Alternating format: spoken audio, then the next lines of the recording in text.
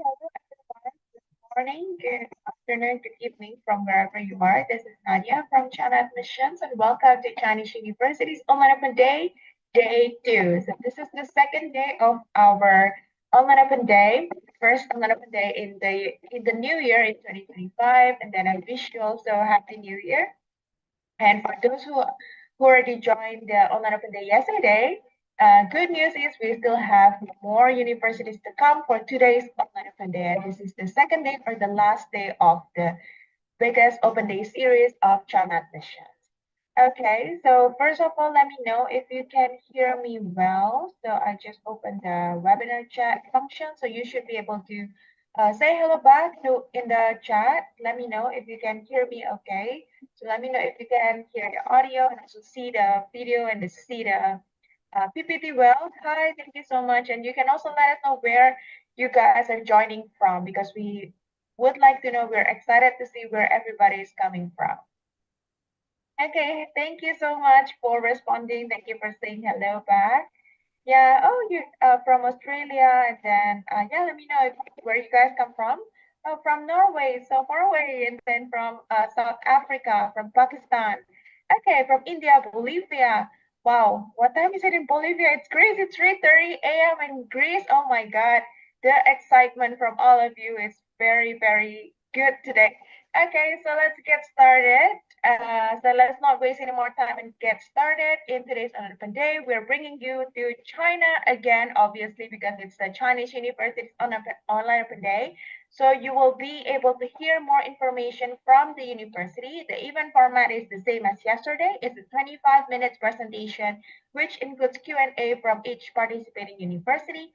And then the universities, they will introduce their programs and then campus living, admissions information, scholarships, and all the updates that you need to know for the upcoming 2025 intake. And also, other than that, China Admissions will also share with you some of the tips and tricks and also information about applying to Chinese universities on our platform. And then this is the agenda for today's Online Open Day. So we have, I believe, about 10 universities. The first one is Beijing Language and Culture University Continuing Education College. Miss Angela is already there. She's ready to share the information with you. And then after that, we'll have Shantou University Medical College, Tianjin University, and then also Jiao University, Shanghai Jiao University, Ningbo University, East China University of Science and Technology, Southwestern University of Finance and Economics, and then Asia Europe Business School, and last but not least, we will have United International College. Other than that, from China Admissions, we'll also be sharing some information and insights with you guys. So we'll have some sharing session about how to apply, a step-by-step guide to apply to Chinese universities. Also, introduction to Spring Festival and quiz time because Spring Festival is coming soon in about 10 days-ish, right? Yeah, so that's why we will be sharing with you some information about Chinese culture, which is the Spring Festival, and also information about education. All right, so this is a little bit about China Admissions. We are a leading online platform for international students to apply to Chinese universities, and we offer you a convenient way to explore and compare courses for a well-informed decision. And then you can visit our platform in www.china-admissions.com. And these are some of our partner universities, and they are joining today's Online Open Day and also yesterday's Online Open Day. All right, so without further ado, let's welcome Ms. Angela Chen from BLCU to give information about the online Chinese language program. Hello, everyone. This is Angela from Beijing Language and Culture University. Thank you, Nadia, for introduction. So let me share my screen first. Nadia, I think I need to share. Okay. Okay, can you share now? Let me try. Okay, it's good now. All right, so let me share my screen. Let me know if you can see my screen clearly right now and hear me well. Okay, so hello everyone. Nice to meet you all. And I know it's quite early for some of you. I say it's like 2:30 a.m. in Morocco. Okay, thank you for coming. So This is Angela. I'm from Beijing Language and Culture University, and I will going to introduce our online Chinese and Chinese language, Chinese culture, and Chinese teacher training courses. And all of our courses are online. So yeah. Before I start, here on my screen, if you can see my screen clearly, yep. Here is a QR code.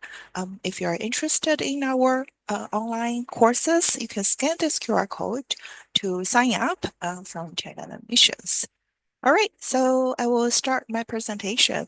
So if you have any question, you can leave the message and we will have a little Q&A part at the end of my presentation. So yeah, thanks. Thank you all for coming in this early time. All right, so I will start from introduction. I think if you have like learned some Chinese or know something about learning Chinese, I think you might already heard about our university. So we are Beijing Language and Culture University, which is for short BLCU. We are a university directly under the Ministry of Education of the People's Republic of China, and we are known as the mini United Nations.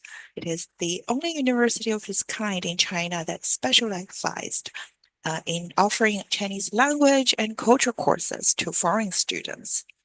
And also in the area of teaching Chinese as a foreign language and the promotion of Chinese culture, BLCU has the longest history, the largest size, and the most well-qualified academic faculty. Since its founding, our university has trained some 220,000 foreign students from 189 countries and regions. So that's about our university. And for us, we 网上北语 or EBLCU, we are hosting by the Continuing Education College of BLCU.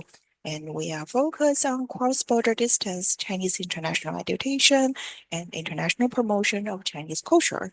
So up to now, we has trained some 10,000 overseas paid students from more than 110 countries and regions around the world.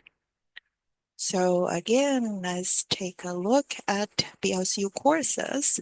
So usually BLCU offers degree programs and non-degree intensive programs.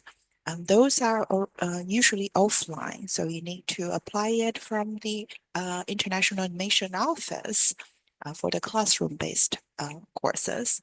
And for us, we, BLCU, we offer non-degree programs for part-time learning. So we offer online learning for you to study at home, not to come to, you don't need to come to our campus to study. And we only have online courses. And what courses we have. So I'm going to introduce some of our programs, online Chinese and culture teacher training courses. The first part, I will start with the Chinese language courses.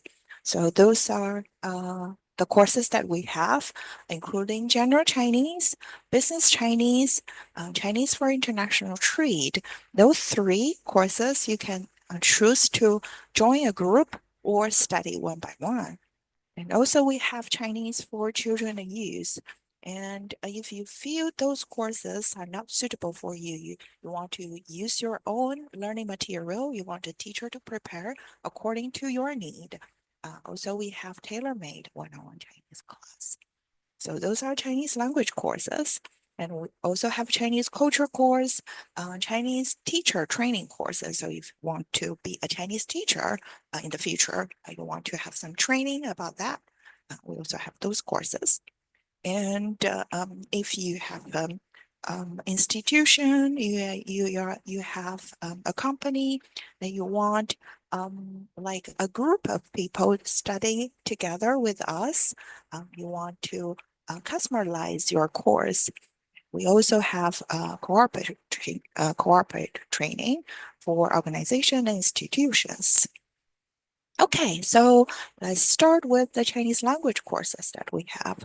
First one is General Chinese. Our General Chinese course is based on the HSK standard. So from HSK 1 to 6, I can see some students asking about HSK 7 to 9. For HSK 7 to 9 right now, we don't have courses about that. We have our General Chinese is focused on HSK 1 to 6. And we divided HSK 1 to 6. You can take a look at the picture here.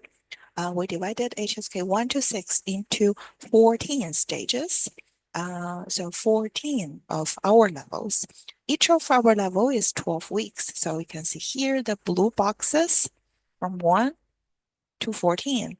Each of the blue box is 12 weeks. And you are going to have one class per week. One class is about 1 hour. But besides the 1 hour class, you also have some materials you need to go through during the week and also homework to do. So for each week, you have 1 hour class for part-time learning. And also you need to study by yourself and do homework for 1 or 2 hours each week. So after 12 weeks, you can finish one of our level and continue for next level. Also, if you want a certificate, you also can apply a certificate from our course. And you have two choices. One is to join a group to study with like 3, 4, 5 students. The common size is kind of like that. And also you can choose to have one-on-one class to have a more flexible schedule. Okay, so how to apply for this course? Firstly, you need to register and pay for the tuition fee. You can scan this QR code to register from China Admissions. And then after register and pay the tuition fee, you need to contact me for level test. So we need to know your Chinese level so we can give you the correct course. And then you choose your available class time and wait for your group to start. Then you can start your 12 weeks learning. And each week you need to study and preview the learning material that we provide you. And then you have a live class with other students. And after class, you have homework to do and then prepare for the next week's learning. After the 12 weeks learning, there will be a final test. If you pass it, you can apply for a certificate from BLCU. Okay, so that is for the general Chinese course. And for other courses, the way of doing the course is similar, but the learning materials are different. So next one is business Chinese. So if your purpose for learning Chinese is to work with Chinese, or you want to like do business with Chinese people, you want to join a Chinese company, you have partners with China, then this course may suit you. So business Chinese course have different levels. You can start from very beginning. Yes, you can start from 0 for business Chinese.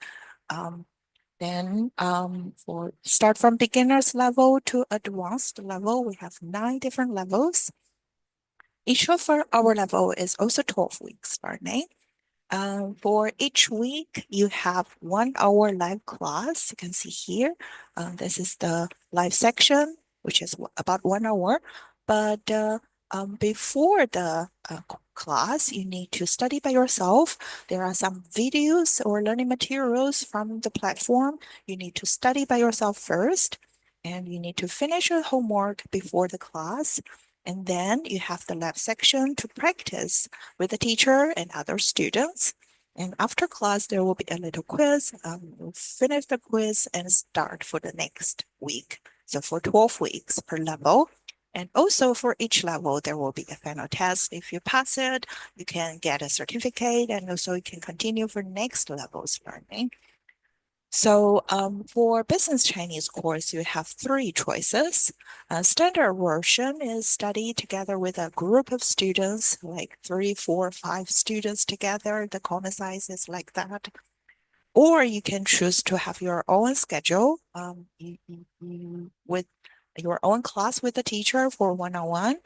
And also you have another choice is self-learning version, which means you only have the learning materials online and the videos, but you don't have live class with the teacher. The teacher will help you correct your answers and help you with your questions, but you don't have the live class. So three choices about the business Chinese course. And then if you are in the Chinese for, we also have the Chinese for international trade course. So if you work for import and export with China, you are working in the industry of international trade, you can choose this course.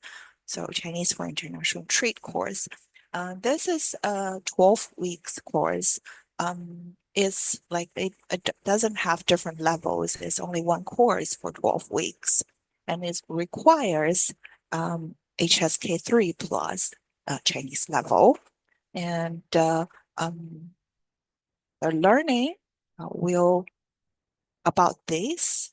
So this course will teach you how to communicate with partners or suppliers in Chinese about international trade, and it will help you understand Chinese policies, communication skills, and culture related to like import and export, and also help you to read the important international trade documents for letters and something like that, and also help you to write formal business letters, kind of like that, related to doing international trade with Chinese.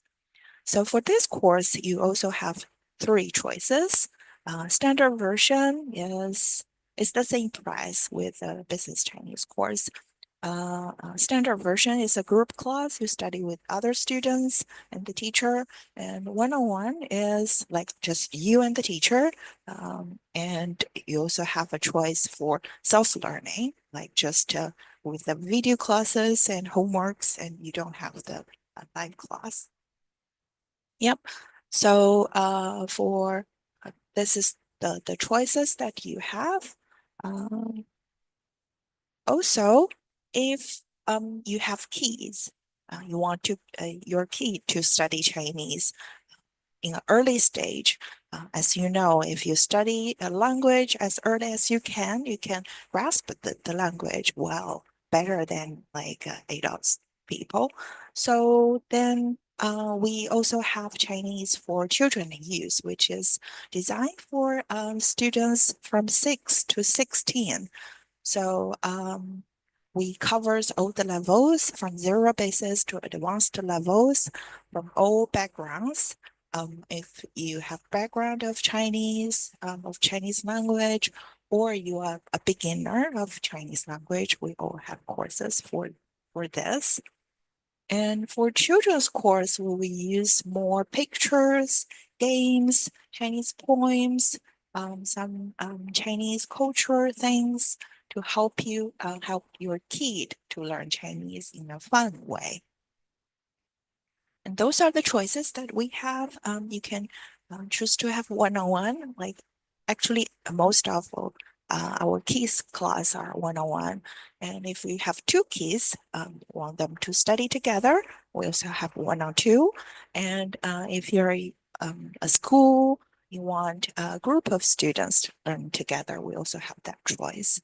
Those are the prices for the course for kids. All right. So those are the Chinese language courses that we have. But if you feel those choices are not suitable for you, you don't want to study those materials, you want the teacher to prepare according to your need, then this is our tailor-made Chinese one-on-one classes. So for this course is more customized. It can be flexible for schedule, and it can design for speakers of all Chinese levels. And those are the choices. You can choose to have package from 20 classes to 100 classes. And here goes the price for this. Yep. And again, you can scan this QR code if you want to register. And we also offer 20 minutes free trial class if you want to take a look at how our course is going before enroll. You can contact China Admissions to book a trial class with me and to decide whether you want to join our course or not. All right. Those are our online Chinese courses again. General Chinese based on HSK. So if you want to improve your Chinese generally, or you want to prepare for HSK test in the future, you can choose this one. And also we have business Chinese for all levels. Those are our choices. And also if you work for international trade, and you can choose this course, Chinese for international trade. And also we have tailor-made one-on-one Chinese classes and Chinese class for children and youth. All right.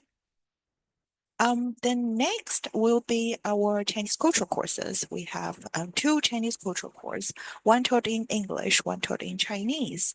So this contemporary China and Chinese cultural course is taught in English.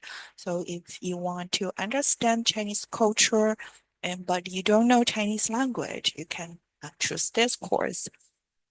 So it has 3 units of 15 topics from history, geography of China, politics and economy, festival customs, and also professional culture at work, at business occasions. So those are the topics that we have. All of the course are taught in English. Is a pre-recorded video course with homeworks and quizzes from our platform. So the price is here. Yep. So if you enrolled for the whole course, 3 units, when you finish it, you can also apply for a certificate from our university. Also, we have another course on Chinese culture and today's China series courses. This is taught in Chinese with English subtitle. So those are the topics. You can choose either one or two, or whatever topics you're interested in, or you can choose all of them to get a certificate from our university. Okay, and the third part of our course is Chinese teacher training.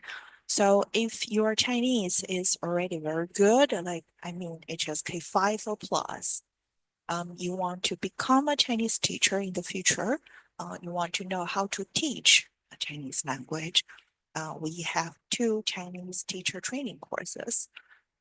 This one, International Chinese Language Teacher Program, the ICTP course is designed for students already have HSK 5 or plus, either Chinese or you are not Chinese speaker, but your Chinese already very good right now. So you can join this course. So it has two packages, 10 courses, including Chinese language elements courses or Chinese teaching skill courses, like two packages. So you can join either one or both of the two. So usually we suggest if you haven't learned any Chinese teaching skill, if you're not graduate from teaching Chinese as a foreign language, you can start with package A and later with package B. But if you have a background of education or language education, then you can skip package A, just start from package B. So here goes the price for the courses. Okay, and another course, which is also for Chinese teacher training, this certificate, you can take a look at the certificate, a certificate for teachers of Chinese to speakers of other languages. It's a certificate that offered by Confucius Institute. If you are going to work at the Confucius Institute, and you need to have this certificate. We have course to help you prepare for the test. So each year they will have two tests for this, one in April, one in September. So we have courses for this too. So if you're interested, you can register, scan this QR code from China Missions to join us. All right, last part about corporate training. So if you have a group of students, you have like friends or colleagues. If you're HR of the company, you want to help your employees to learn Chinese together. We have a specialized course that designed for your institution and help your employees to get better understanding of Chinese language and Chinese culture. And we have worked with other institutions before, like some banks, like Bank of China, and some banks of other countries. And we have worked with other universities and education institutions here. Yeah, so if you're interested, you can also contact China Admissions for this course. All right, then this is an example of the certificate. If you finish our course, you can apply for this certificate from our university. All right, so that's pretty much all for my introduction. So if you're interested in any of our course, you can register from this link or scan this QR code to register. And if you want to get more information, you can also contact me. This is my WeChat and my email. And yep, thank you. So if you have any questions, you can let me know. Thank you, Angela, for sharing this information. So I think I have a question about the BLCU program. So one question is for students who are in the beginner level, there are Mhm. students who maybe they want to start learning Mandarin, right? Which course would you recommend? Would you recommend the one-on-one course or the group course? So if you're beginners level, depends on, let me go back to the um, choices here. So depends on your goal of learning Chinese. So if your goal is to get a Chinese language certificate, like I mean HSK certificate, and you want to apply for universities in China, so I will suggest you to start with general Chinese course, which is based on HSK system. But if you learn Chinese just for work, you don't want to study in China, or you don't need any certificate from like the HSK certificate. You just need to learn Chinese just for work. Use it in companies or like a business occasion, then you can start with business Chinese. You can start with beginners level here. And if your schedule is pretty like you don't have a fixed schedule, you travel a lot, you want a more flexible schedule, and you want the teacher to help you prepare something specialized that you want to learn, then you can choose the one-on-one tailor-made course. So that's the choices we have for beginners. Yeah. Thank you. And do you have any tips for students? Let's say they're doing the online Chinese language program, but outside of the class hours, it would be much better if there was a practice, right? But Mhm. a lot of us, we live overseas, we don't have friends or we don't have the right environment to practice our Chinese. So do you have Yeah. any tips for that? Of course, for online learning, like you only have the 1 hour class, like to speak with our teachers and other classmates to practice Chinese. So we would suggest you use that class time. Don't miss your class. Don't watch the video. You just join the live section, like to speak with the teacher and try not to speak in English. Try speak more Chinese in class. And also for our courses, we will have chatting groups for each class. So after class, you can also send messages or send a voice message to practice speaking with the teacher. Teacher will help you correct it, and to other students too. Yeah. And also suggestion for students not living in China.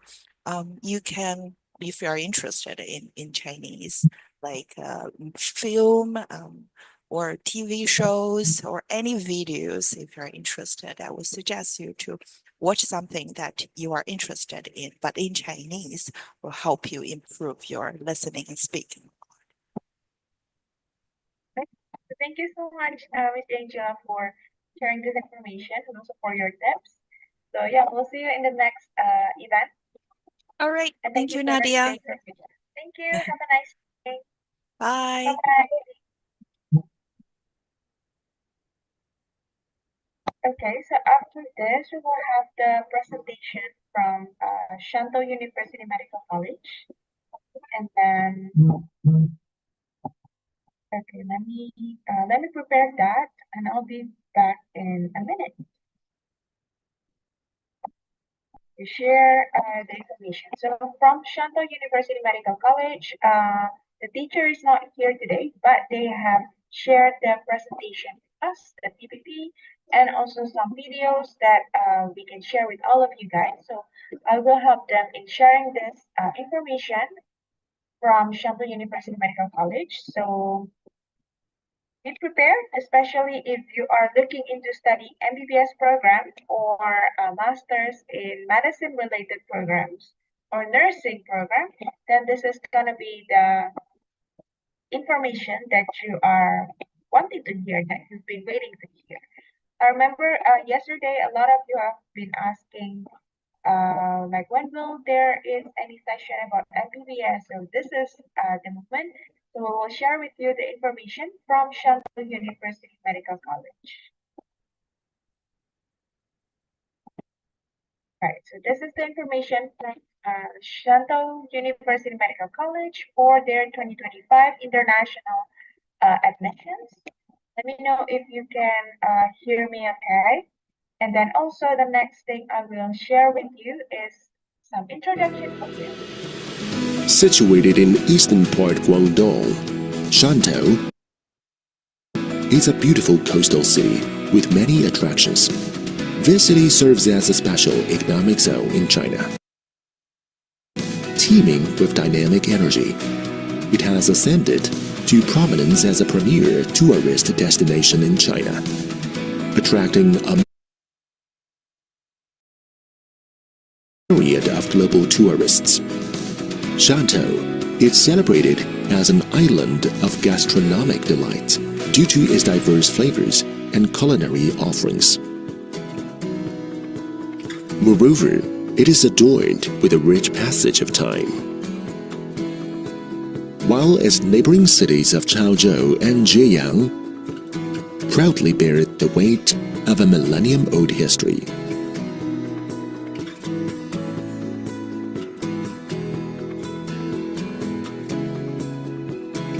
Shantou University (STU), founded in 1981 with the approval of the State Council, is a key comprehensive university under the jurisdiction of the Guangdong Province and co-developed by the Ministry of Education, the Guangdong Provincial Government, and the Li Ka-shing Foundation.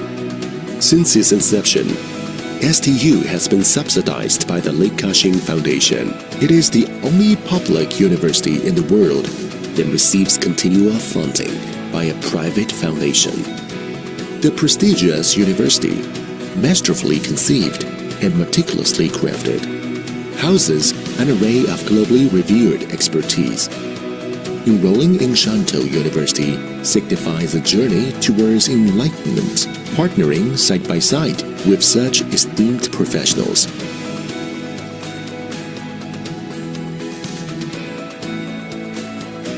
Shantou University Medical College has an outstanding presence in the university.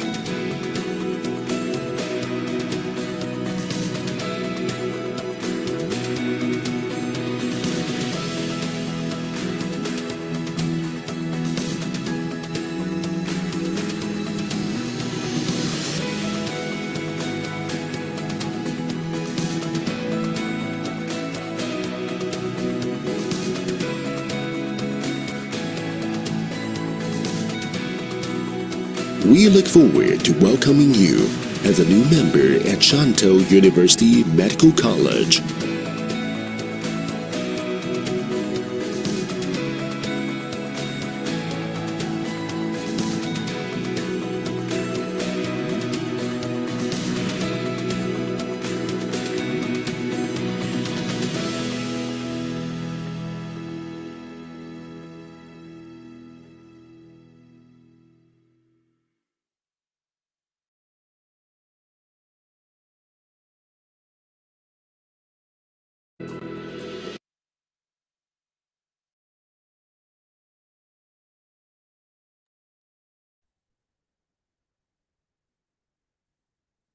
Okay, so yeah, that's the brief introduction from Shantou University Medical College. It gives you some glimpse, information, and also insights about the university, where it's located, their facilities, and also the history of Shantou University and what they can offer for all of you international students who wish to study medical programs in China. Right, so this is a little bit of history for Shantou University and also the program. So as an important part of Shantou University, Shantou University Medical College, they continuously strives to be one of the best medical schools offering medical education and also research in China. So the history of Shantou University Medical College actually dates back 100 years ago in 1924. So in that year, their direct predecessor, the Jiao Obstetric Training School, was founded. And then in 1959, with the approval from Chinese State Council, the school expanded and started offering programs in clinical medicine. And then it is renamed into Shantou Medical Vocational School in 1959.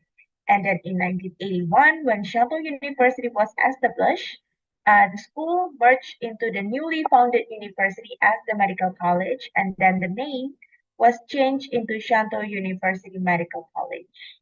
And then from 1983, Shantou University Medical College, they started offering bachelor's program in clinical medicine. And from 1990s, they started offering master's and doctorate programs in medicine. So Shantou is also celebrated as an island of gastronomic delights due to its diverse flavors and culinary offerings. And then also, this is a little bit background about faculty members and the University Medical College. So among the 236 full-time faculty members, 70% of them, they hold doctoral degrees, and 45% of them, they have overseas experiences or overseas training. And then currently, in terms of the number of students at Shantou University Medical College, they have 5,467 students in total, so a lot of them, which consists of 3,519 undergraduate students, and then also 1,720 master students, 182 PhD students, and also the rest are international students. And then all of their medical schools are living in total of 3 campuses. All of the medical students, are living in total of 3 campuses. So they have the Shan campus, which is the main campus. They also have the SUMC campus for doctoral and master students. And also they have the Shantou University East Coast campus. And then Shantou University Medical College, they also have a rich educational resources. So there is a modern medical education center with facilities, which can facilitate the acquisition of professional skills required in clinical practice. Other than that, they also have an affiliated stomatology and clinical and 5 affiliated hospitals, namely 2 comprehensive hospitals, a cancer hospital, also a mental health center, and a joint Shantou International Eye Center. The above affiliates, along with over 20 off-site teaching hospitals, do not only ensure a solid foundation of Shantou University Medical College students' education and professional development, but also it provides ample opportunities for innovative translational research. And other than that, there are over 10 provincial level research labs at the university, with a recently approved BSL3 lab. So our brand new international standard research center is also fostering pioneering research. So in terms of the education center at Shantou University Medical College, the new teaching facility located on the main campus has been put into use since 2016, and then it houses modernly equipped classrooms and also research labs, and then computer rooms, cutting-edge facilities, including simulated medical center and human life science museum. You were able to see the human life science museum. It was shown in the video. And then it is to support students for active learning at Shantou University Medical College. And then the university, they also adopts a student-centered educational model based on the concept of lifelong learning and focus on skills development and attitude cultivation. So this is also some more pictures about the Human Life Science Museum. So it is an interactive evolving place of discovery of human body. So there are 9 stations with over 600 unique human specimens that demonstrate the development and each organ system of the human body. And then while the last station, they feature a most technologically advanced anatomy visualization system, and also which is the anatomy table for anatomy education. So the anatomy table, it will enable students to learn anatomy in 3D exactly as they would on a fresh cadaver and beyond what any cadaver would. In the museum, we would like to walk with you in developing deep respect for human life, art, and medicine, and also in saluting those who donated their bodies for meaningful of medical education. Right. So in terms of the laboratories, so they have more than 20 laboratories in medical research. So Shantou University Medical College, they have made significant strides in scientific research. So their research focuses have been mainly in the field of infectious disease, cancer, cardiovascular medicine, and ophthalmology. So over the past years, the quality of scientific publication at Shantou University Medical College and affiliated hospitals has improved with papers published in top international journals, for example, Nature, Science, and the New England Journal of Medicine, PNAS, and etc. And then they have 300 plus achievements that have been won in the national and then provincial and municipal science and technology projects award. And there is also a 15th floor international standard research center funded by the Li Ka-shing Foundation, which will open in this year in 2025. So it is a modern research platform integrating research, conferences, learning, and also office function. And then other than that, Shantou University Medical College, they are highly active in international academic exchange and scientific research collaboration. So they have established intercollegiate relationship with many international medical institutions around the world, including those in the United States, Canada, UK, France, Netherlands, Australia, Japan, and Hong Kong. So this is also the information that you guys have been waiting for, which is about the programs offered at Shantou University Medical College. So in terms of the programs offered, this Shantou University Medical College, they offer 7 undergraduate majors in total, and then there are 3 majors which are open for international students, namely the clinical medicine, optometry medicine, and also nursing. So these 3 majors you can apply because it's open for international students. And then for the clinical medicine program, it has been listed in both the national and provincial plans to develop a world-class undergraduate courses and has been ranked among the ESI's global top 1% for 30 consecutive year, advancing to top 2.43% in March 2024. So the program has also been listed in the World Directory of Medical School co-developed by World Federation for Medical Education and the Foundation for Advancement of International Medical Education and Research. And then for the nursing program, It has been recognized by the Ministry of Education as the National First-Class Undergraduate Program in 2021. And then the experienced and dedicated faculty of the nursing department, it has been strengthened by overseas talents from America, Ireland, Thailand, and etc. And in terms of ophthalmology and optometry medicine program, the curriculum for this program is taught by specialists from Joint Shantou International Eye Center, which is a specialized eye hospital managed by Shantou University and the Chinese University of Hong Kong. And then this is the first center setting up a Nobel laureate workstation among the hospitals in China. A little bit more about the undergraduate program at Shantou University. 2000, being committed to student-centered education and the training of medical professionals that can meet international standards, SUMC has pioneered educational reform. So in 2002, the university adopted a new system-based integrated medical curriculum focusing on nurturing professional humanity, implementing English as the teaching medium for selected small classes. And China's medical licensing examination, the pass rate for the medical graduates from SUMC have been among the top 10% among 160 counterparts for 16 consecutive years.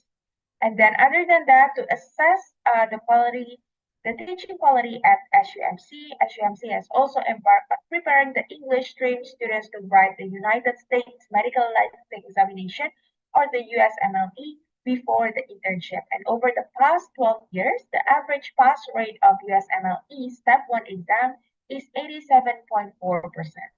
And the international graduates from SUMC, they have managed into residency position in USA, Thailand, and also Malaysia.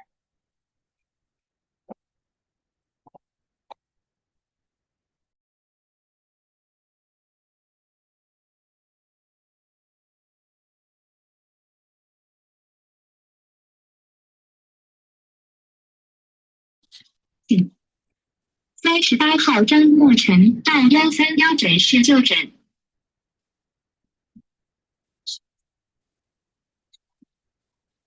Okay, and then continuing to the next information. In terms of the postgraduate programs, international admission, the university, they also provides master and doctoral studies and postdoctoral training in multiple disciplines. So currently there are 19 master's programs and 15 doctoral programs at the university, which are all open to international students. So international students, they can choose to study in English or Chinese by referring to the program list. So you can see that there are 19 master's programs. It's a full-time 3 years program offered for international students. Meanwhile, for PhD programs, there are 15 doctoral programs that are offered. And then Shantou University Medical College postgraduates, they have published a number of high-impact academic articles during their studies, among which the highest impact factor of SCI index paper is 16.4. And then the postgraduates, they also earn various competitions at the provincial level or above. And then the postgraduate from the Masters of Clinical Medicine have achieved a passing rate of 100% in the National Standardized Medical Residency Training. And the employment rate of the new graduates, they has remained over 91% for 9 consecutive years. And in terms of the eligibility criteria, so these are all the entry requirements that you need to have if you'd like to study at Shantou University Medical College. The first one is, as an international student, you need to have foreign nationality and also a valid passport. In case if you are a Chinese immigrant, you need to meet the requirements set by the Ministry of Education of China. And then the second one, you need to be physically and mentally healthy. You need to have a clean criminal record and agree to abide by China's law and regulations. In terms of the age limit for undergraduate programs, you should be about 18 to 30 years old in principle. And then for master's program, you should be under the age of 35. For PhD, you should be under the age of 40 years old. And for the educational background, for undergraduate programs, you need to have high school diploma or above. For master's program, you need to have bachelor's degree or above. And then for doctoral programs, you need to have master's degree or above. And this is the required documents that you need to submit to apply to Shantou University Medical College. So you need to submit a complete application with all of the required documents, so all of them, before May 31st, 2025. So what are all the documents needed? Number one is the application form, and then passport, personal statement, curriculum vitae, degree certificate and transcripts, 2 academic references, abstract of your research paper, but this is only for postgraduate applicants, and then you need the language proficiency proof. If you're applying for English program, then you need to attach English language proficiency proof like IELTS or TOEFL, and then also your photo, physical examination record with laboratory test results, and then also a mental health report, no criminal record certificate, and then also the application fee payment, and then proof of financial support. And additionally, if you are a Chinese immigrant, you need to provide the official certificate of naturalization of the foreign nationality that you obtained. And for applicants under the age of 18 before August 31st this year, you need to provide an authorization to the guardian and a guardian guarantee letter. Other than that, for postgraduate applicants, you also need to provide a provincial acceptance form for international postgraduates. And then additional information or documents proof may be required if it's deemed necessary. So that's why it's better to apply as early as possible. So just in case the university require any additional information or documents from you, you still have plenty of time to complete that. And this is the information in terms of the tuition and fees. So for the undergraduate program, for the English taught clinical medicine and optometry medicine program, the tuition fee is 40,000 RMB per year. Meanwhile, for Chinese taught programs, undergraduate level, and the nursing program, this is a Chinese taught program as well, the tuition fee for nursing program 1,000 RMB per year, and for Chinese taught undergraduate programs, they are 30,000 RMB per year. And for master's and doctoral programs, you can see the tuition fee as displayed on the screen. For English medium, it's 45,000 RMB per year for master's program, and for PhD, it's 50,000 RMB per year for PhD programs in English. And in terms of accommodation costs, it's 6,000 RMB per year per person in a twin room on medical campus. And for insurance, you need to spend at least 800 RMB per year for a comprehensive insurance and protection scheme. Other than that, there may be other fees to pay during your stay in China, like physical examination fee, and also visa fee, campus card, and so on. And another thing to note is that accommodation fee, living costs, they're not included in the tuition fee, so it's a separate fee. It's a separate fee that you need to pay to the university or pay by yourself, because for the living costs, you need to pay by yourself. Right, so this is information about the scholarship. So the university offers scholarships for international students. So the first one is the National Scholarship or the Chinese Government Scholarship. And the second one is the Guangdong Government Outstanding International Student Scholarship. So for the Chinese Government Scholarship, it covers international students who wants to study in institutions of higher education in China with full or partial scholarships, which may cover tuition, accommodation, and living stipend, and medical insurance. So for more details, you can refer to the CSC official website, www.campuschina.org, or consult with the Chinese embassy in your home country. And then the second one, the Guangdong Government Outstanding International Student Scholarship, this is from the Guangdong Provincial Government to award outstanding international students who want to study in a university in Guangdong Province. And this opportunity is also open for students who are applying on a self-funded basis. So the scholarship, it's a one-off payment subsidy of for undergraduate students, you will get 10,000 RMB per person. master students will get 20,000 RMB per person, and PhD students will get 30,000 RMB per person. And these amount will be awarded to the scholarship awardee. And then more scholarship policy may be coming out soon. So please continue to follow the updates from Shantou University Medical College.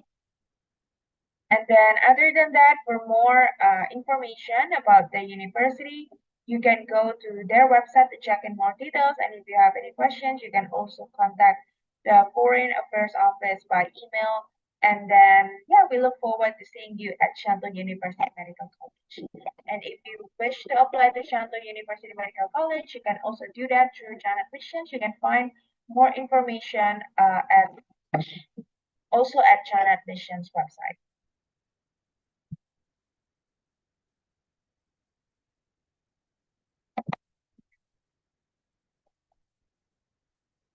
Okay, so for now, the time is up for the information session from Shantou University Medical College. So I will then welcome the next presenter from Tianjin University to share information from Tianjin University. Hi. Because due to the teacher's time, I am an international student ambassador, so I want to present from the Tianjin University. So may I share my presentation? You can share your presentation.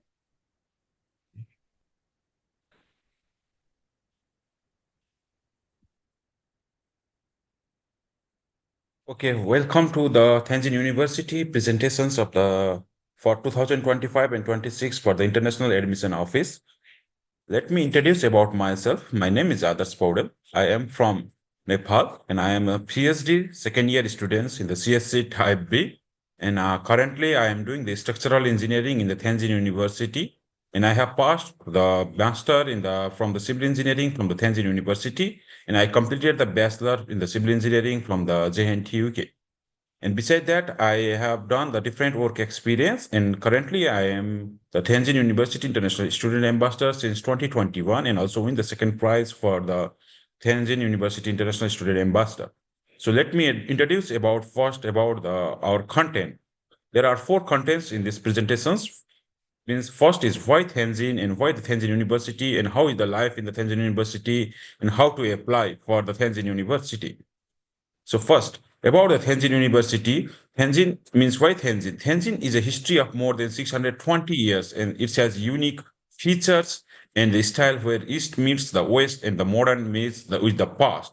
So these are the features which are in the past, and now currently the Tianjin is very beautiful and it is one of the most unique cities in the China, and it is very ideal place to study. And it is one of the 4 municipalities directly under the central government, and its economic center in the Bohai Rim regions, and hub for the international shipping in the North China, and have the national and RD-based advancement manufacturing. So it is an ideal place to study because it is not far from the capital, from Beijing. It's just 120 kilometers or 30 minutes by the International City Express, means by high-speed train, and there are 4 big railway stations in the Tianjin. And there are 3 international airports. One is in the Tianjin Binai International Airport, from where we can get the direct flight from Tianjin Kuala Lumpur, Tianjin Bangkok, Tianjin Seoul, and the Tianjin Jakarta, and Tianjin Moscow. And 2 international airports are near from the Beijing. They are Beijing Daxing International Airport and the Beijing Capital International Airport. So means many people, when they apply, they think about whether it is an ideal place to study in the Tianjin or not. I want to share that because I am living here from the past 2 years. So its continental climate is 4 distinct seasons and convenient transport, and the modern living cost is average 2,000 RMB per month. And beside that, the Tianjin has a beautiful scenery like Tianjin Eye, 5 great avenues, and we can experience the delicious food, unique culture, and the recreation facilities like Happy Valley and the Universal Studios. So these are some foods and the cultural festivals, Universal Studios. These are the pictures which you can experience when you come to the Tianjin.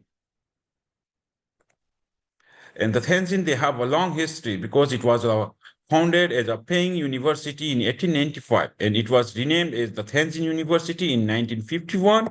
And in 1959, it had the 16 national key universities. And in 1996, it was we were promoted in the 211 project and in 2985 project. And in 2017, the Tianjin University is renowned as a double first-class university. And it is one of the most modern university in the China, and it's the first Chinese university in the diploma granted, and the first discipline higher education in the China. And it is also the first batch of foreign exchange student in the China and the first batch of graduate student in the China. Besides that, the Tianjin University has created many first and made an important contribution to creation for the relative completely modern industrial system in the new China. They have owned their first hydraulic laboratories. It has first automatic dredging machines and cross-sea bridge, aero engineering. Many things means many developments, projects, and the many facilities are in the Tianjin University. And coming about the ranking, the Tianjin University is ranked as 137 in the ARU All University ranking, and the university ranking in 233. And the QS All ranking, it was ranked as a 269. So it is very famous university. So the Tianjin University, they have provided the different schools. They are in engineering, science, life and medical science, and humanities and the social science. In engineering, we can find the architecture, chemicals, civil engineering like this. In the science, like mathematics, or science, marine and science technology. Whereas in the life and medical, life science, pharmaceuticals, and the medical college. In the humanities, like law schools, international educations. So they are in the Tianjin University, so like chemical engineering, mechanical, civil engineering, they are ranked at the 4th national discipline assessment by the Ministry of Education. These are the list which are assessed by the 4th national discipline assessment by the Ministry of Education. And there are the list with in the old top 420 ARW subject ranking in 2024. Some of them are chemical engineering, civil engineering, chemistry, biotechnical, etc. And every year, the ESI ranking of the Tianjin University is growing. In 2020, it was the only 11th, so means the course, they are subjects, they are included. And in 2021, 13, 2023, 14, and 2025, 2024, 15. So every year, the ESI ranking of the every course, they are increasing. So in the Tianjin University, the total number of undergraduate students are about 18,955, whereas the master students are more than 13,707, and the PhD students are more than 5,822. Among them, the international students are like about 3,126. In the bachelor program, we have 67 bachelor programs, and the 100 master programs, and 115 as a PhD programs. And there are different human resources. We have more than 4,830 faculty and the staffs, and 1,025 faculty with the senior professor titles. And we have the different research, 4.3 billion RMB research invest. And we have 2,133 patents at the 4 nationals and 6 affiliated hospitals. So these are the figures of the amount of international students, degree students for the bachelor, masters, and the PhD growing every year. So these are the sum of the academic of the Chinese academic of science and Chinese academic of engineering, which are from the Tianjin universities. So we have the cutting edge research, just like the National Faculty of Earthquake and Engineering Simulation, which is the first major scientific technology infrastructure in the field of earthquake engineering in China, and it is the largest in the world. We have contribution in the Taiwan and the petrol underwater glider also, which depth is more than 10,000 meters. So who want to invest in this research field, they get this petrol underwater glider research field. So it will be very famous. So besides that, the Tianjin University has a different international university cooperations. We have a global networks, more than 50 countries, 260 partners, and 2 overseas conspicuous institutes. So we have partners in like Europe, Asia, South America, Africa, Ocean, and Asian countries. And after graduating from the Tianjin University, students, they are worried about the career prospectus. So many students, they will get the job and hire in the Huawei, Boeing, LG, like this famous company, Mercedes, Samsung. And some of the alumni of our Tianjin universities who are doing in the Olympic project and the Beijing Olympic Park, like this. These are some alumni which they are working for the Chinese alumni of the Tianjin University, whereas as the international students who graduate from the Tianjin universities, they are working as an embassy in the ambassador in the China from the embassy of Brados and embassy of Rwanda, like this. So after graduating, the life is secure from the Tianjin University. So coming about the degree program, we offer the bachelor, master, and the PhD program.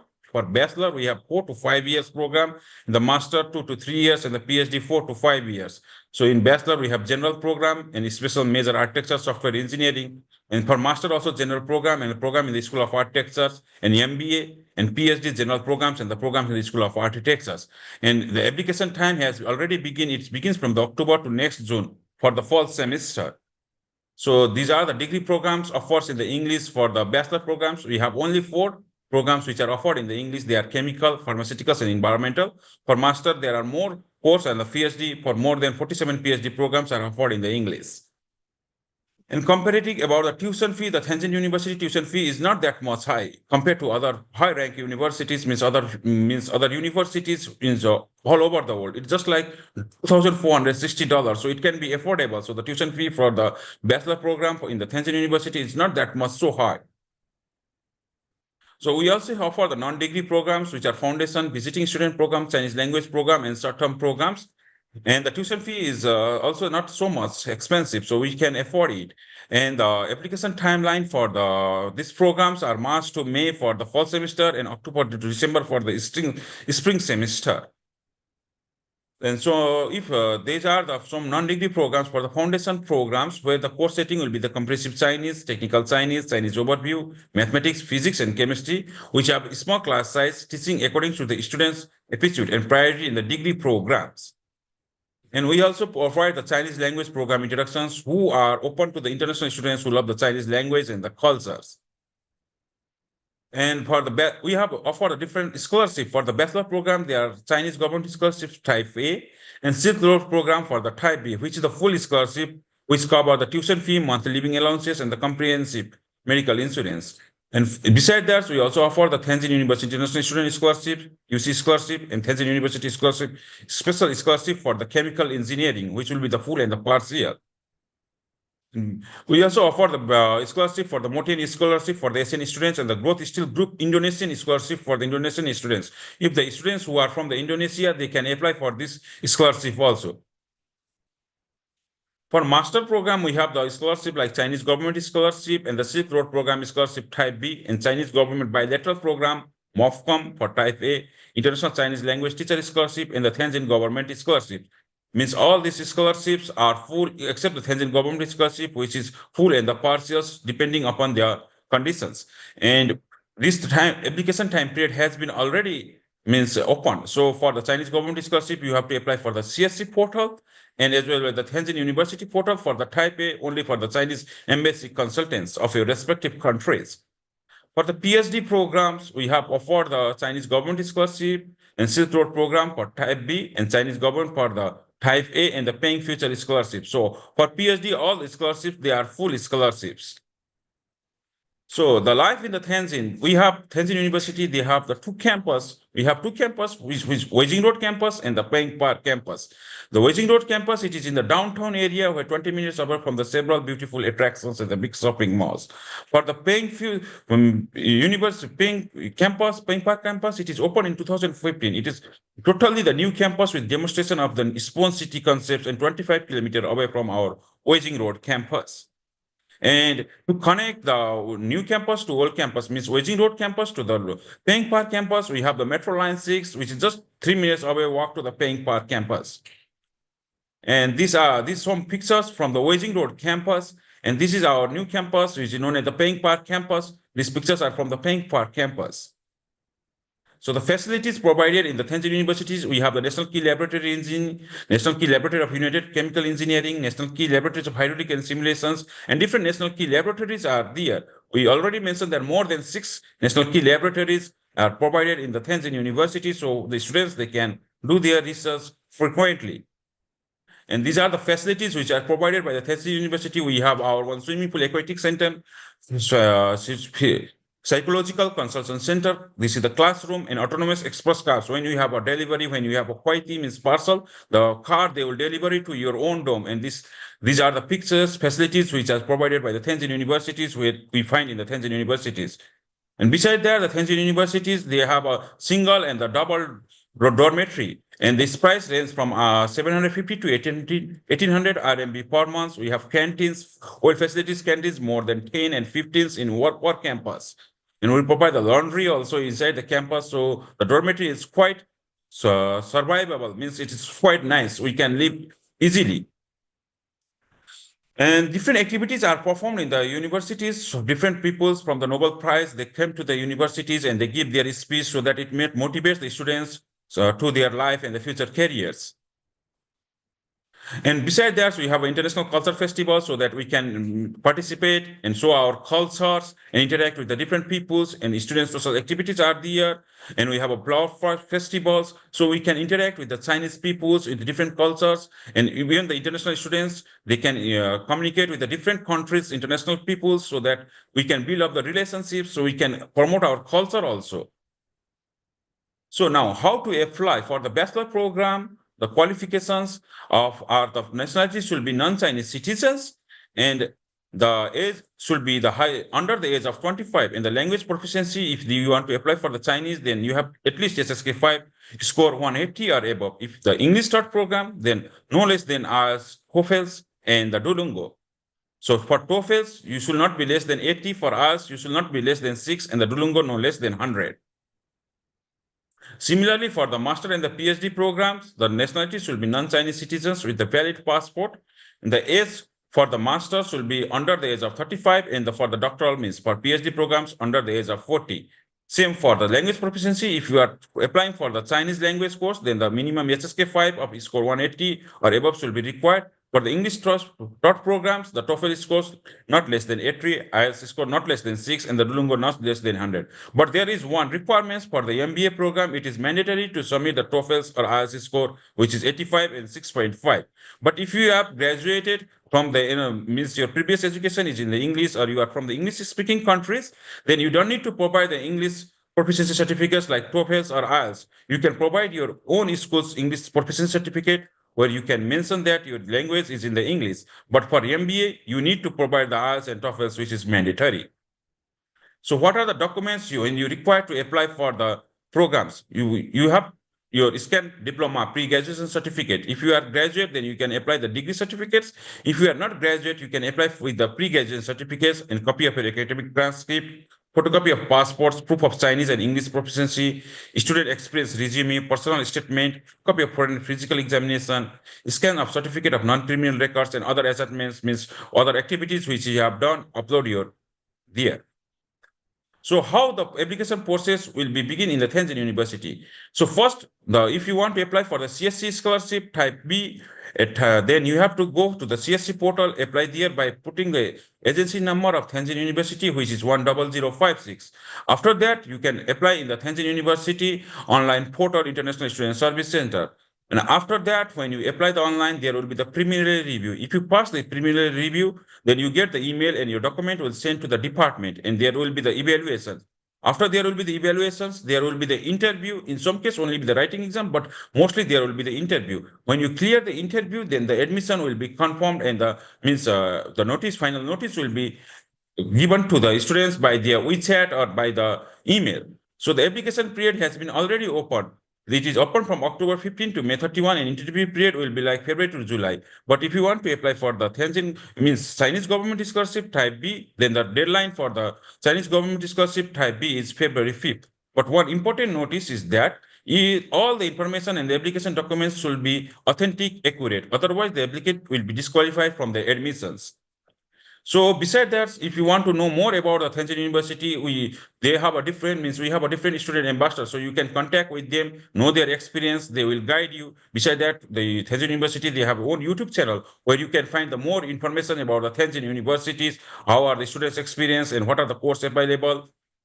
So if you want to contact means the Tianjin universities, you can contact us by the International Admission Office. These are the teachers of the International Student Office for the master, the doctor, and the foundation program and the bilateral program.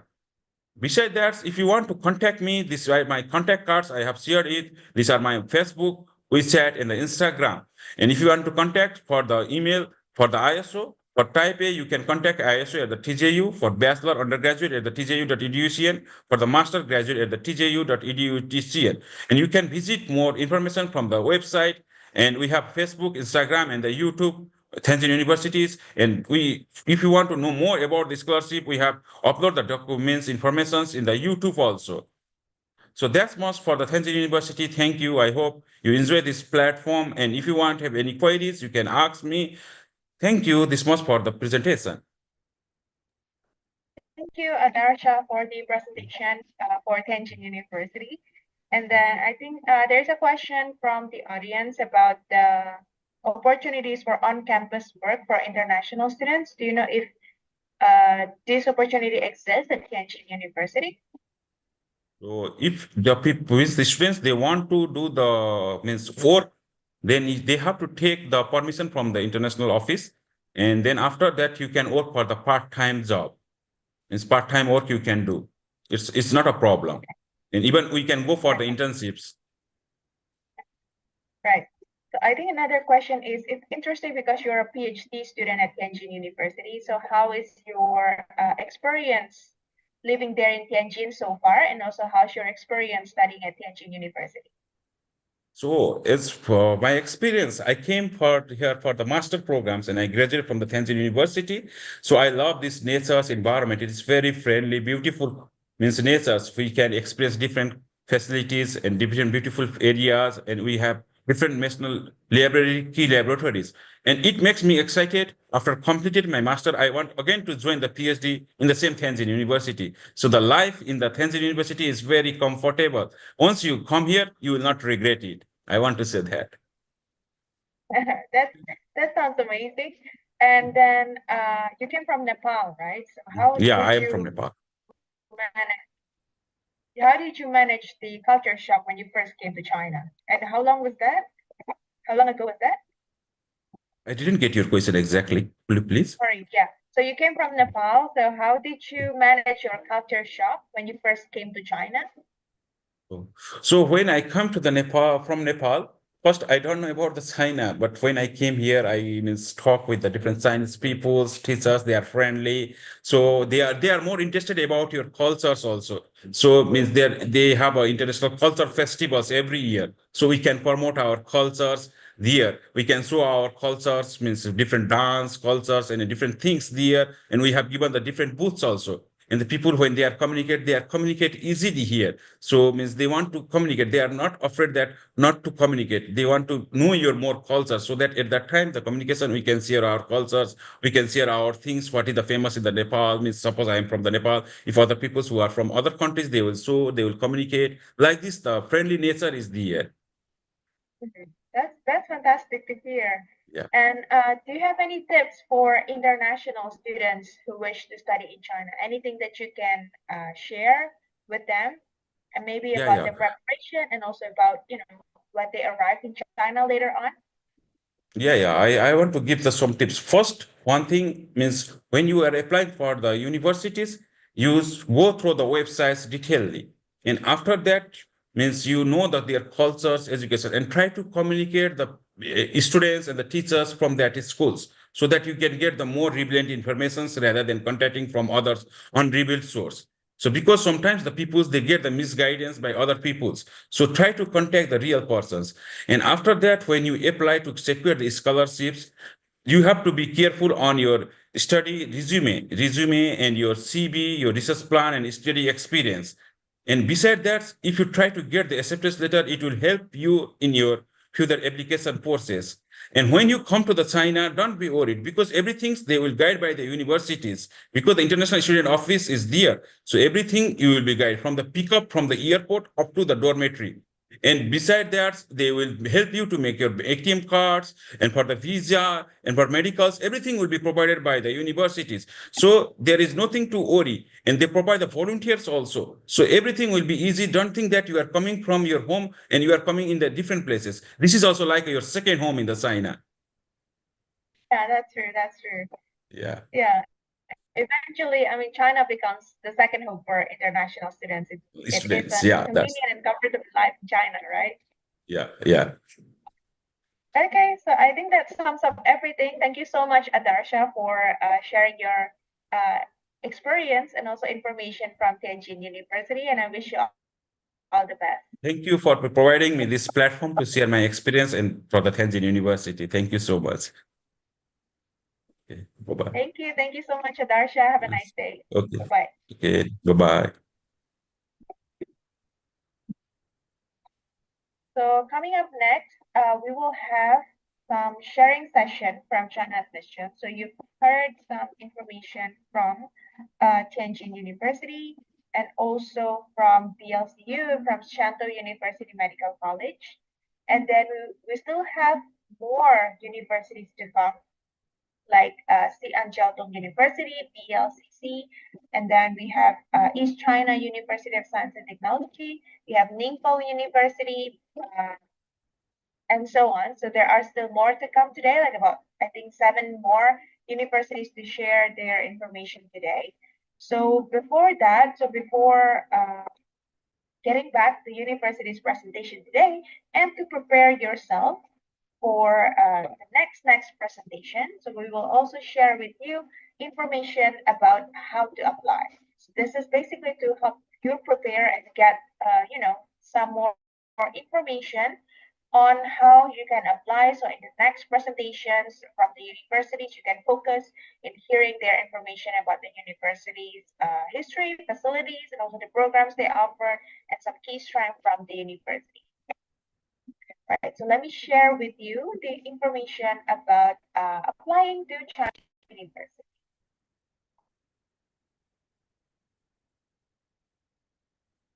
Right, but first of all, a little bit introduction to China Admissions, the host of this event. We are a leading platform for international students to apply to Chinese universities, and we have partnered with hundreds of top Chinese universities in China, and we have over 100,000 registered students that are there on our platform. And then secondly, these are some of our partner universities. As you can see, some of them are joining today and yesterday's on another day. For example, BLCC, they will be here today, and then there is BLCU. Also, from the previous on another days, we have BFSU. We had SBC, Sino British College yesterday, and also Zhejiang University of Science and Technology yesterday. And a few others are coming up today for sharing with all of you information and admissions information for the upcoming 2025 intake. So a little bit background about why you should be studying in China. The first one is to learn Chinese language, and then you can also have the opportunity to study in higher ranking and reputable universities. And then you can learn from China's past development. I mean, you've heard the news about China's development and also technology advancement. Everything that you can learn from China is there. And other than that, you have the chance to study abroad with affordable cost of living and affordable cost of education in China. And then for the next part, basically, I would say that studying in China is an adventure of a lifetime, because you will also have an endless travel opportunity, as China is so big, and you can travel from, like everywhere in China, literally, and they're so big. You can go to north part of China, all the way to south part of China, and experience different cultures, different sceneries, different cuisines even. And that's something that you can also experience when you come to China, which is a chance to discover delicious Chinese cuisine. And you can meet friends from all over the world, because studying in China is getting more and more popular, and more people coming from different parts of the world are coming to China. As you can see in today's On Open Day alone, you guys are coming from different parts of the world. So remember, some say they watch this on an open day from Greece, from Norway, from Bolivia, from South Africa, from Australia, from Indonesia. So it's everywhere around the world, and everybody's excited to come and study to China. So you also have this chance if you come and study in China, which is a chance to connect with people from all over the world, and eventually it will help you to develop a global mindset, which is very important in these times. Right, so application, it is open already for 2025 intake. So the next intake for Chinese language program, it will be in March and September 2025 intake. So it will be namely the spring and fall intake. And then for degree programs, mainly it will be offered in the September intake for all of the degree programs. And for March intake, it's a limited option. because only some like selected universities, they offer some of their degree program in March, because these degree programs, it will mainly be offered only in fall or September intake. And if you're applying for CSE scholarships for September 2025 intake, please check the exact application deadline with the Chinese embassy or the Chinese university that you're applying to.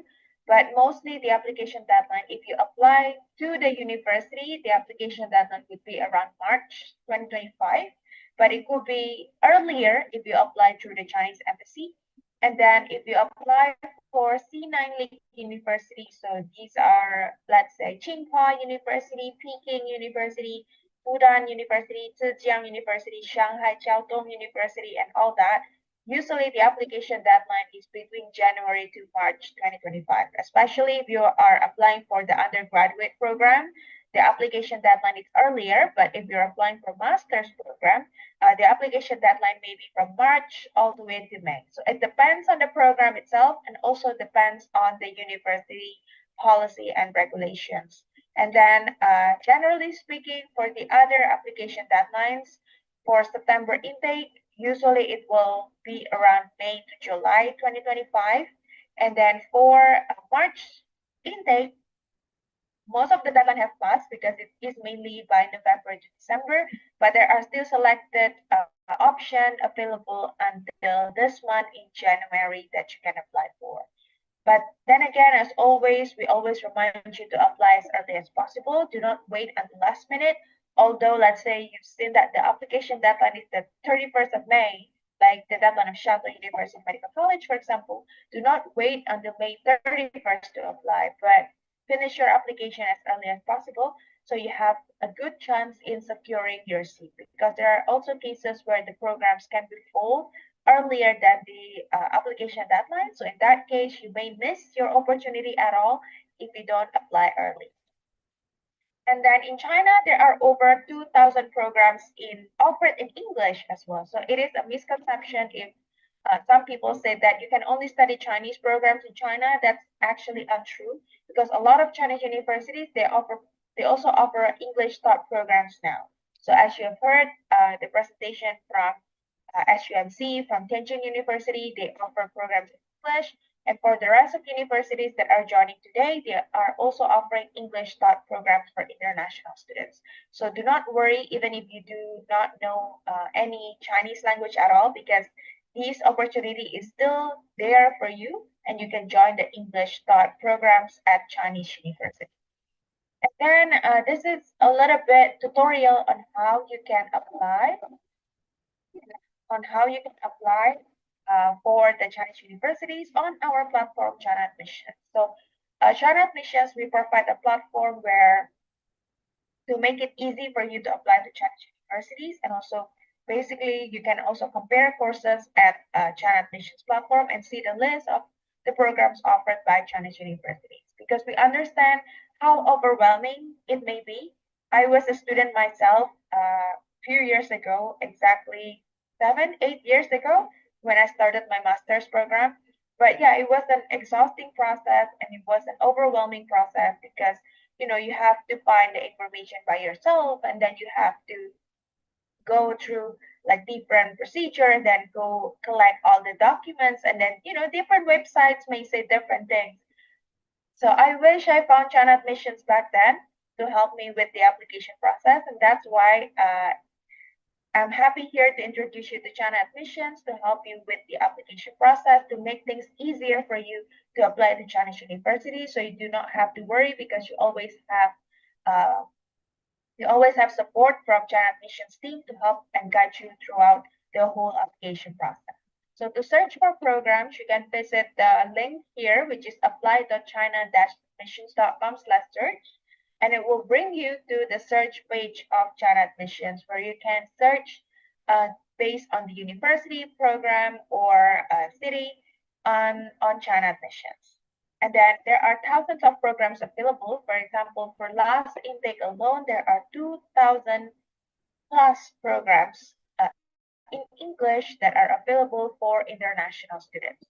So if, let's say, you want to search for any programs at China Admissions, what you can do is you can just type down the keyword of the program. Let's say you want to study MBBS, you can just type down MBBS and it will show you all the available results of universities that are offering English taught MBBS programs for international students.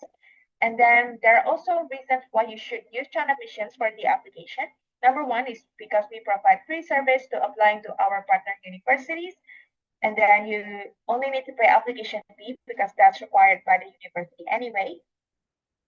And then we also provide an easy online application system for you because you can apply in one simple online application to any universities in China. So even if, let's say, you apply to more than one university, you also can do everything all at once at China Admissions platform. Other than that, we have successfully helped thousands of international students study abroad from 192 countries since 2015. And then our customer service, it is an award-winning customer service, and you can find everything you need in our comprehensive support center, and also you can get support from our support team. And this is a glimpse of the application process on how to complete the application for Chinese universities. So generally speaking, the application process is more or less the same for all universities. So this is the flow of the application process. So the first thing you need to do is obviously to choose the program. You need to make a decision on which program you apply for. And then after that, you can apply online, complete the online application, and then also upload the documents, pay the application fee, and then submit. And you can do this whole process on China Admissions platform. And in terms of the documents, please make sure that you complete all of the required documents before the application deadline, and that's how your application can be processed and can be submitted to the university, because universities, they do not accept applications with incomplete application documents. So even if, let's say, you miss one document, one required document, unfortunately your application cannot go to the next process because then it means your application is incomplete. That's why it is very important to complete all of the required application documents that are requested by the university. And then to apply, you can visit China Admissions platform for the application. Simply go to the link there, and then you can find the programs that you want to apply for. Let's say you're interested to apply for the computer science program at UIC, United International College. So you can read the program information there, including information about the school, about the fees, about the admissions and requirements, and also about the documents. And then the next thing that you can do is to click the Apply Now button and start your application. If you already have an account on China Admissions platform, you can simply log in. But if you don't have an account yet, you can start your application by creating your account as the first step. And then what to do after you have submitted your application on China Admissions platform, and after you apply, completed the online application, upload the documents, and pay the application fee and submit everything on China Admissions platform. The next thing that we will do on our side at China Admissions is that we will review your application documents to ensure that all of the documents that you submitted are in a correct format, and also everything is in order, because then again, you need the complete set of documents for your application to be able to be submitted to the university and have the chance to be successful. And then after everything is in order and completed, we will review and submit your application to the university. And then after that, you will need to wait for the university decision.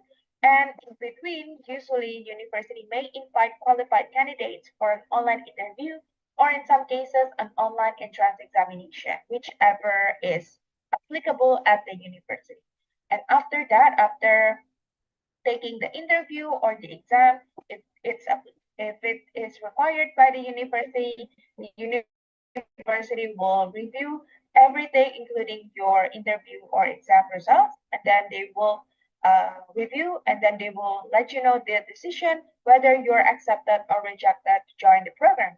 And if you're accepted, you will get the pre-admissions letter, official pre-admissions letter from the university, which says that you have been accepted to the program, and usually the next step may involve paying a deposit fee to the university bank account. not every university requires a deposit fee payment, but some universities, they do require this process as a way for you to confirm your admissions and for you to confirm that you accept the offer from the university.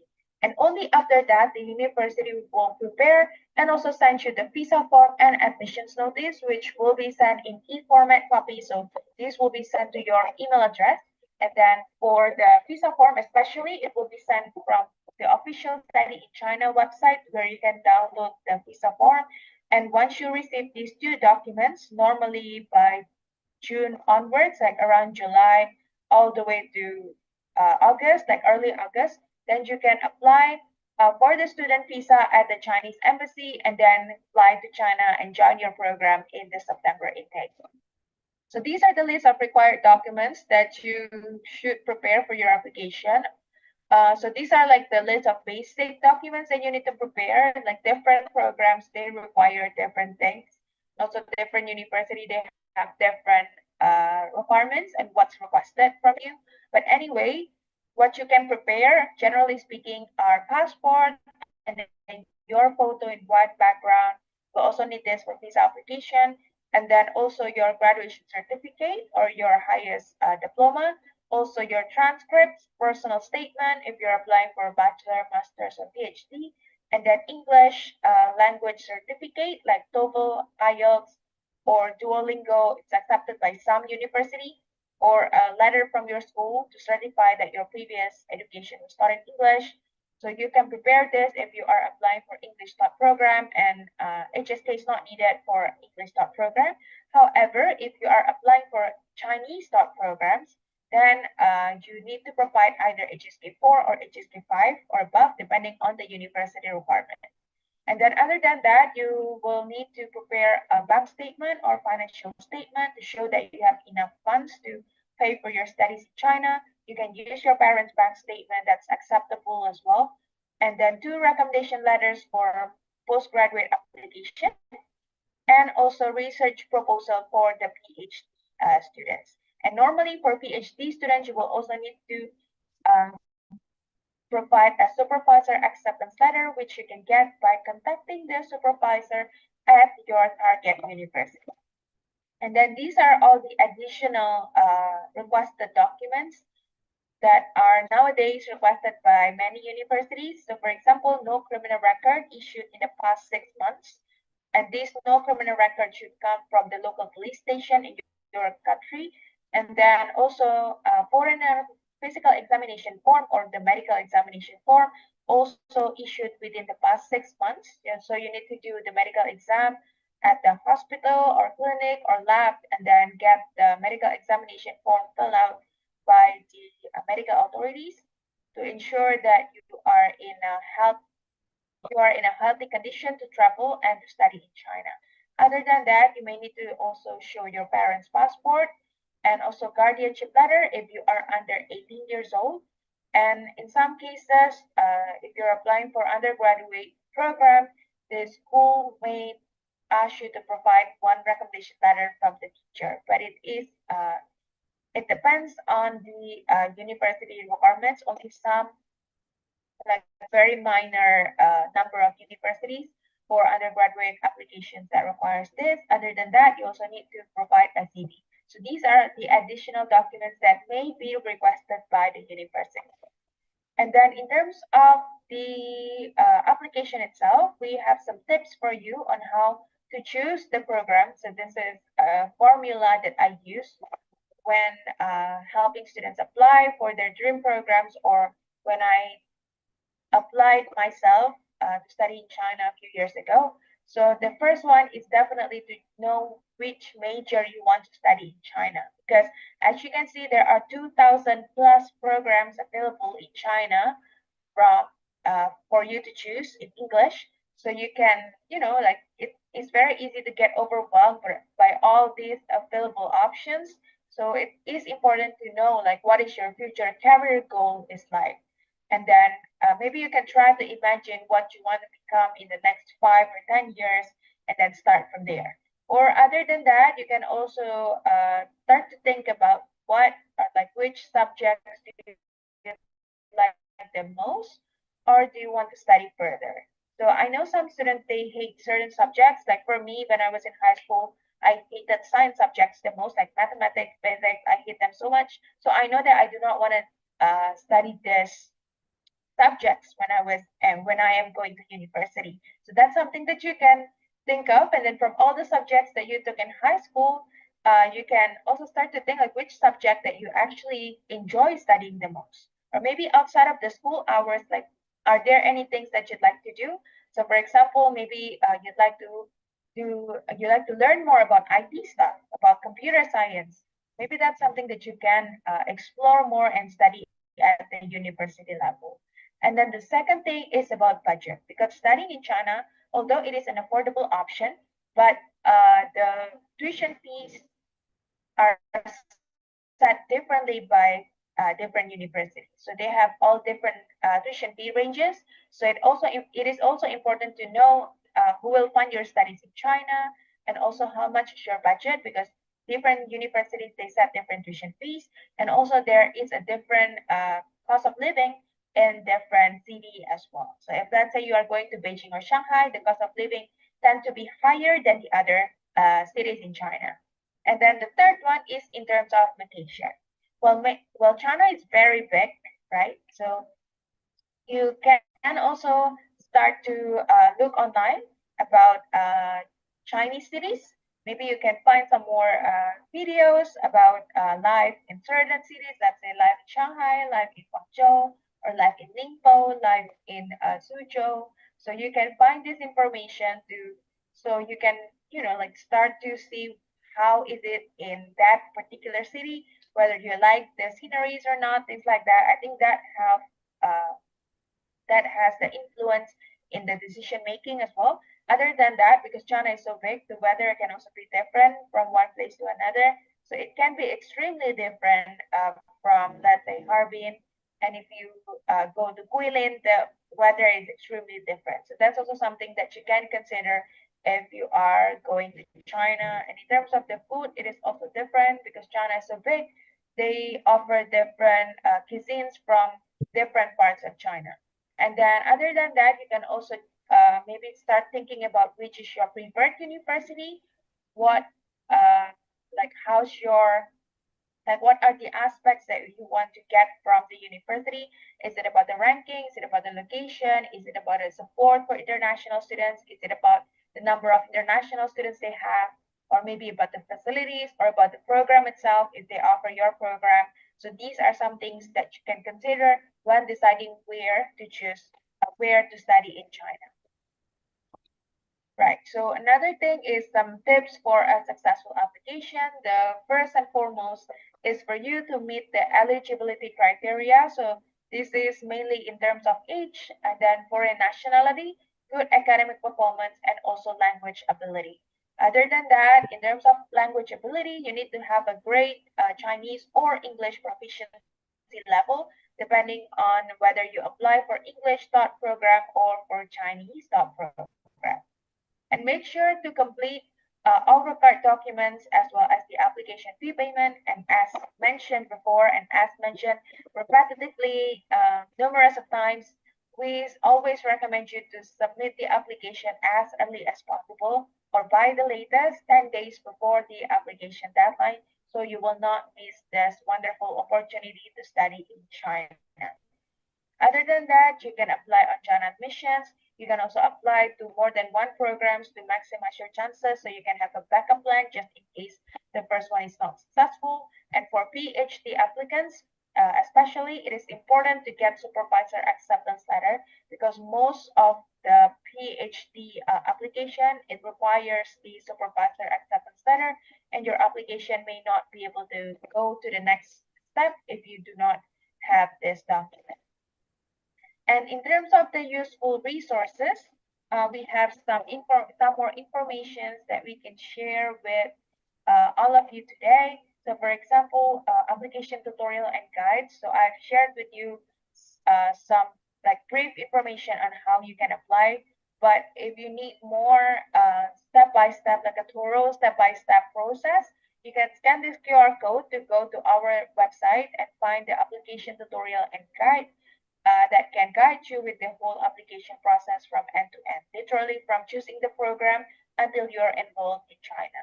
And then secondly, if you are, maybe you already get your admissions to join Chinese universities in spring, then you can scan the second QR code to get information on how you can apply for the student visa, for the Chinese student visa. And then third one, for all of you who are looking into coming to China soon, or maybe even for you who will come to China in September 2025, but you'd like to prepare things in advance, and you'd like to get more information in advance about life in China and how to settle there as an international student, then you can get the third QR code, which is our e-blog about moving to China, a guidebook for international students, because we want to share the best information to all of you and prepare you for the whole application process from end to end. Right, so next up,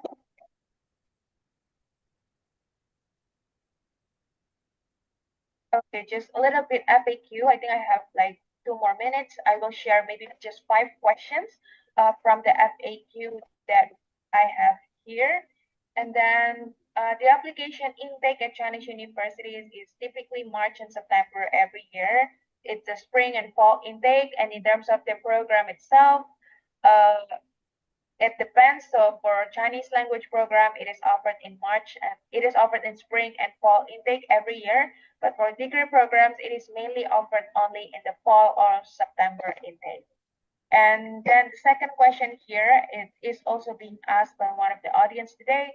What happens if you are under 18 years old and you want to study your bachelor's program in China? If you are under 18 years old before the 1st of September this year, then you need to find a guardian in China. The guardian can be a Chinese person or a foreigner who is living in China with a valid work permit. And you should remember that another student cannot become your guardian. And then the third question here, my current education is taught in English. I saw this question in being asked by one of the audience as well. So my current education is taught in English. Do I still need to provide IELTS or TOEFL? Well, generally speaking, usually you can get exempted from the TOEFL or IELTS requirements if your previous education was taught in English or if your mother tongue is English. So if you're a native English speaker, let's say you came from Australia, from UK, from US, you can get the exemption because you are a native English speaker. So what you can do is you can submit a letter or a statement from your school if your previous education is in English and then your country is not a native English speaking country. Let's say you are from the Philippines or you are from Indonesia, you're from Thailand, you're from Malawi. So these countries, they're not considered as the native English speaking countries. But if your education is taught in English, you can get a letter from your school to certify that your education was taught in English and you can be exempted from taking the IELTS or TOEFL test. And then my final transcript is not released yet now. Can I apply? The answer is yes. You can use up to your current transcripts that you have. So for example, grade 10 and 11, and then, or up to grade 12, the first semester is all right. You can use these transcripts for your application. And then the final question, can I apply late or after the deadline? The answer is no, because Chinese universities, they strictly do not accept late applications. Yeah, so if you need some more information, please connect with us. You can contact us there on the email address applychina-admissions.com, or also connect with us on our socials, Facebook, Instagram, YouTube, LinkedIn, Twitter, or our WeChat official account. Yeah, so that's all for me about how to apply to Chinese universities. And now let's go to the next presentation today from Tong University. Hi, hello everyone. Can you hear me, Nadia? Hi, Lasha. Yes, I can hear you. Okay, so now I can start. Okay, so hello everyone. Welcome you to join our online admission webinar today. And I am the International Admission Officer from Tong University. So I want to welcome you again. So first of all, I want to share my presentation. Wait a moment. So, of course, I have a video which introduced our university, but I'm afraid that our time is limited. So if we have some more time, I will share our video at the last of today's session. Okay, so can you see my presentation, right? Yes, Laoshi, I can see it. Okay, so in today's session, I will make a brief introduction of the city Xi'an, where our university is located, and also provide more information about our university, including our international student programs, scholarship policies, and application guides. So, okay, let's start it. So, begin with the city Xi'an, where our university is located. Xi'an is the very introduction, Xi'an is the capital of Shanxi province in China. So it is also the ancient capital of 13 dynasties in Chinese history, and also the starting point of Silk Road. So there are many historical and famous sites for you to visit, such as the Terracotta Warriors, White Goose Pagoda, and you will find yourself surrounded by history everywhere you go in Xi'an. So is the Xi'an city a very traditional city? No, I don't think so. Xi'an is also a very modern city with comfortable and living environment and convenient transportation. So in Xi'an, there are 6 pillar industries. They are electronic information manufacturing, automobile manufacturing, aerospace, high-end equipment manufacturing, new materials, and new energy, and biomedicine. So Xi'an is also a very modern city. And here you can see that our students are experiencing the traditional Chinese culture, such as tea ceremony, Chinese costume, painting, and so on. So if you study or living in Xi'an, I guess you can experience a lot about Chinese culture. So at the same time, Xi'an is full of rich educational resources. So there are almost 1.3 million college students in more than 75 universities in Xi'an. So the residents here are also very friendly and speak standard Mandarin. So I think Xi'an will be your best choice to study Chinese and experience Chinese culture. Okay, now let's move to our university. In this part, I will introduce the history of Xi'an Jiao Tong University. So as you may know, Xi'an Jiao Tong University have a very long history. It was first founded in 1896. And at that time, it was named Jiao Tong University. And in 1956, Jiao Tong University transferred to Xi'an, and this part later became Xi'an Jiao Tong University in 1959. So now Xi'an Jiao Tong University is a member of China's top university alliance. So our alliance includes some more prestigious universities like Tsinghua and Peking University and more. And at the same time, we are ranked first in central and western regions of China. And our university is a very comprehensive university in China. We have 11 major disciplines, such as engineering, management, economics, law, literature, and so on. So all of these subjects, I think, are very welcome by international students.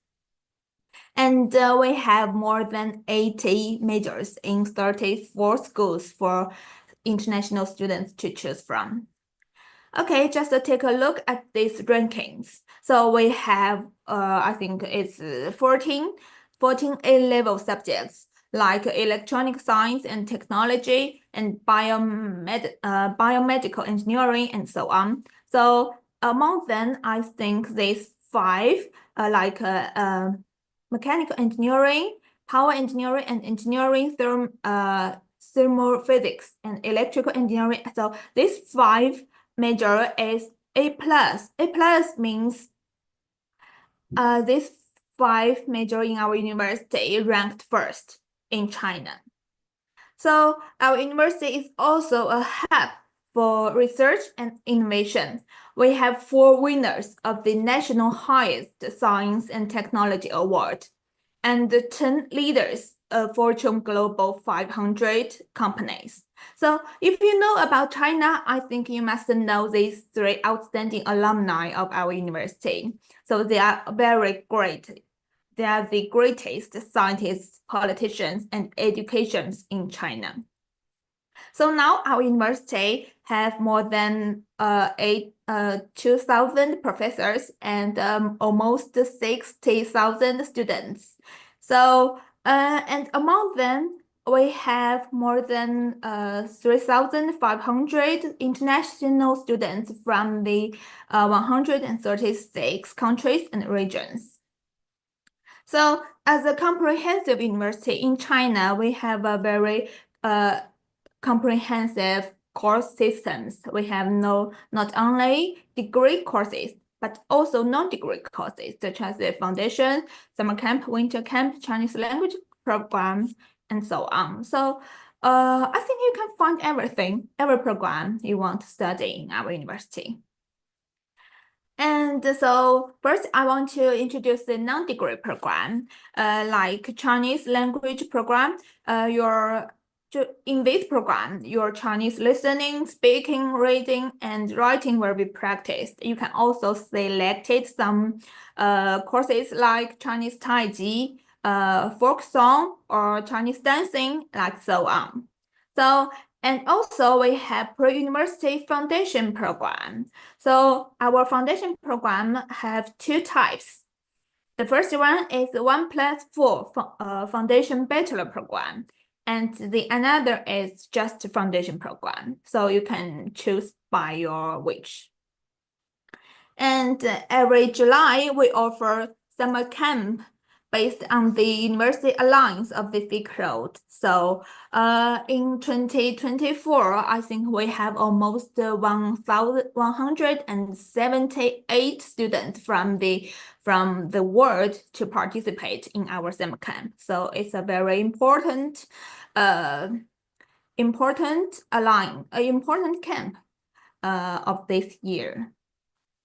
And next is bachelor programs. Now we have I want to say in the last year we have only MBBS and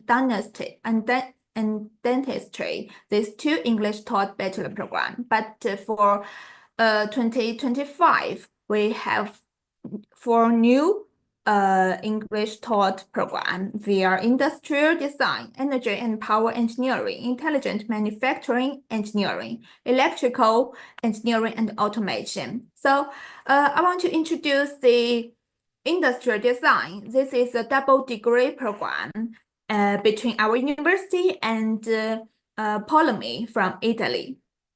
So if you graduate from this program, you will get 2 bachelor degree.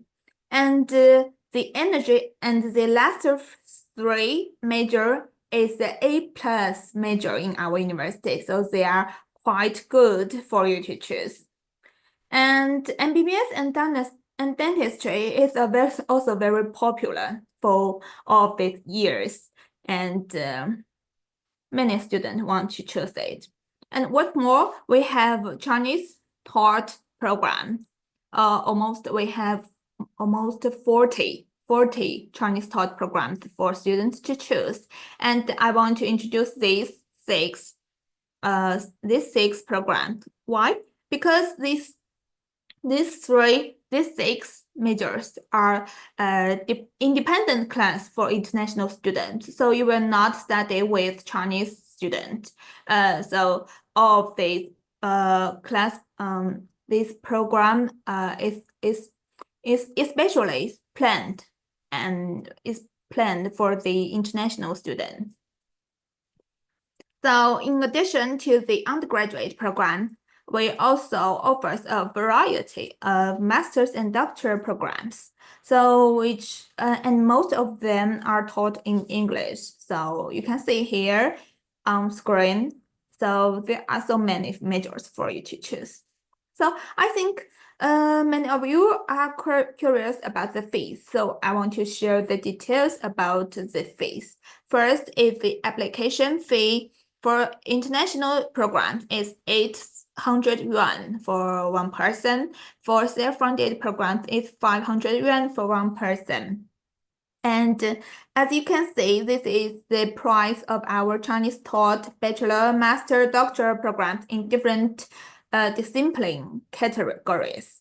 So they are divided to several categories, which are science and engineering, business, or economics or humanities, and so on. So I want to say that the cost of you will be different based on the program you would like to apply. So this is the English taught programs. The price is also different. It also depends on the program you choose. And also this is Chinese language programs and foundation programs. So if you cannot afford to these fees, don't worry. Our university provides many types of scholarships, such as the Chinese government scholarship. So if you want to apply master or doctoral program, you can apply for this program. So if you want to apply for a bachelor program, so you can choose Siyuan scholarship and Belt and Road scholarship. And if you want to just study Chinese language, so we have International Chinese Language Teachers Scholarship. Okay, next I want to share some pictures of our university. Our university have 4 campuses, each of them with different student study and life. So, and free shuttle bus are provided between these 4 campuses.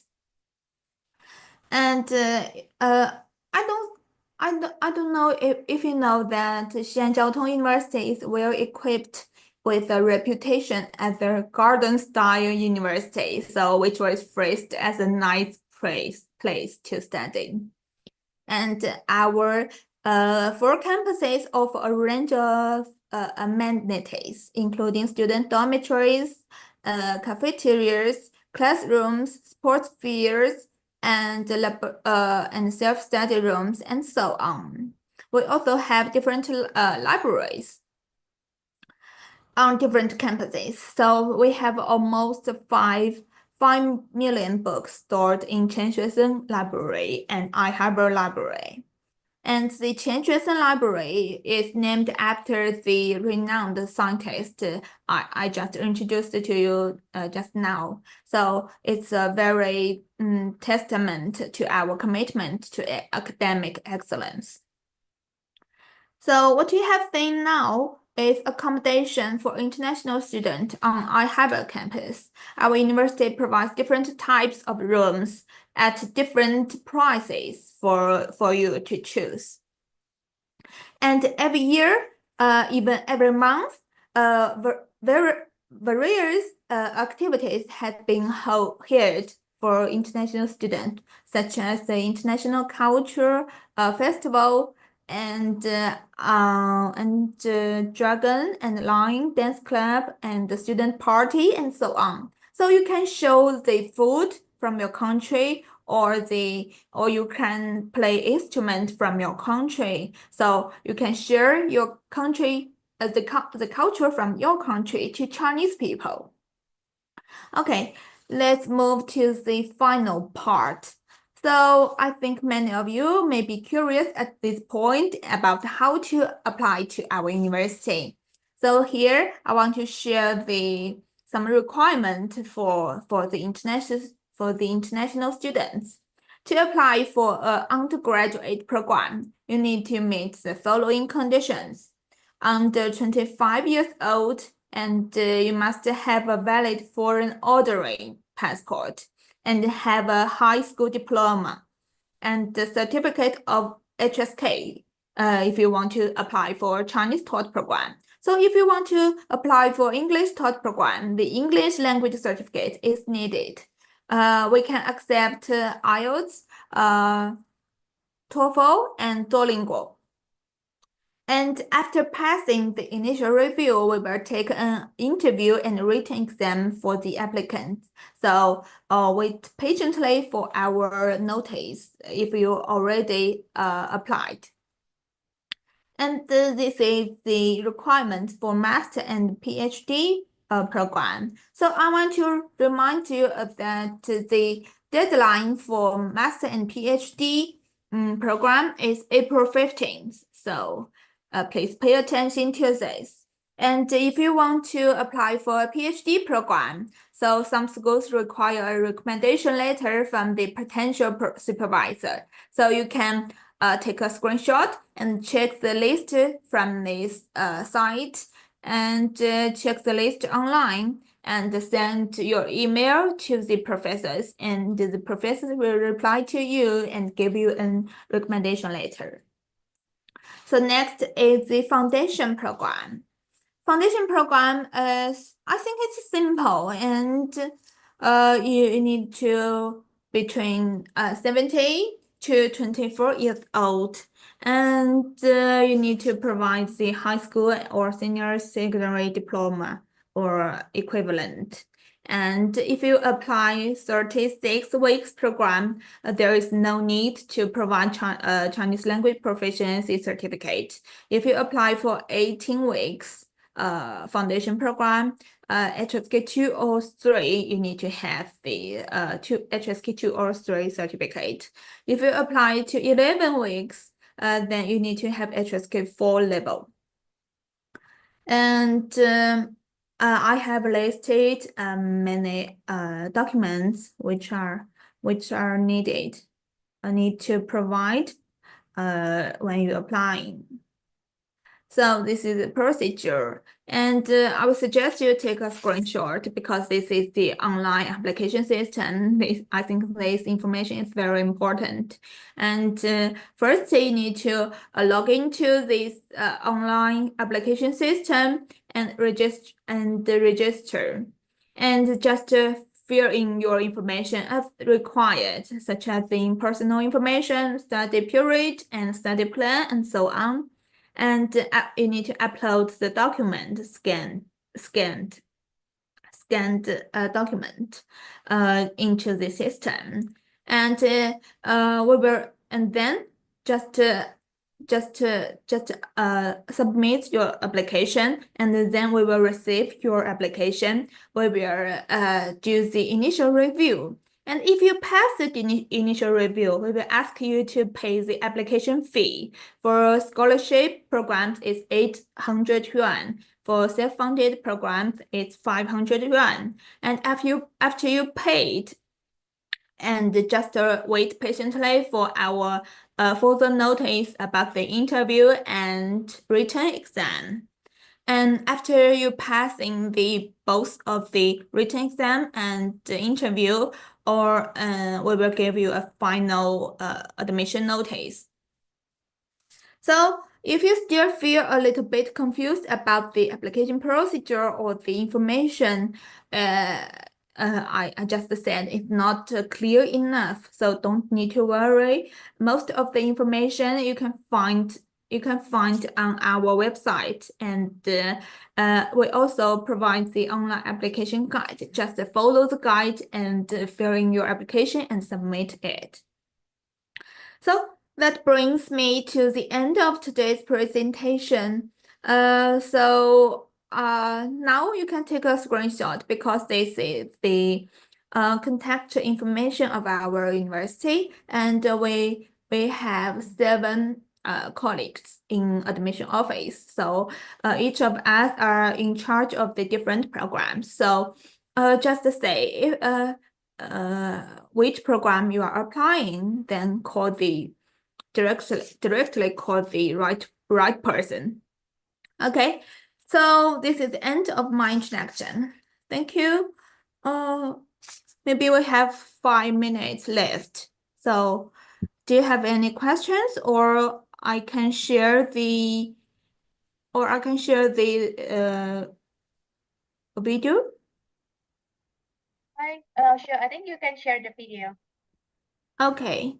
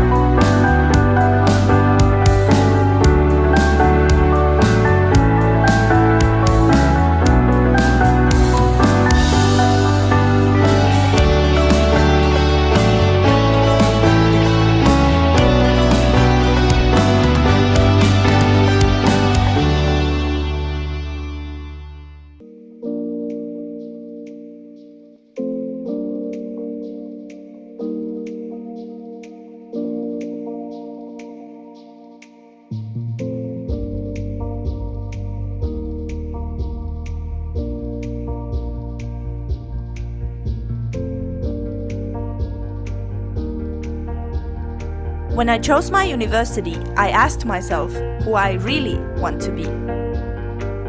I want to be challenged by pioneer experiments.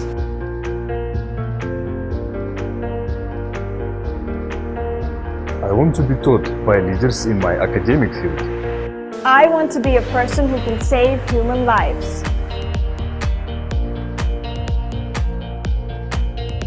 I want to be immersed into the vibrant environment. Before I came to China, I knew Jiao University was a highly ranked university in Asia. There are more than 170 English thought programs in 34 schools for me to choose, even though the university focuses more on engineering and science.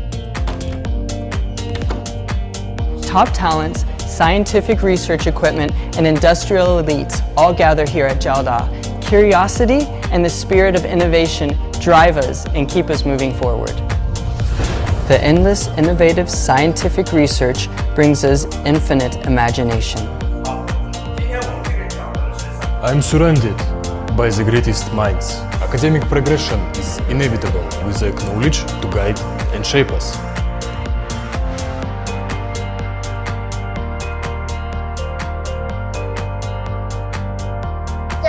Tong University is amongst the first universities in China to teach full-time international undergraduate medical students in English. After I graduate, I will have the opportunity to obtain a doctor's license in my country.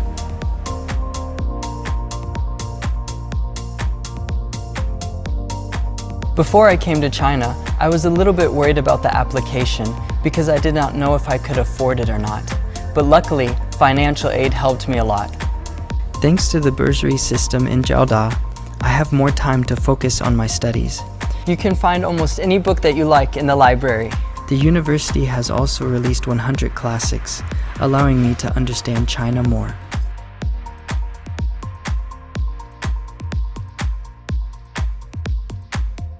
You will never get bored if studying in Jiao. You can experience 1,000-year history just in the campus, as well as multicultural atmosphere. Like Innovation Harbor. Now I am in the I Harbor. Jiao is considered as an unlimited university. Here on campus, there are no geographical restrictions, no boundaries for academic disciplines, and no nationality restrictions for talents. In iHarbor, an open and shared platform will create infinite possibilities for my future.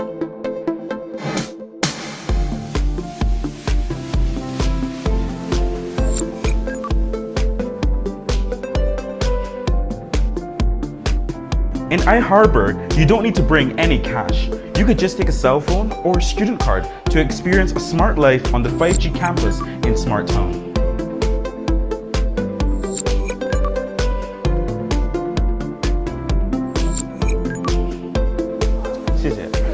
Spending time in the canteen is one of the most exciting parts of my daily life in Jiao because I get to eat a lot of delicious food and meet people from all across the world. Hey guys! Today the food looks delicious, doesn't it? Yeah. Oh, let's take a photo. Say hello, everyone.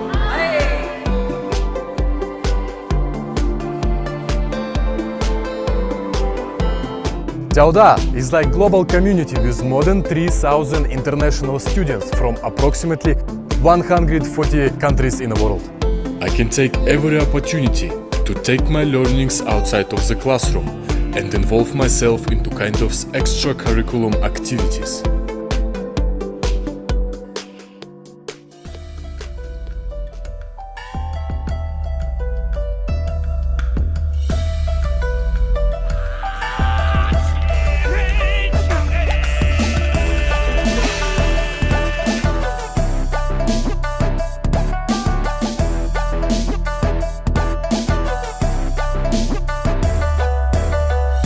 They say if you've never been to Xi'an, then you've never been to China. I love exploring the city. There are so many historical places that you can visit and discover. I am so happy to live in a city that inspires me.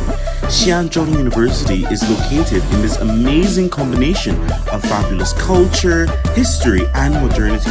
And this is where we study.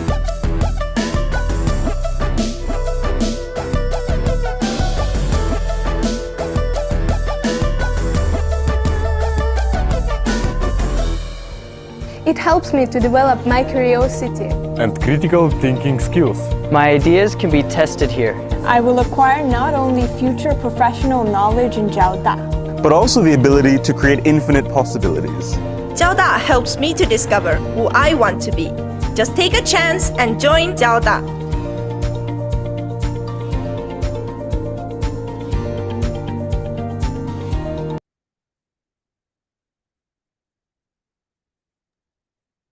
Okay.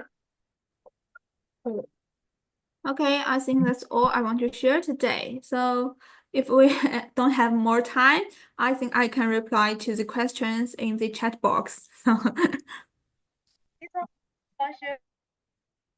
for sharing information about Tianjin University.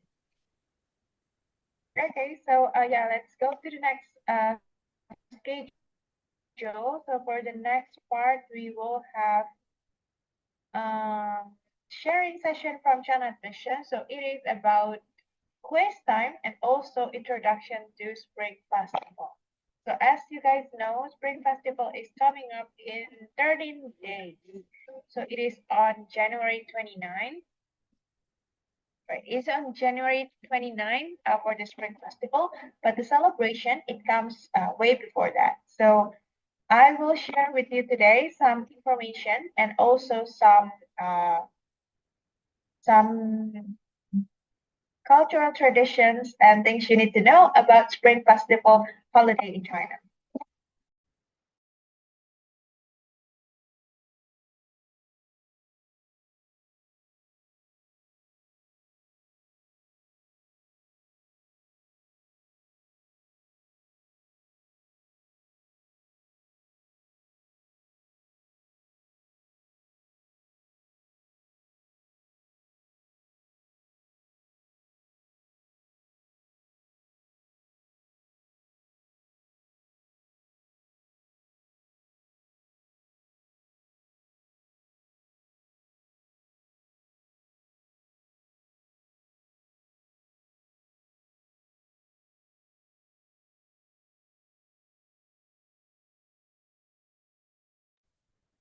All right, thank you so much for waiting. I'm back to share with you some information about Spring Festival, or what's commonly also known as the Chinese New Year or the Lunar New Year. So what is it about the Spring Festival and why it is such a big event, why it is such a big festival in China? So we will be discussing about Spring Festival holiday. And then, yeah, Spring Festival holiday this year is the year of the snake in 2025. So the year of the snake and then the Spring Festival, it will come on January 29 this year. And as the introduction, the Spring Festival, it is also known as the Chinese New Year. It is the most important traditional holiday in China. It is celebrated at the turn of the lunar calendar, typically in late January or early February. And then the festival itself, it is typically lasts for 15 days. It is a long period of time, with the main celebrations taking place on New Year's Eve and also New Year's Day. And Chinese New Year, it is the most important festival, and then it is a festival that celebrates the beginning of a new year on a traditional Chinese calendar. And then, as I mentioned, in this year, it will fall on Wednesday, January 29, but the date changes every year. But it is always somewhere between January 21st to February 20. And also, it was traditionally a time to honor deities and ancestors, but it also has become a time to feast and visit family members. Then, yeah, so for the next part, you know that in Chinese New Year, each year is associated with one of the 12 zodiac animals. It symbolizes unique characteristics and fortunes. So I will also share with you the story behind the 12 zodiac and how it is formed, and also the meaning of the characteristic of the Chinese zodiac. So the Chinese zodiac story, there are 12 Chinese zodiac signs and the Chinese culture. So it is in this following order. The first one is rat, and then ox, tiger, rabbit, dragon, snake, horse, goat, monkey, rooster, dog, and pig. So this year is right now it's still the year of the dragon, but after the Chinese New Year it will be the year of the snake, and the next year it will be the year of the horse. So each sign is named after an animal, and each animal has its own unique characteristic. And do you know why the 12 Chinese zodiacs animal are in the sequence above? And I will share with you the following story to reveal the legendary reasons and some of the characteristics of the 12 animals. So a long time ago, there was no Chinese zodiac, right? And then the Jade Emperor, the Jade Emperor wanted to select 12 animals to be his guards. So he sent an immortal being into man's world to spread the message that the earlier one went through the heavenly gate, and the better ranked one would have. So the early riser is the next day. The animals set off towards the heavenly gate. Rat got up very early, and on his way to the gate, he encountered a river. He had to stop there owing the swift current. After waiting a long time, Rat noticed that ox about to cross the river and swiftly jumped into ox ear. The diligent ox did not mind at all and simply continued. And after crossing the river, he raced towards the palace of the Jade Emperor, and suddenly Rat jumped out of ox ear and dashed to the feet of the emperor. And that's why Rat won the first place and ox was the second.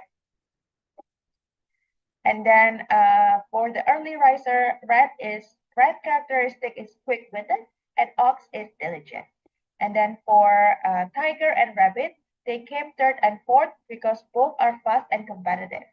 But tiger was faster because rabbit got across the river by hopping on stepping stones and floating along. And then good-looking dragon was the fifth winner and was immediately noticed by the Jade Emperor, who said Dragon's son could be sixth. But Dragon's son did not come with him that day. Just then, Snake came forward and said Dragon was his adopted father, so Snake ranked the sixth. And horse and goat and rat.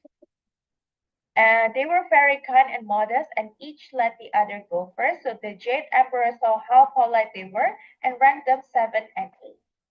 Monkey had fallen well behind, but he jumped between trees and stone and caught up to be the ninth. And then the last were rooster, dog, and pig. And these 12 animals became guards of the heavenly gate. Yeah, so that's basically the story of how the 12 Chinese zodiac is formed. But there is also a funny story, and I've also have heard of this story during my school. I think the Chinese teacher taught me this story about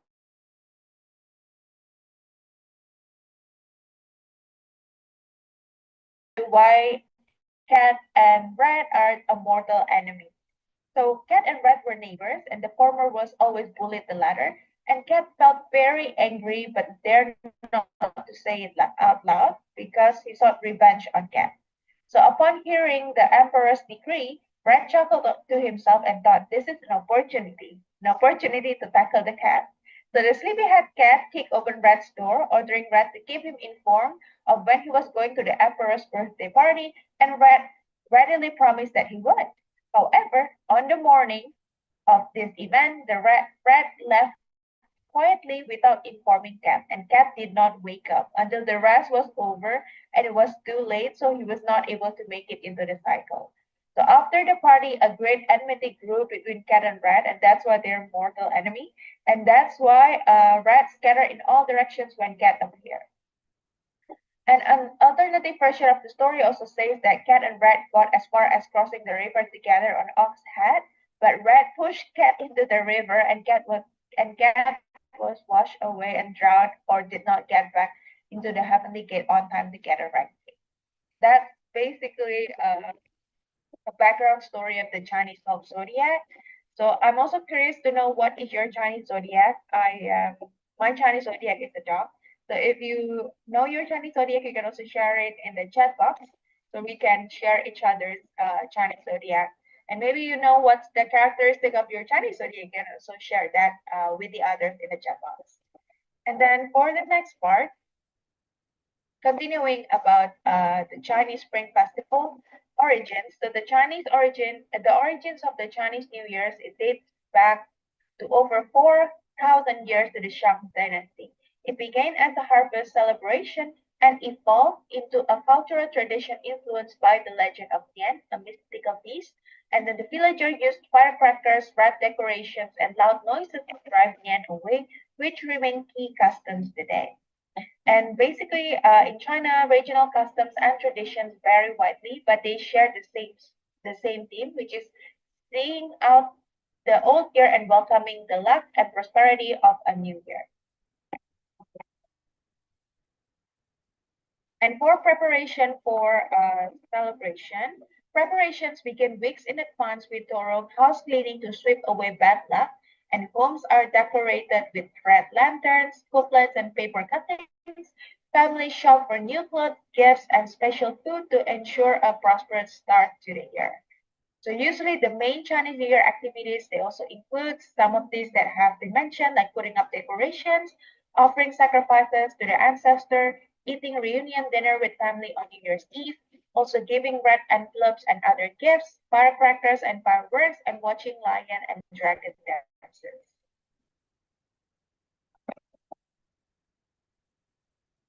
So in terms of cleaning and decorating houses with red things, well, people give their houses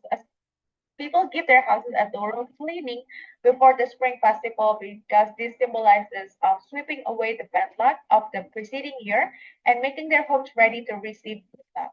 Red is the main color for the festival because red is believed to be an auspicious color for the Lunar New Year, denoting prosperity and energy, and this will ward off evil spirits and also negativity.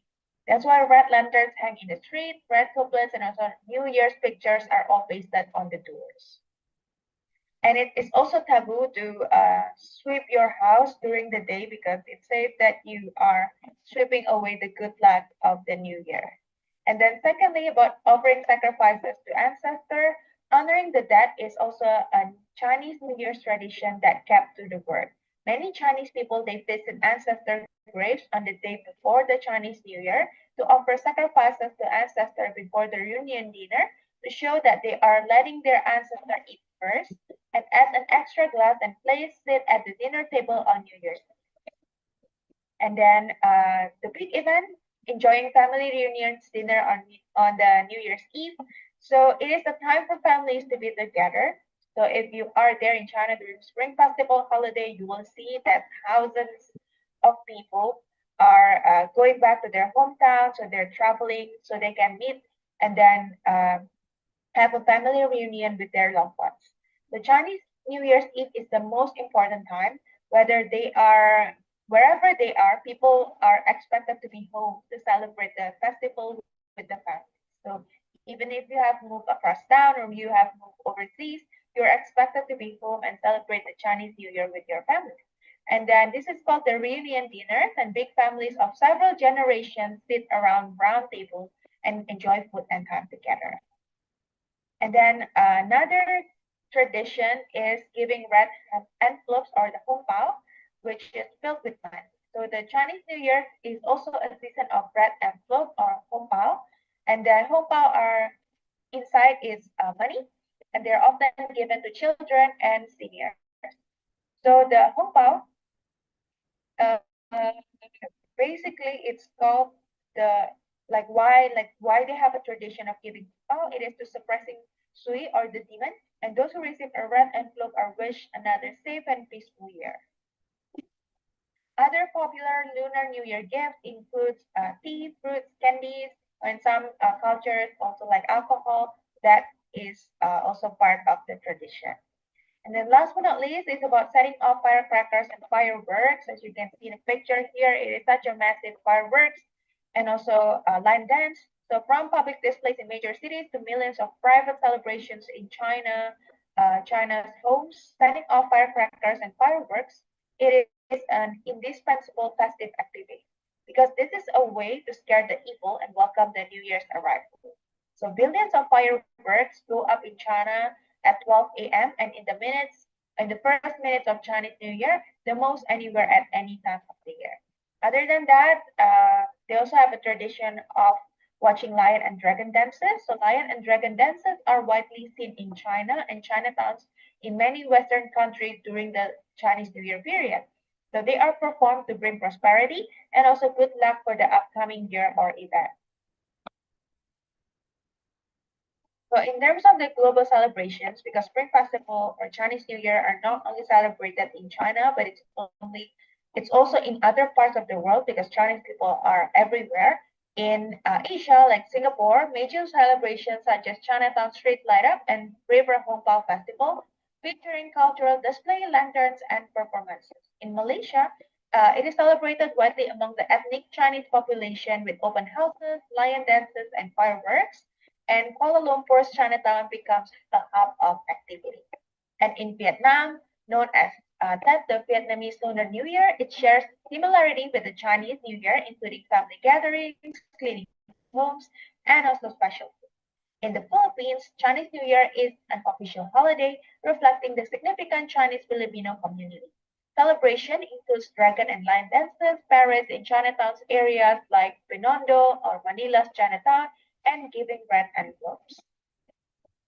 So you can see a picture here of the festive celebration of Spring Festival or the Chinese New Year in Singapore, Malaysia, Vietnam, and Philippines. But not only that, worldwide, it is also celebrated in United States. This is celebrated widely in major cities with large Chinese communities, like in San Francisco. They host one of the largest Chinese New Year parades outside of Asia. And in New York City, the Chinatown Parade is famous for its vibrant lion dance and cultural events. In UK, London Trafalgar Square hosts one of Europe's largest Chinese New Year celebration, and it features parades, cultural performance, and also food stalls. In Canada, Vancouver and Toronto, they celebrate with parades, community festivals, and traditional dances. In Australia, Sydney and Melbourne host large events, including dragon boat horses, and also street markets. So it's celebrated globally all around the world, not just in China. So you can see the picture here. These are the celebrations in the United States, in UK, in London, and then in Canada, in Australia. And in terms of traditional foods, there are special dishes that symbolize health, wealth, and happiness. And this includes dumplings. It is symbolized as wealth, and then fish symbolizes abundance.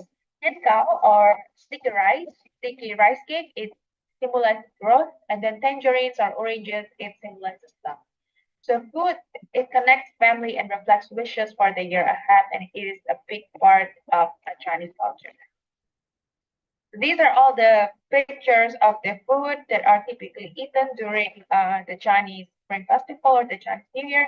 You can see there is dumpling, there is fish dishes, there is tangerine, also nian gao in the picture. And these are how you can say a Happy New Year in Chinese. I'm not an expert in this, right? Because I'm not a native Chinese speaker, but yeah, let's try to highlight some of these so you can wish your new Chinese friends, or you can wish other Chinese people or people who celebrated the Spring Festival a Happy New Year in Chinese. So you can say 新年快乐, that's one thing. That's basically say Happy New Year. And then also you can say 恭喜发财. That is very common phrase to use to wish someone a Happy New Year and financial success, because it means congratulations and prosperity. So basically the spirit of the Chinese New Year, it is all about family uniting, gratitude and hope for the future. And it's a time to reflect on the past year, to honor ancestors, and look forward to new beginnings with optimism and determination.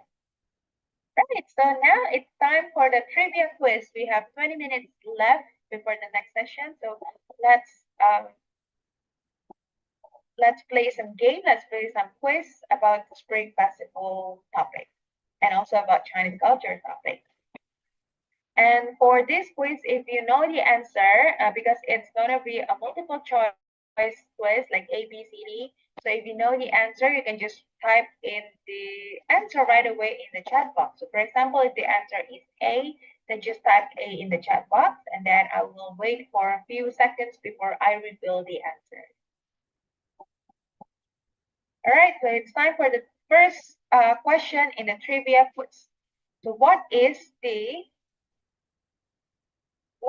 another name for the Spring Festival? It is Lantern Festival, Chinese New Year, Mid-Autumn Festival, or the Dragon Festival? Do you know the answer? It is Lantern Festival, Chinese New Year, Mid-Autumn Festival, or the Dragon Festival. All right, let me give you a few more seconds so you can start thinking about the answer here. Is it Lantern Festival because it includes a lot of lanterns? Or is it the Dragon Festival because this year was the Year of Dragon, but next year is the Year of Snake? Right, so let's reveal the answer. It is, so it is the Chinese New Year. So congratulations to those who answered correctly. It is called the Chinese New Year. So second question, what is the animal that usually dances during New Year's celebration? Is it the lion, the monkey, the panda, or the red panda? Is it the dancing lion, dancing monkey, dancing panda, or dancing red panda? Okay, let's give a few more seconds.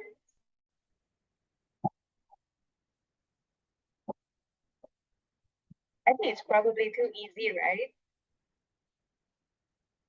Right, yeah, it's the lion. Everybody's answered correctly. Maybe the question is way too easy. But anyway, let's move on to the next question.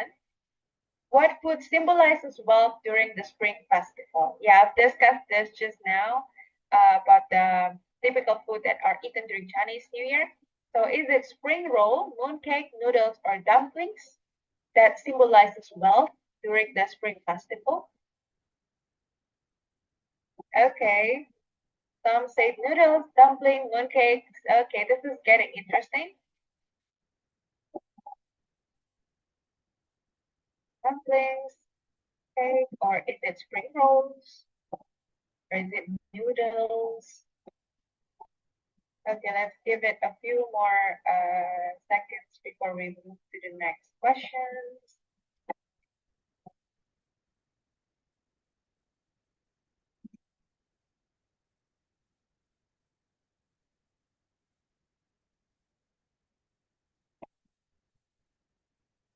Okay, come on, you can just answer anything. So some people answered dumplings, and then we got mooncake is getting more popular. More people answer mooncake. Okay, the first one that answers spring rolls. All right, so let's reveal the answer now. So what food symbolizes wealth during the Spring Festival? It is dumplings. Okay, so this is very easy question. The answer is there, like literally there on the screen. So what is the zodiac animal for 2025? Is it snake, rabbit, monkey, or tiger? Yeah, this is very easy, right? Everybody, I think, have the correct answer. So what is the zodiac animal for 2025? Is it snake, rabbit, monkey, or tiger? Okay, so let's just reveal the answer. So the zodiac animal for 2025, it is, yes, it is the year of snake. So right now it's still the year of dragon, but in 2 weeks, we will welcome the year of the snake. And then next question, what do red envelopes or hongbao represent? So A, wishing good health, and then B, a way to give money, and then C, good luck and prosperity, D, respect and gratitude. So what do red envelopes represent? Does it represent wishing good health, a way to give money, good luck and prosperity, or simply respect and gratitude?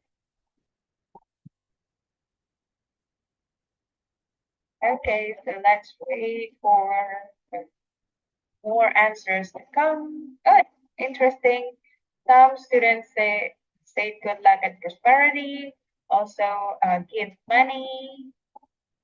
Well, it's true. It's like you give money inside the red envelope anyway. And then respect and gratitude, good luck and prosperity. So what does it represent? Does it represent a wish of a good health or a way to give money, good luck and prosperity, or respect and gratitude? So let's reveal the answer. Answer is good luck and prosperity. And then next question, how many animals are there in the Chinese zodiac? Is it 10, 12, 14, or 15? So how many animals are there in the Chinese zodiac? Is it 10, 12, 14, or 15? So we have, is it 10, 12, 14, or 15? So let me, to help you with the answer, let me read the Chinese zodiac site. Yeah. So let me read it in order, right? The first one is rat, and then followed by ox, and then we have tiger, we have rabbit, dragon, snake, sheep or goat, and then monkey, rooster, dog, and pig. How many is that? That's something you have to answer. All right, so let's reveal the answer. Are you ready? The answer is, this is a very easy question, right? The answer is 12. So there are 12 animals in the Chinese zodiac. And then next question, which of these dishes is forbidden to eat on New Year's Day? Oh, I don't think I shared this information just now, but I think it's pretty commonly known as well. A lot of people know about this. So which of these dishes is forbidden to eat on New Year's Day? Is it noodles, spring rolls, fish, or porridge? Okay, so let's wait for more answers to come. So some of you say porridge, and then noodle, or fish, or porridge.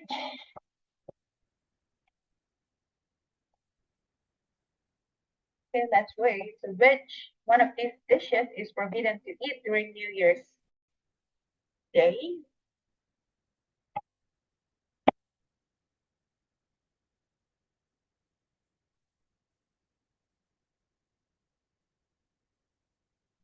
Now we got an answer, fish and porridge.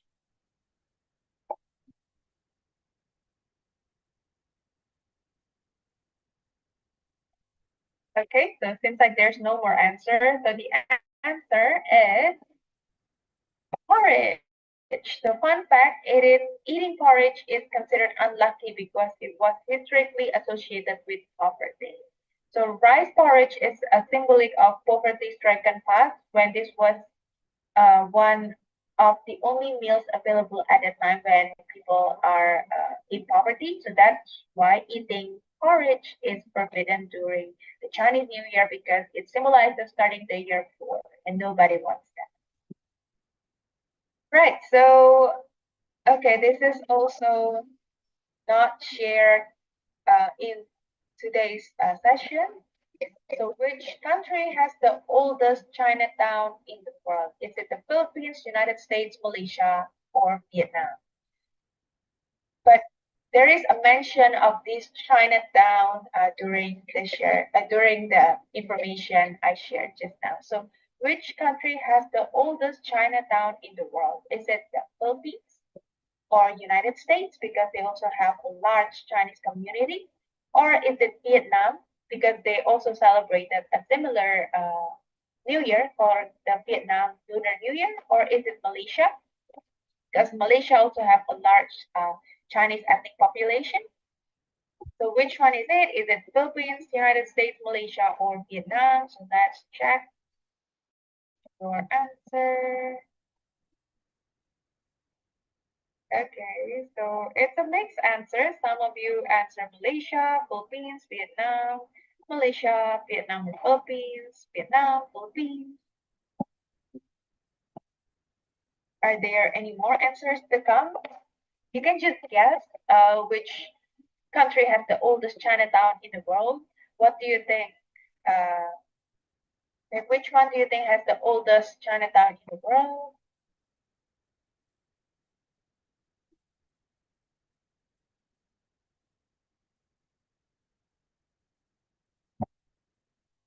Okay, more questions answered, more answers to come. Two more audience answering Vietnam, the Malaysia or Vietnam. Okay, getting interesting because everybody has different answers, right? So let's reveal the answer. Which country has the oldest Chinatown in the world? The answer is the Philippines. So yeah, I mentioned this just now. It's called Binondo. It's Malaysia. It's the Chinatown in Manila, the capital of the Philippines. And Binondo was established in 1594. So that's like what, 500 years ago. And it remains a bustling hub of Chinese Filipino culture. So what is this traditional Chinese dish often served during celebratory occasions? So do you know the name of this popular dish?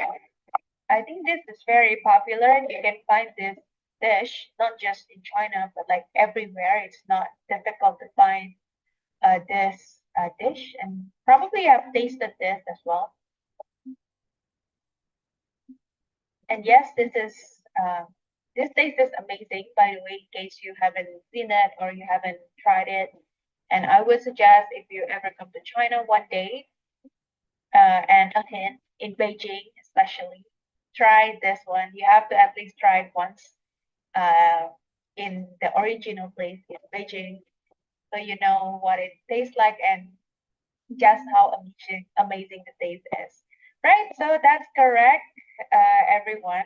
Yeah, it's a lot of you give the correct answer for this one. It's called the Peking duck or the Beijing Gao, yeah. So this is a very famous Beijing roasted duck, yeah, or what's called the Peking duck. Right, so that's the end of today's information and introduction to Spring Festival. So to everybody. To everybody who celebrates it, I wish you success and happiness and also health for the upcoming year ahead. And yeah, wish everybody have a nice Spring Festival celebration with your loved ones.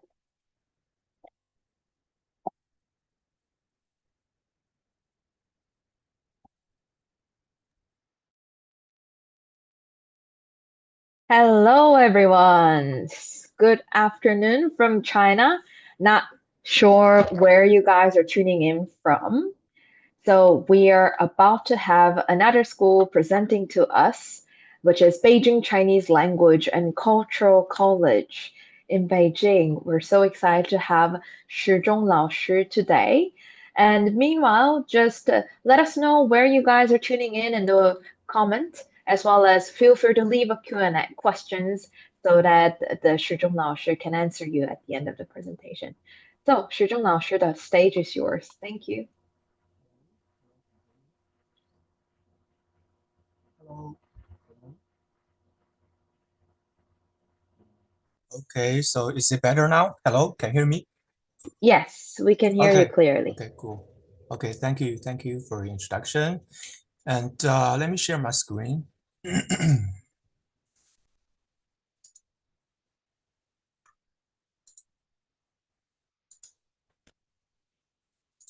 Okay, can you see it? Yes, we can see clearly. Okay, thank you. So, hello everyone.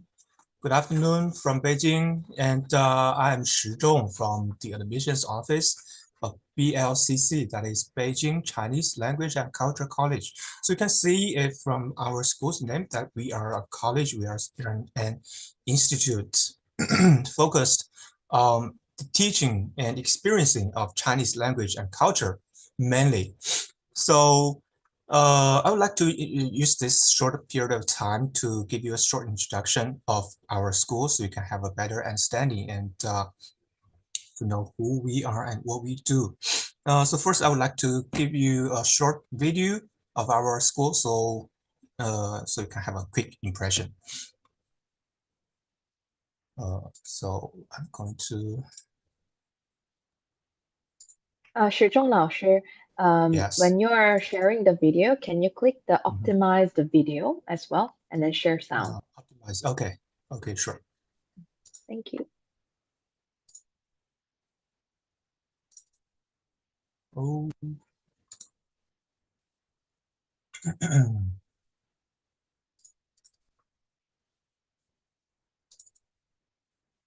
Okay, so let's begin.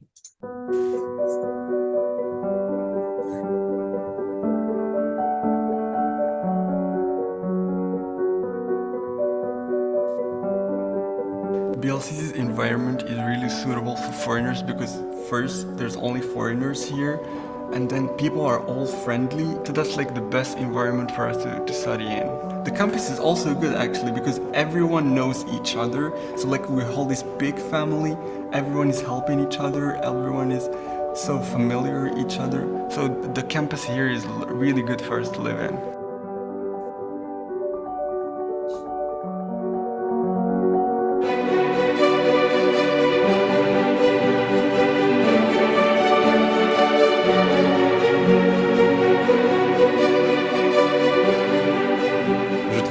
Très facile à naviguer en général. Le système de métro en général est très bien réalisé, on s'y perd vraiment pas.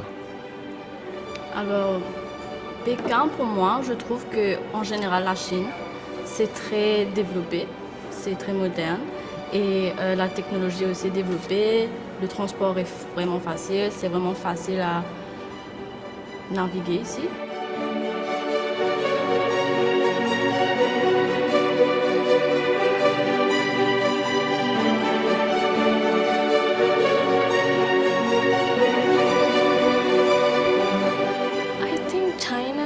Education is so much better than my country's in many ways because their method of teaching and the way they interact with the students is more so than in my country. Before I came, of course, I had different thoughts of it than I do now. Now when I see China, it's more developed and everything is so much convenient than in my country. Like when you want to go on the train or any bus, you just have to use your phone. If you want to buy things, you have to use it's all on internet based.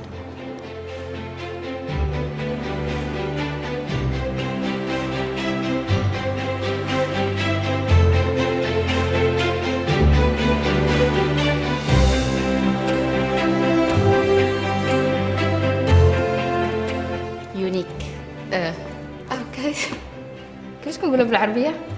unique. فريدة من نوع ديالها.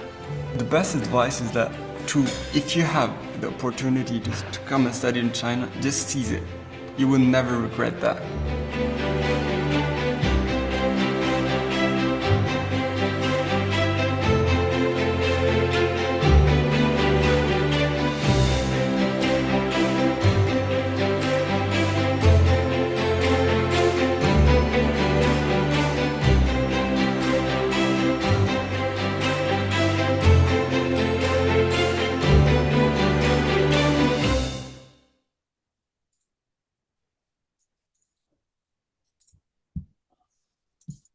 Okay, so that's it. And you can still see my screen, my slides, right? I just move on. And so you can see from our video that our students are coming from all over the world, from different countries with different cultural backgrounds, and they gather together here in BLCC just with one sole object, that's to learn Chinese language and culture. So I'm going to move on to the details of our school. So first, some quick facts. BLCC was founded in 1950. So we have a history of over 70 years. And this year will be the 75th year for our university. And that means we have a lot of experience. We have been focusing on teaching Chinese language and culture for over 70 years. So we are, as the experts, we have been focusing on this. So just if you want to learn Chinese and culture very well, just trust us. And second, we are a public school run by government. So in China, if a school is under a government, it means that's reliable and trustworthy. And we are located in Beijing, the capital of China. You know, the Beijing city has a long history of Chinese cultures, and also sorry. So we are also the Beijing is also very modern developed city. So here in Beijing, you can meet both the Asian history and also the very modern life here. And also you can meet many people from all over China, from all over the world, to communicate with each other about Chinese and culture. And the last one is we are dedicated to promotion of Chinese language and culture. So if you go outside many countries and they know about us, especially the overseas Chinese, yeah, we have a brand overseas in every country. And for the last 75 years, we have attracted over 200,000 students from 140 countries who have been studying or experiencing Chinese culture here. And next is our location. We have two campuses. The first one, the old one, was in Fuchengmen. That's a city center of Beijing. It's quite near Tiananmen Square and other central places. But it has a long history, as I mentioned, so it's very kind of small. So now we have a new built campus. We have been using this place for like over 10 years here in Changping district, but also quite near many major places like Beijing International Capital Airport, or some other famous places like the Yiheyuan Summer Palace, or the Great Wall, Badaling Great Wall, some other places also. Because you know the major places are here in the north of Beijing. If you go south, basically no such funny places.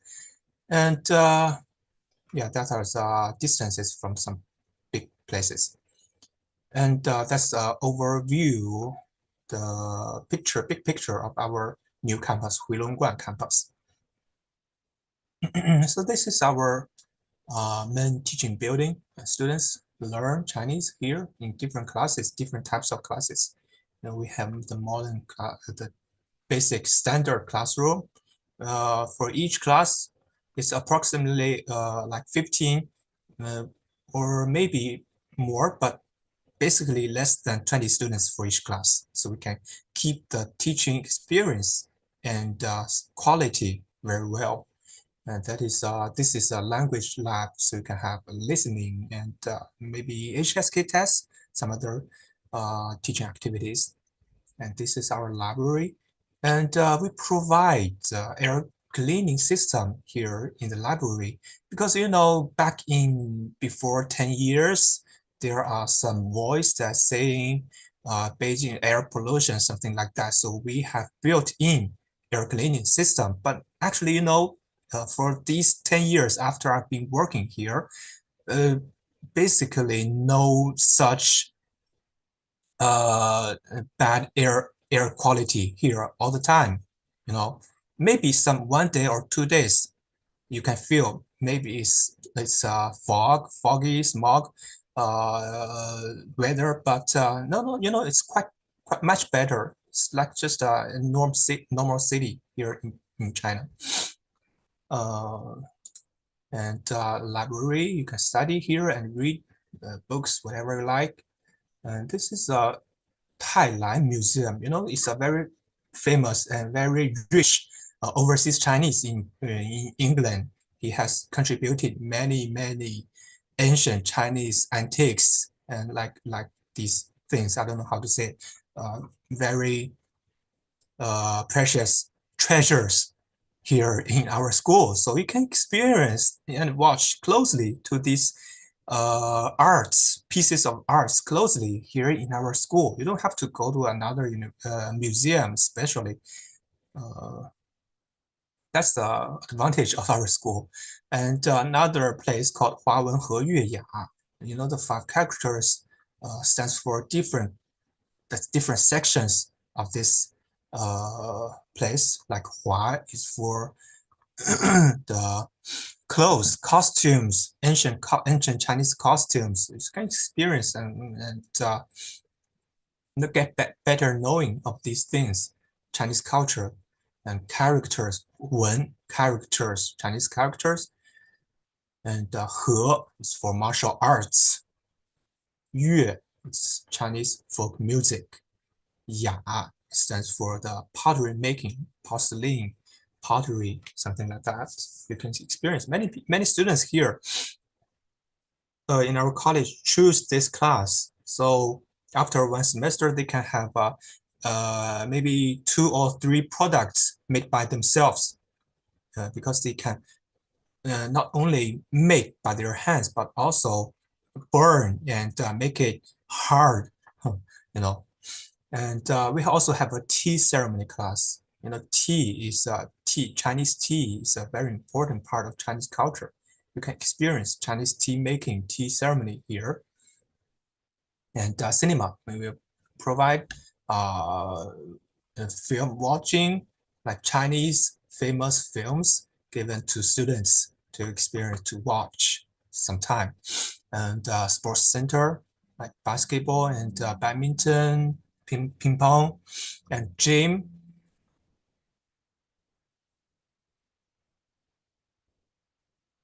And we have updated actually for these equipment, and we have much more in quality, both in quality and quantity.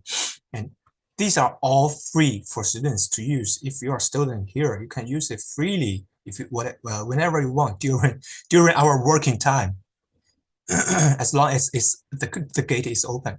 And the swimming pool, it's not free, but very cheap. It's 1 yuan for each time you can swim, as long as you like, as long as you still have some energy. We have purified water. It's very clean, and the temperature is very moderate.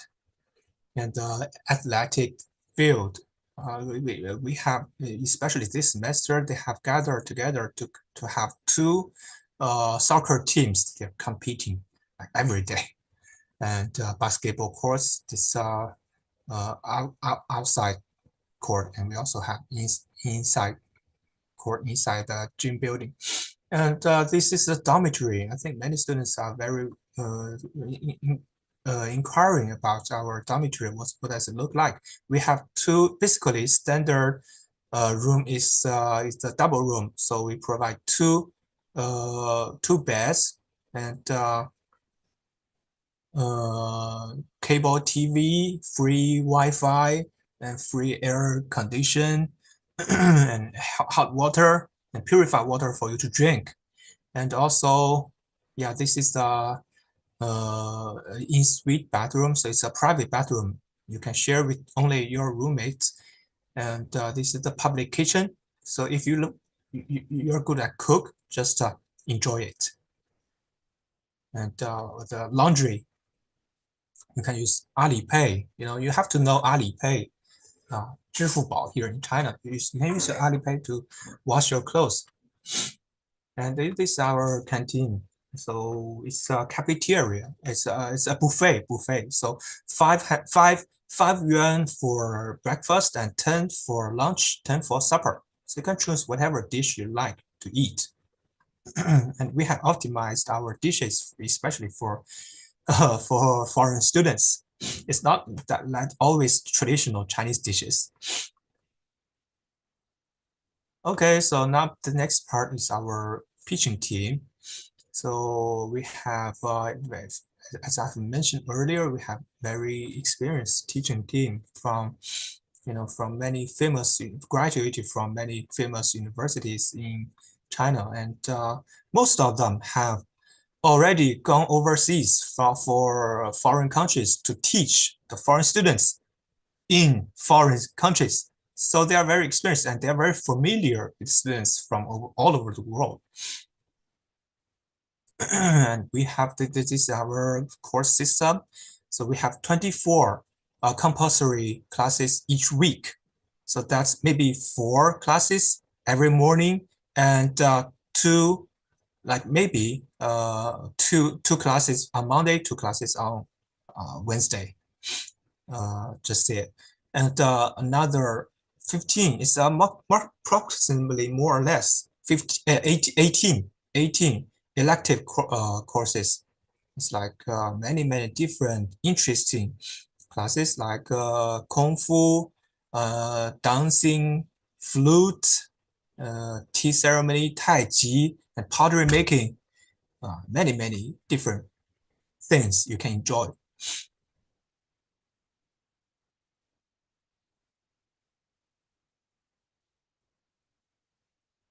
And we have a very how to say, very characteristic study tours. We take students to different places like inside Beijing, maybe not every month, maybe 2 months or 1.5 months. We take students to places like Summer Palace and Badaling, Great Wall. And at the end of every semester, we take students outside Beijing to enjoy the different cities, different cultures. Like in winter, we take students to Harbin, the northeast part of China, so you can enjoy the ice and snow there. And we have just taken students last week to there, but they have come back. They have been very enjoying the tour, the journey there. Students to Temple of Heaven, Forbidden City, Tiananmen, Gugong. This is the Capital Museum in Beijing, and some art zones, art places. And this is Harbin. They enjoy the ice skiing very much. And we provide different types, different themes of activities for students, so they can enjoy after they have classes and during their daily life. So different, just to mention a few.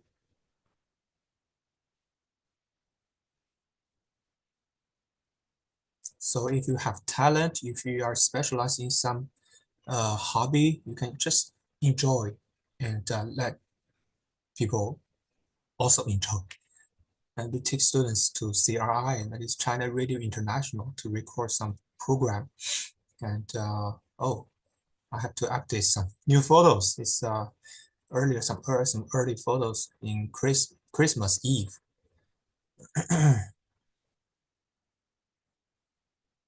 And we have also regard students, respect the students, because we think everything about your study, because you are coming from an international and foreign country, you must take some time to get familiar with the life here in Beijing, in China. So we consider it very much, consider every part. So we provide like free pickup service. It's the first time when you get to Beijing, we can get you directly from the airport to our school. So don't worry. And free Wi-Fi here. When you come to our school, you can get a Wi-Fi and connect your family and report every day, daily life every day.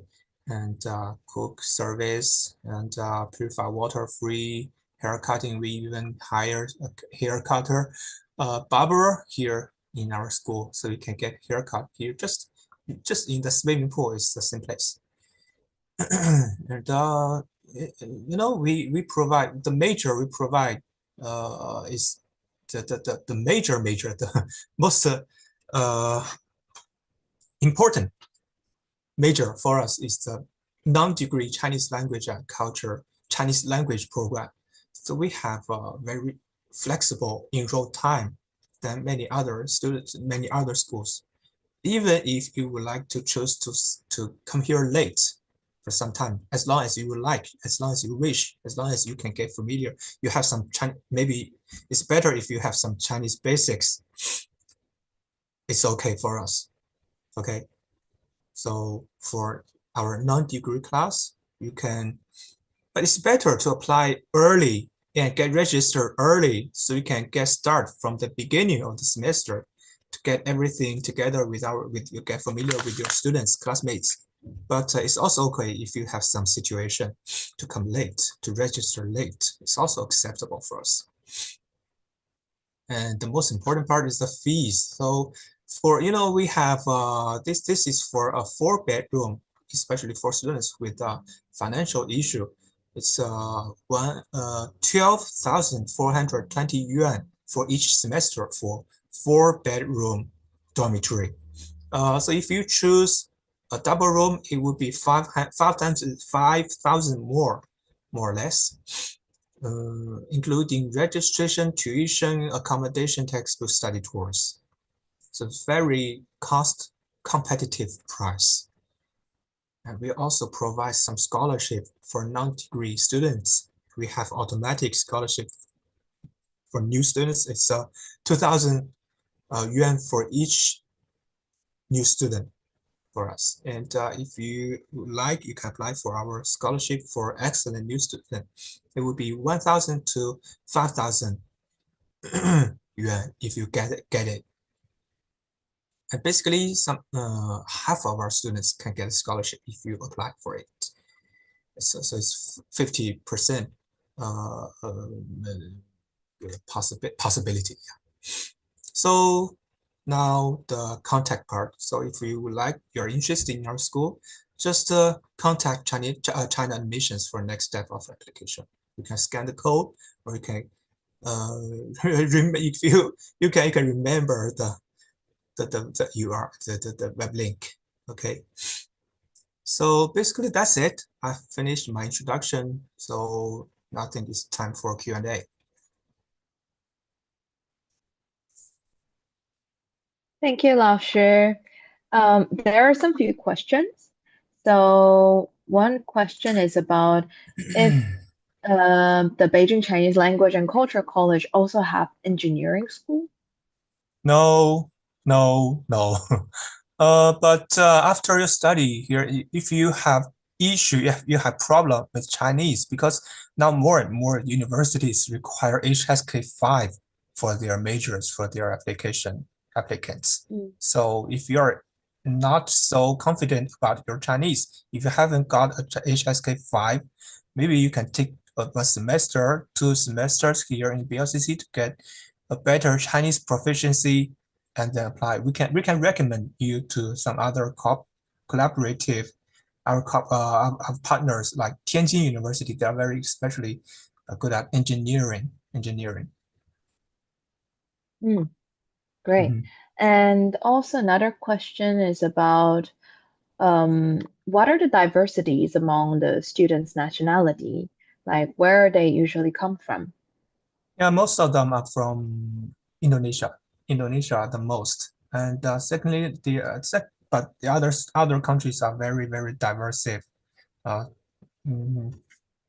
have a form. I can mention a few.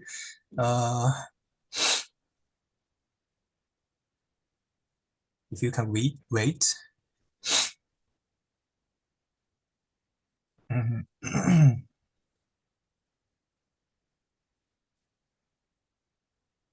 Okay, got it. Oh. So it's from Indonesia, and the second is from Slovakia, yeah.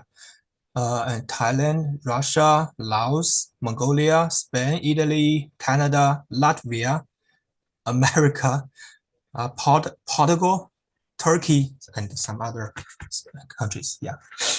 Wow, very diverse. Yeah, very diverse. Yeah.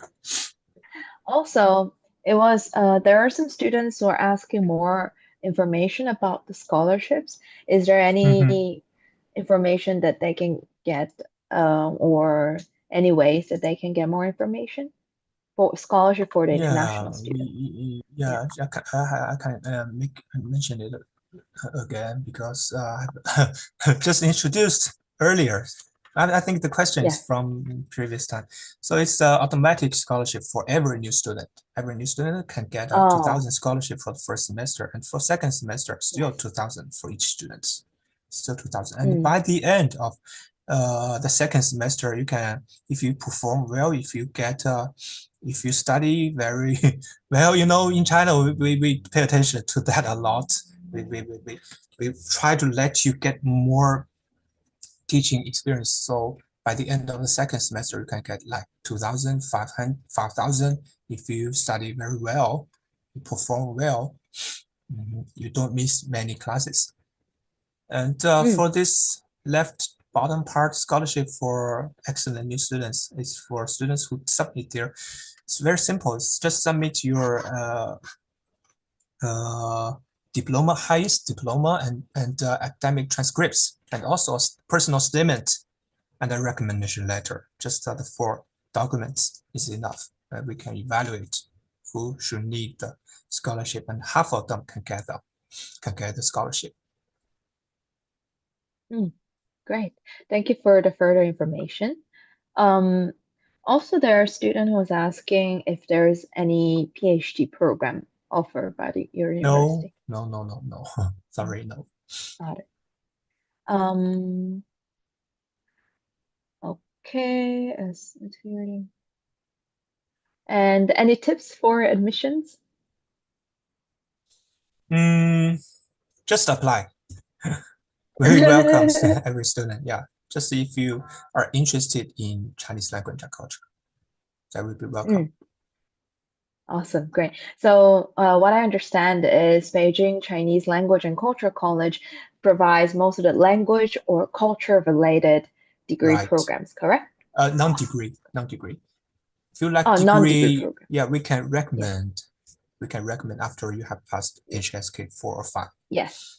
So this will be a great for foreign students who can't speak Chinese yet, but would love to study degree programs. They can come here, study Chinese, and then apply for the degree. And even the university can write a recommendation letter, correct? Yeah, we have some partners universities: Tianjin University, Beijing Science and Technology University, Jinan University, Huaqiao University, and some other. Great. Last question though, is there any one semester program? Yeah, 1 semester is very, very okay if you would like to just have a short period of experience. Yes, got it. And then I'm sure that even though their Chinese is really basic level or they cannot speak at all, they can still join, right? Sure. That's what we do. Got it. Great. Well, so far I think we've covered most of the questions. Is there any last message or last comments that you would like to share to the students here? No more. Awesome. No more, I think. Yeah. Thank you. Great. Thank you for Thank you, inviting me. Shizhong Laoshi, for your time, and I believe students find it very helpful. Well, look forward to see more students coming to your university. Thank you. Thank you. Have a nice day. Bye-bye. You too. Bye-bye. Okay, so now we are up to the Shanghai Jiao Tong University. The Shanghai Jiao Tong University is also one of the famous university in Shanghai. And the next presenter will be Jack, and we're running behind of we're on schedule, but we're still waiting for the speaker. So meanwhile, let me share you my screen to give you a little brief introduction about China missions while we're waiting for the next speaker. So, as you've heard, many speakers at the end of the presentation, they all recommended you guys to reach out to us if you have any further questions. Yes, because we are China Admissions. We are an online platform which hosts all of the Chinese universities' English delivered degree programs and non-degree programs available for international students. So we really help you to be able to search the right programs for you instead of you have to go to search each university's website and navigate around to see where to apply, where to get the information, because sometimes Chinese university websites are sometimes difficult to navigate through, or it's not even loading from outside of China. So we really try to solve that problem and help international students application procedure much more comfortable and then smoother. So our service, our guidance service is totally free and it's easy procedure. And we have been receiving so many satisfaction rate from our previous users. So we have more than millions of international students using our platforms, and these are the quick procedure for your application procedure. All you need to do is first go through, type any keywords that you want to. For example, if you want to study in Beijing, just type Beijing, or if you want to study engineering, just type engineering, and you'll be able to see all the options available in China. And you apply through our platform, then our professional admissions team will go through and help you to go through the online application procedure, asking you some materials that they require, and if there's any interview procedure needs to be go through, then we'll let you know. So this is our platform. It is also easy to navigate, easy to apply and enroll. And these are so far the comments from the users. One of the biggest comment is that they really feel like they have this buddy that is helping them go through all the application procedure. Sometimes it can be very complicated and then you find it very like you're lost where to start or even how to do it, where to search it, and it will be here supporting you from the first step to the end of the step until you get the admissions letter, until you get the scholarships. We're here for you. So don't hesitate to reach out to us. And not only that, we are sharing all the informations available on our blogs in our community sector and our blogs and social medias, because we know that sometimes it's difficult to get information about how's the experience like in China. And here, but all of our teams all studied in China before. We know your pain points. So we write all the articles that is related to even career, study guides, how to settle in China, what to pack for your luggages, like how to open up a bank account or mobile, like every information you can literally just type it and you'll find it. And we also have this YouTube channel. Currently, this online open day is on live in the YouTube, and even after this finish, you can go and check it out again. So if there's any information that you miss out, you don't worry about it. We're here, recorded the contents. You can go to our YouTube channel, type China admissions, and you'll find us. Also, not only that, we have previously uploaded many contents related to like living in China, studying in China, working in China. So check it out. You'll find so much valuable information here. And this is how you can reach us through Instagram, YouTube, blog, name it, whichever the channel you prefer will be there. So just type China admissions or study in China, China admissions, you'll be able to find us. Also, we provide free one-on-one advice service for the first users. So anyone who wants to get advice, really don't know where to start, just go to our website and you'll be able to find a QR code or submit a form where our admissions team can reach out to you one-on-one and then sort out your problems or challenges. Yep, so today this is our sessions going on, and the next is Shanghai Jiao University. And he will join in anytime soon.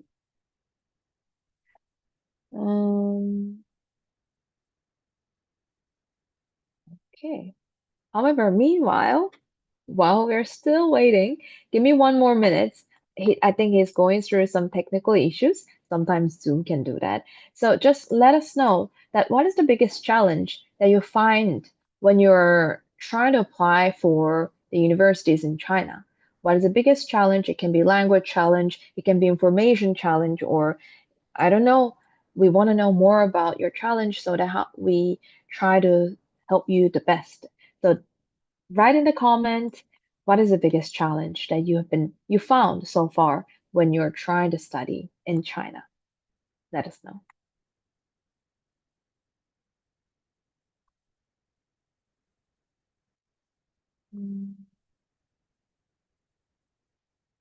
There's actually one challenge that Peggy shared.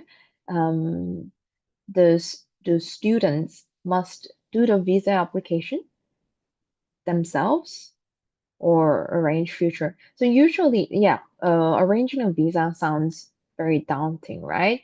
But however, you'll definitely get a guidance from school. So you need to first wait until the document student sent you, the admissions letter and JW document. And once you receive that, you just need to go to the the embassy in your own country, Chinese embassy in your own country, and apply for X1 or X2 visa, which is either short-term or long-term student visa. And then if there's any procedure, if you feel like stuck or you have no idea, just reach out to China Admissions and we'll help you to get more information or help you with any assist you need. Here also another student shared they have language issues and supporting ourselves financially. Yes, sometimes studying and paying for tuition fee can sound little, yeah, burden for some people. So that's why you need to always prepare for the scholarship. And as long as what I know, like usually the scholarship deadline is earlier than the admissions deadline. So if you do need some financial support, please prepare for your admissions, prepare for your application procedure earlier than the actual application procedure. And also, there are so many diverse scholarships available in China, not only the university scholarship itself, but also the government scholarship. They have like even province scholarships, government scholarship. You can even look for your own country's scholarship. Sometimes your own country government also support their students to study overseas. So just try everything else. There are a lot of opportunities out there, but you won't get the opportunity until you try. So, and nothing to lose. So try out everything that is possible around you. And then if you need more help, just feel free to reach out to China Missions. Okay. Seems like, yeah, seems like our speaker, Jack, is here from Shanghai Jiao Tong University. So now I'll give the stage away to Jack so that he can present and introduce the university. Yes. Okay. Great, Jack, over to you. Minutes.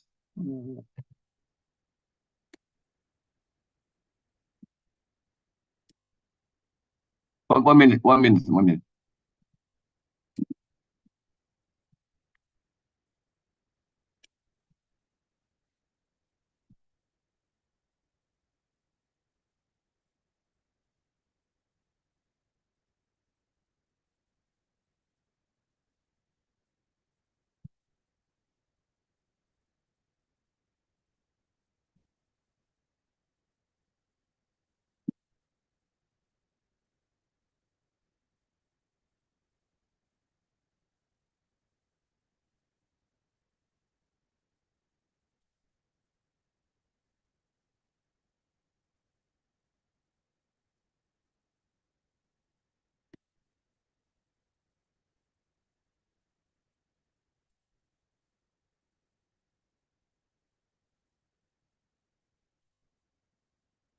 Sorry, for the. Okay, so this is Jack. Nice to meet you. Hello. Hi. So hi everybody. So sorry I'm a little bit late. Okay, so let me present to you the college economic management, college. Okay, so we are from Shanghai University. Then for history, we have more than 100 years. History. Can you hear me? Hello. Yes, we can hear you clearly, Jack. Okay, that's very good. Okay, I'm just a minute.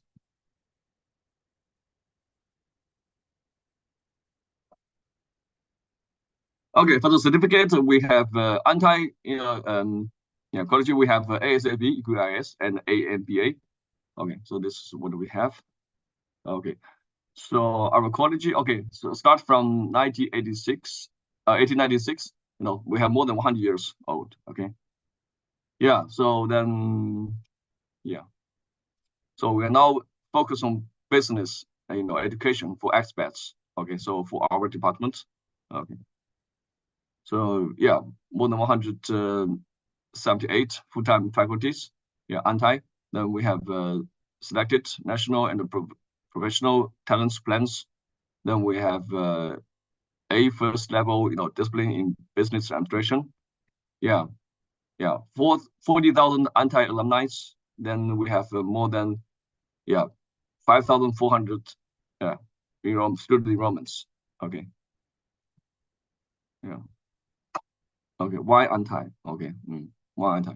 So anyway, so we are now top, you know, universities, you know, top programs. EMBA is the top programs, of this, in the world. Okay, EMBA program. Yeah, based on the EMBA program, we have many other programs, and the Global EBA program is one of the programs. Okay, Global EBA program. So actually, based on these 5 modules, you know, we have more than hundreds of topics. Okay, so once you enroll, actually you can always stay with us, you know, to study on the platform. Okay, so all the topics is based on these 5 modules. Okay, macroeconomic, innovation management, marketing sales, financial and venture capital investment, leadership and personal skills improvement. Based on these 5 modules, we have many topics. Okay, so constantly we are going to have many seminars, courses. You know, then we have new topics, trends. Yeah. Okay, I'm going to tell that. Okay, so this is just the basic some topics we have. Actually, we have more topics. Okay. So we provide a very professional networking. You know, so we have Wechat groups. We have a few events. You know, we help people, you know, to strengthen their knowledge about how to do business in China. Yeah. Okay. Okay. Okay. So those are the events and the courses, you know, we have done, you know, for the past few years. Okay. So before, actually we have every year, you know, we have more than 120 times events and courses. Yeah. Then nowadays, of course, after COVID, we don't have so many events, but in the future, you know, we are going to make a lot of events for everybody. Okay. Yeah. It's that kind of a bridge, you know, for you to communicate with the professionals, or professors, and all the limelights. You know, is going to help you, with your business and career. Yes. Okay, so the global EBA Connect key value is connecting, sharing. We connect you with our participants, our professors. Okay, our also our alumni. You know, then you share experiences, resources, business opportunities, you know, knowledges, with each other. Okay, so that's the key value of the global EBA program, connecting and sharing. Okay, Lorenzo Riccardi is head of global EBA. Then I'm the director of and founder of the global EBA. Okay, but Lorenzo is also now the chairman of the Italian chamber. Yeah. Okay, just 1 minute. 1 minute.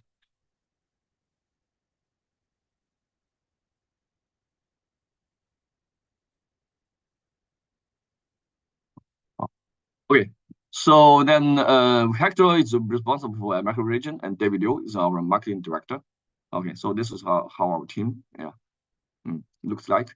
Of course, we are going to have better structures, you know, in our alumni system. You know, so we are going to build up the alumni system, you know, to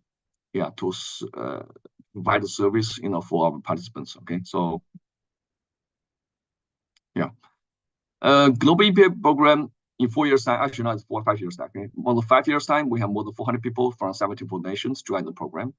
Okay, so the full name of the global EBA program is Global Executive Business Administration. Okay, yeah. So this is just short-term program. It's very short-term, you know. But what we provide people actually is more value than this more short-term programs. Yeah. Then of course it's a non-degree. It's not. It's just a certificate course. Okay. Then another one is Yeah, we have 20% of our participants is from is a CEO, CFO, CEO from multinational companies, and 70% is the directors, managers, directors, business owners, plus 70% is middle management. Okay, it's middle management. Okay, then another 10% is the people from the embassy and the chambers. Okay, so from now on, we are going to connect all the chambers in Shanghai, in China, like American chamber, European chamber. We have England, UK chamber. Then we have Benelux, Then we have German chamber, and the chambers from all over the world, Australian chamber, we're going to connect all the chambers. Okay, so we are going to share our resources, help our participants, to with their life, with their career in the business. So, and also we have various connections with Chinese government, so they have a lot of projects. So then actually they can have a lot of financial support,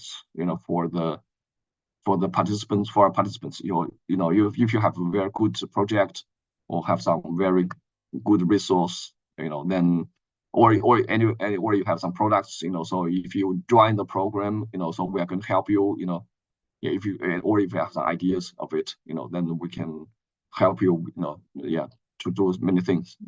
And also our participants, can also help you to do many things. Okay, so nowadays just we hope that everybody's benefit everybody, so that is we have to do it very strongly, connect everybody. Connecting is very important. So we have various governments connections. Okay, so for instance some economic zones, we have local governments, supports. And the funds, so we have and also we have investors, in our group. So then okay, so that is what we do. Okay, so then this is our school, so then every Saturday we have a course. For so many years we every Saturday we have the course, and we're going to have the next session after Chinese New Year. Okay, after Chinese New Year we are going to start a new session. Okay, so this is our lecturers, and plus we have all our plus all the professors from Antai, so we constantly, frequently we are going to have some seminars. 3 days. Okay, so the program, we're going to have this one. 3 days.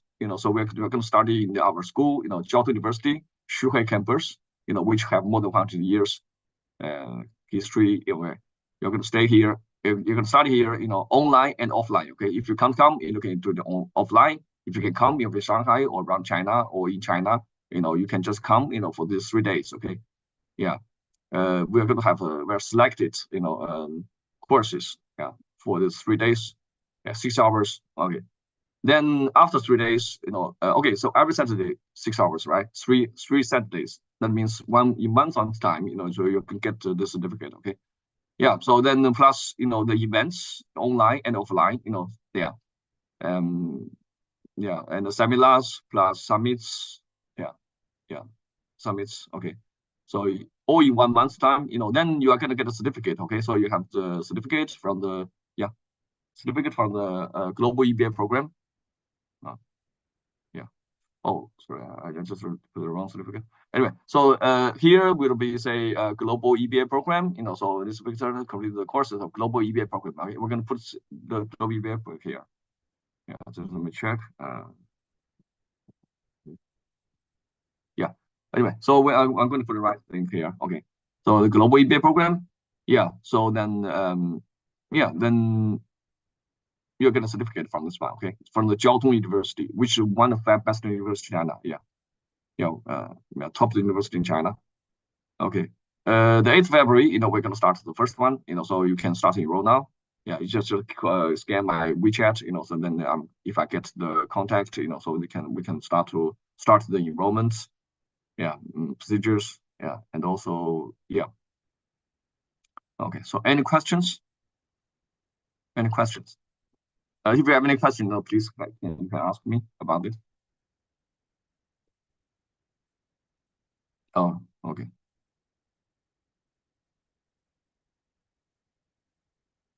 Hello. Hi. Thank you, Jack. Hi. So Hi. let me see if there's Okay. any questions. Okay, so questions. Yes.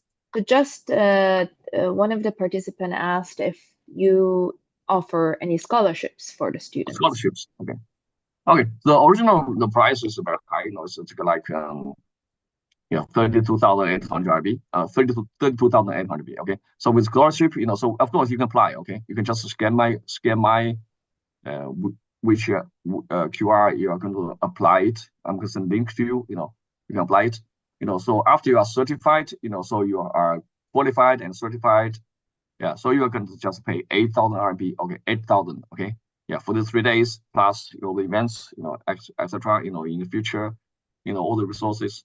Anyway, so okay, so let me just confirm again.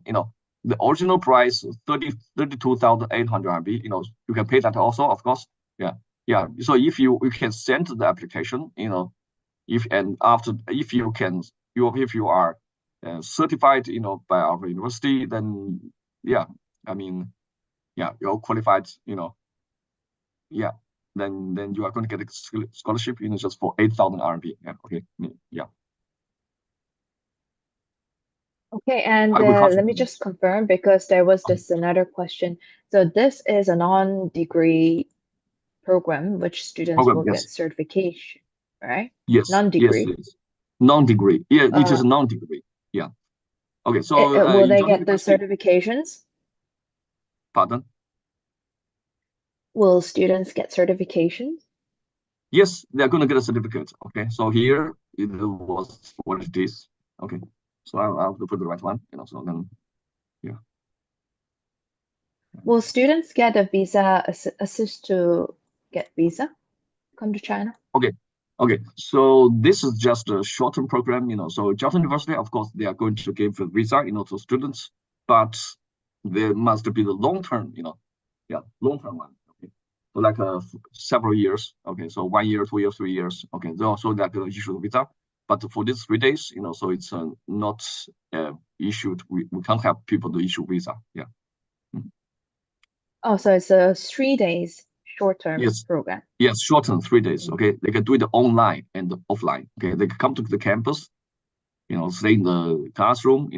Yeah, they can also do it on Zoom. So we're going to put a camera in the classroom. Then people can just watch. Yeah, and also they can ask questions. Yeah, and also so we are going to have many Chinese entrepreneurs. And those guys.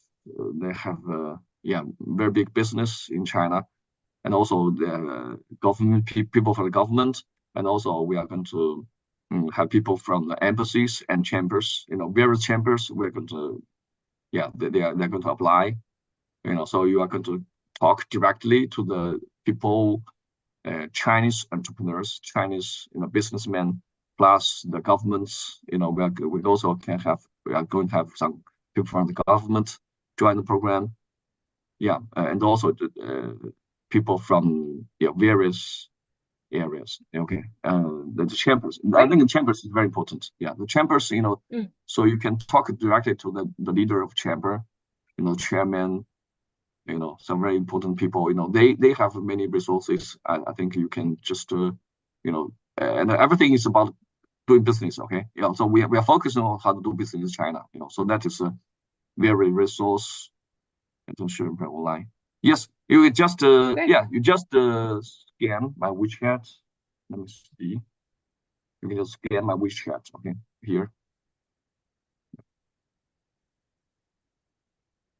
Thank you for answering the question. Now, because due to the time frame, the next school that we have to introduce is Ningbo University. But feel free to scan the QR code on the PPT and also reach out to China Admissions for any further questions. Thank you, Jack, for your time.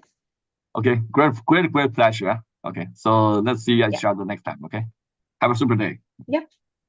You too. Bye. Bye-bye.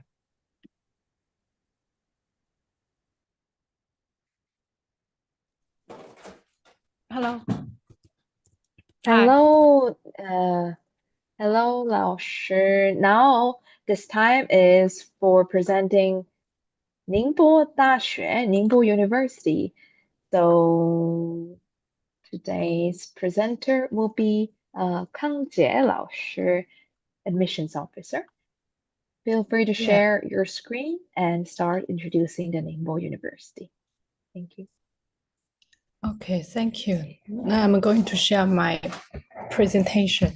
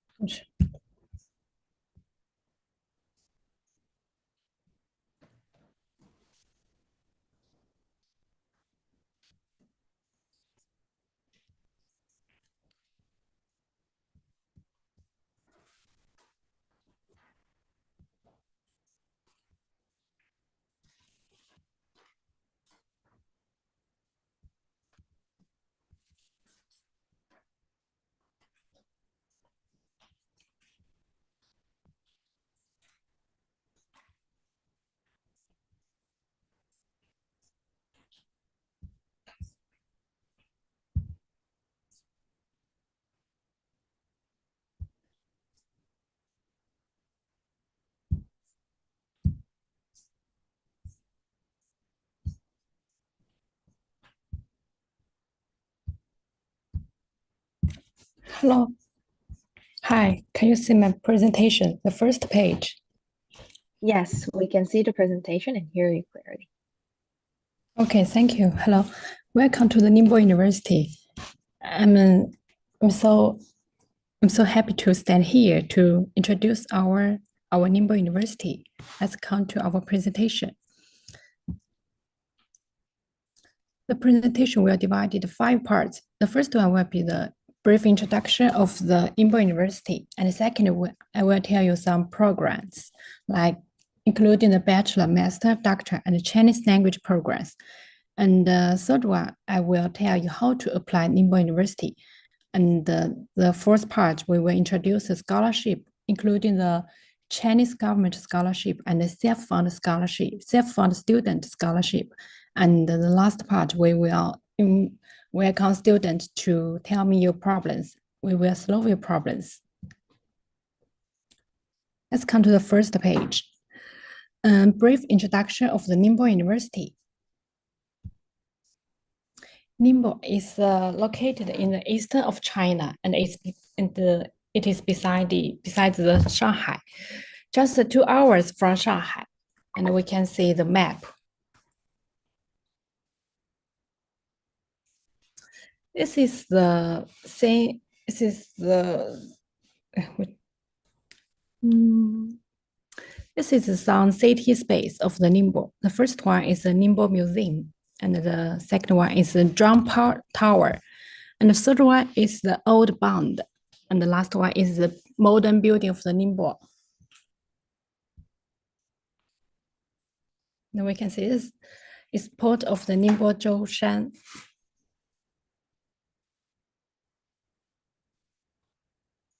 And Ningbo is in here. Zhoushan port is in here. And welcome to the Ningbo University. This university is the top 100 universities in the mainland China, and it's already listed into the double first class in 2017. And we have 20 disciplines, 23 colleges, and now we have 13 primary doctor programs, 9 postdoctoral research stations, 32 primary master programs, 31 professional master programs, and 59 undergraduate programs. And now, until today, we have 13 disciplines have ranked 1% in the world. And also, we have established the relationship with more than 100 universities from all over the world. This is the scenery of the campus. Here is our the south door, and here is our art building. It's the penitential art building, and this is the bridge. And for here, it's the main building of the Ningbo University.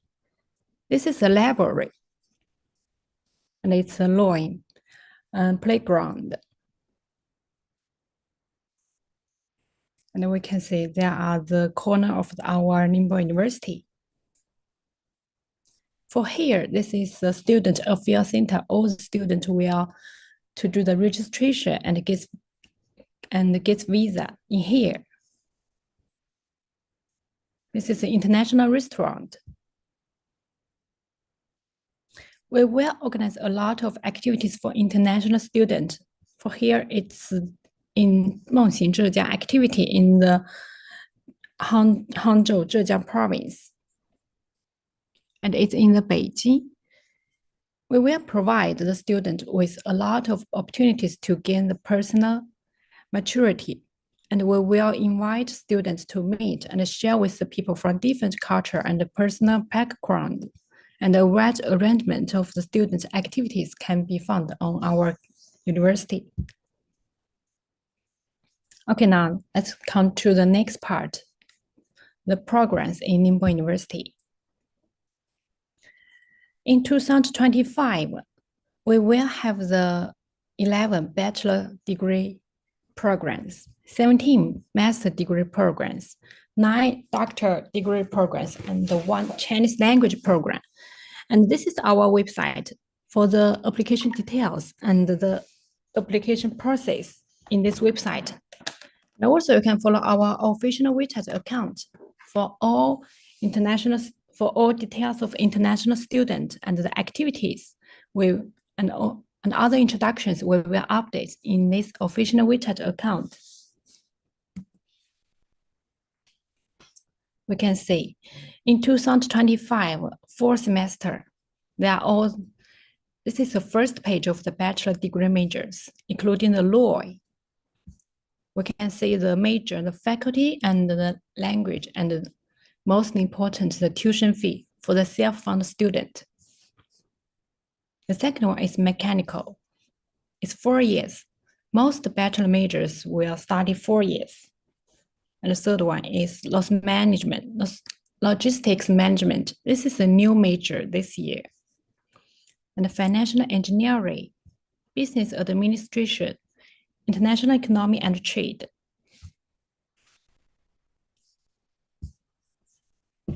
Okay, let's come to the next page.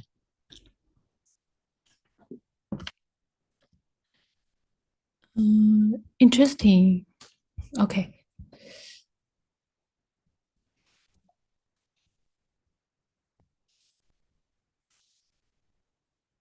For other bachelor degree programs, let's see the presentation. This one is CPA, accounting CPA. The tuition fee is special, you can note.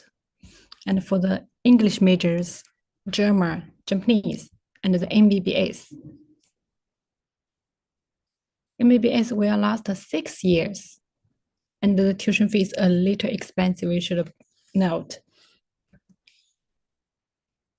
And now, for the master degree major degree programs, this year we have 17 master degree programs. We can see the details. The first one is the law, and port and shipping, technology and management engineering, agriculture, chemistry. Chemistry is taught by the Chinese. And teaching Chinese to speak of other languages, Chinese history, museums, MBA, Master of the Business Administration, and also Master of Business Administration, Enterprise Management. Please note this tuition fee. It covers all the tuition fee for two years and half of year.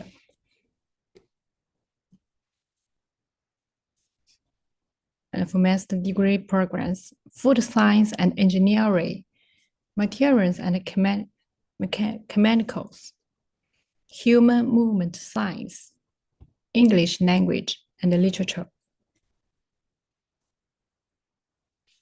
Like here, German language and literature, Japanese language, communication and information system, art,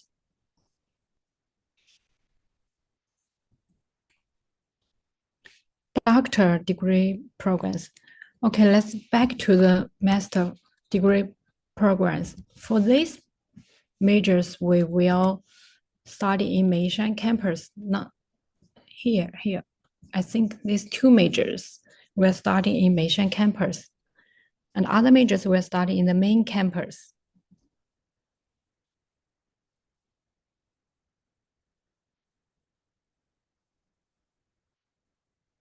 Let's review. Okay, let's come to the doctor degree programs.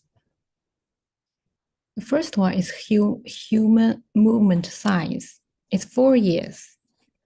And mathematics, mechanicals, agriculture.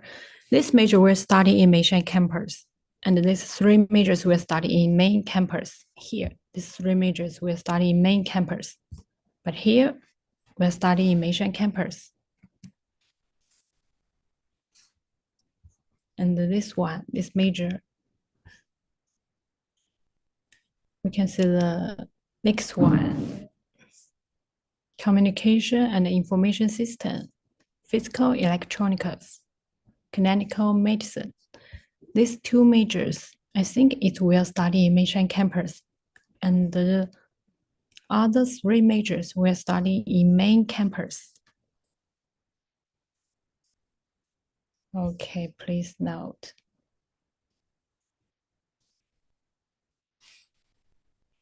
Okay, let's come to next part. Next part will be the admission guide. Now for the application of degree majors in 2025, maybe it will open application in about February.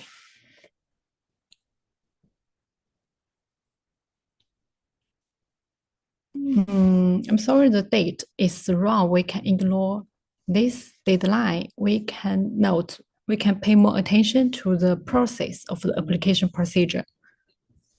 We can ignore this one. Then we can see the first one. The student can submit all the required documents in the website, just the online website, just the online application. In this website, we can see. And after that, the international college will check your document. At the same time, the faculty will also review your document, your all materials. And if you all after that, and if your all document is no problem, you will receive the pre-admission notice. When you receive the pre-admission notice, at first you can check and receive the pre-admission in the website. It's online pre-admission notice. And meanwhile, when you receive the pre-admission, you can apply the scholarship in the website. The same website, there will be the link for scholarship application if you receive the pre-admission. And if you get scholarship, you will receive the conditional scholarship offer in the website. You can check. After the pre-admission, you can choose for the tuition fee payment. When you pay for the tuition fee payment, you can choose the online payment, or you can go to the bank to pay the tuition fee. But please note, if you pay the tuition fee, you should note your passport number or your student ID. When you finish the tuition fee payment, if you go to bank, you should upload the payment receipt to the website. After the tuition fee payment, we will send you the formal admission notice and the GW4. The formal admission notice we will upload in the application website, the electronic document. You can download by yourself. And the GW4 we will send to your email. So please make sure when you submit your document, the first step, make sure your email is available, because its email will receive your GW4. But it's no problem. If you didn't receive your email, you can send the email to our admissions official admissions email, we will check and download the GW4 for you and send you again. The admission notice and the GW4 will electronic document, and the embassy will accept this. If you meet some problems with get visa, you can also send me the email, the admissions email, anytime. After that, when you receive the formal admission notice and the GW4, you can hold this document to get your visa. And before the September, we will send the link and email to you to finish the online registration. You can just follow the guide in the online registration email and finish and come to the Ningbo University on time to finish your registration. We will welcome all the students in the Student Affairs Center. We will make all the preparations. There are all the application procedures. Please check. And now let's come to the next page. For the application document, you should submit all the required documents in the website. The first one is your photo, and the second one is your passport. You can note this page. There are all the required documents uploaded in the website. Only accept the electronic document.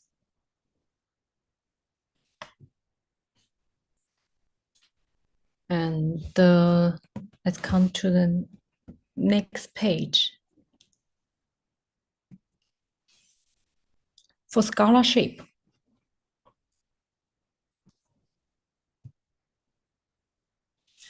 For scholarship, for Chinese government scholarship, the tab A, we can see the details in this page.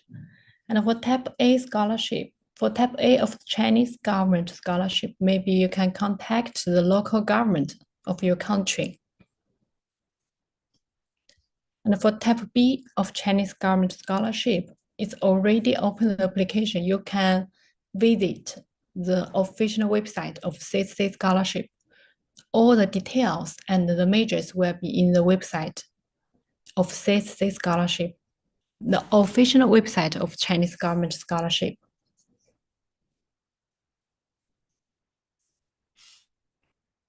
The tab B is already opened, the application.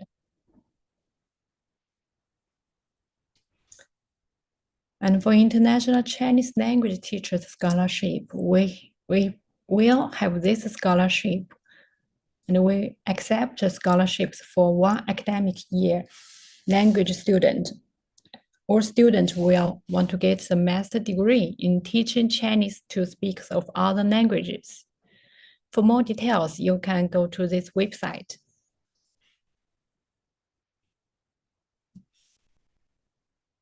Okay, now let's come to other 3 scholarships. The 3 scholarships is for self-funded student. I have already said, when you get pre-admission, you can apply scholarship online. It means this scholarship. The first one is Zhejiang government scholarship. For master and doctor, it's well 13,000. For bachelor, it's well 20,000. The next 2 tab is Ningbo government scholarship. Master doctor is 13,000 and bachelor the same 20,000. And for the Chinese language student, if you apply 1 year in the 4th semester, you will have a chance to apply Chinese language scholarship after you arrive Ningbo University, maybe in October or November. You can wait a notice. And the last one is Ningbo University scholarship, the same amount. Master and doctor will be the 13,000 and the bachelor will be the 20,000. But you should note, 3 tabs, if you get pre-admission, you can only apply 1 type. 1 of 3 tab, you can apply anyone. Not all students can get 3 tabs. Only 1 student can only get 1 type of 3 scholarships. So please note.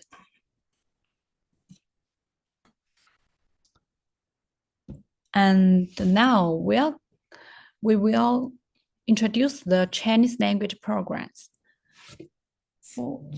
For Chinese language programs, we will have the 1 semester or 1 year. The spring semester is already open the application, the same application website. You can visit the same application website in the before page of this presentation. Because the spring semester Chinese language, we have already opened the application. If you are interested in the Chinese language, you can go to the official website. And we can see the details, including the course, including the requirement of the student. And for the application document,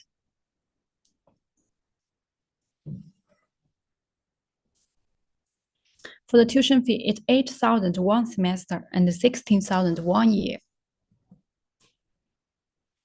And for Chinese language program, you can see we will have the HSK test. And for the HSK test, it's in the same building. We are having the Chinese language courses. It's so convenient. Yes, there are some photos of Ningbo University.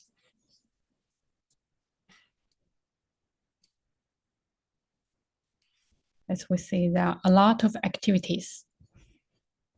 We will invite international students to participate in many activities for them to experience the Chinese culture. Okay, this is a brief introduction of Ningbo University. We have ended. And now we will come to the last page, the FAQ. If you have some problems, you can type your problems. I will say, and I will help you solve the problem. Thank you, Lao Shi. So we have one question from our student side. He or she was asking if they can do a part-time while studying in university. For the part-time, at first, the student start here, they will get a student visa. If the student themselves go outside for the part-time job, maybe it's illegal. But for the university, we will have the cooperation with the company. So if the students are interested in the part-time job, we will recommend the student, maybe we will recommend the student to the cooperation company to add their experience, to add their working experience. That's a great news. Another question is there any scholarship available for Chinese language program? Yes, for Chinese language program, if the students apply 1 year in 4 semester, they have a chance to apply they have a chance to apply scholarship of Chinese language program.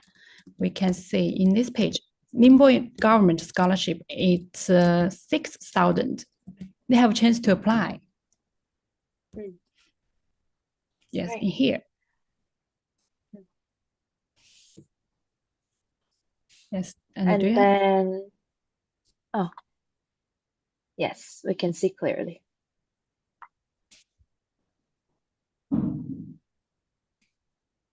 Well noted. I believe we have this last question regarding the PhD program. Is there any kind of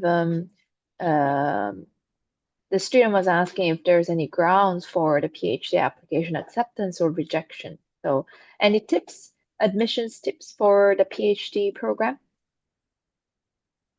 For the PhD program, if the students are interested in PhD program, they can, I suggest maybe they can send the interest program or more details to the admissions email, and we will send the email address of the faculty. Maybe the student can contact the professor in the faculty at first to get a recommendation letter. This is the email address. And if the students have more documents like the introduction and the CV, we suggest and we welcome students to provide more required documents like more awards and certificate. It's some tips. Great, thank you. Thank you. Oh, and there's one more question, which is if there's any fully funded master's program in civil engineering. Civil engineering, fully funded. You mean scholarship? Yes, 100% scholarship. For 100% scholarship, maybe you should visit the official website of Chinese government scholarship to learn about whether there will be this major in the Chinese government scholarship website. If they have, you can apply the CCC scholarship at first. It's the full funded. And also, if the students didn't get scholarship of CCC, he can still apply the majors. Maybe they will get the self-funded student. Self-funded student, and you can wait a moment. For self-funded students, the scholarship for doctor is 13,000. Well, for the majors of let's see, what majors?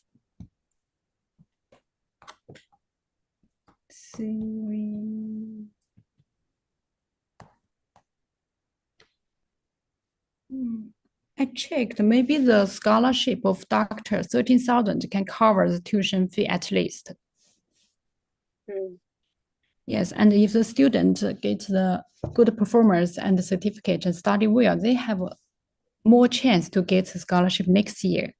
But the student, if he want to get full funded, he can visit the CSC official website at first to learn about. Noted. Thank you so much, Lao Shi, for answering the questions and amazing introduction for your university. Now we'll invite the next university, so you may stop sharing the screen. Okay, thank you. And now we are having East China University of Science and Technology.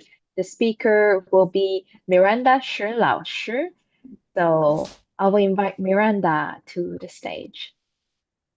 Yes. Hello, Over to you, Miranda. Hi. Hi, Miranda. Hello. Nice to join this session. So can you just to check, can you hear me all right? The voice? Yes. Yes, Okay. everything is clear. Okay, great.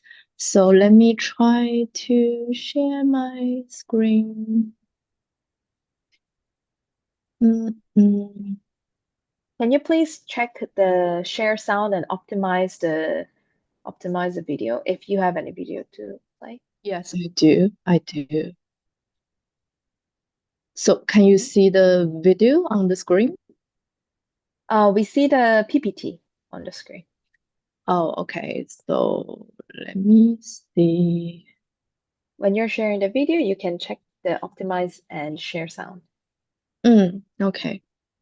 So can you see it now? Yes, yes. Okay, great. So again, thank you, China Admissions, for the invitation, and I'm very honored to be here today and to share this information session with our potential prospective students. So before I officially start, I just want to share a very brief video on eCast, and this is consists of some of the heart feeling sharing from our outstanding students. So I hope that this can give you a quick understanding about eCast. Okay, so I'll play the video now.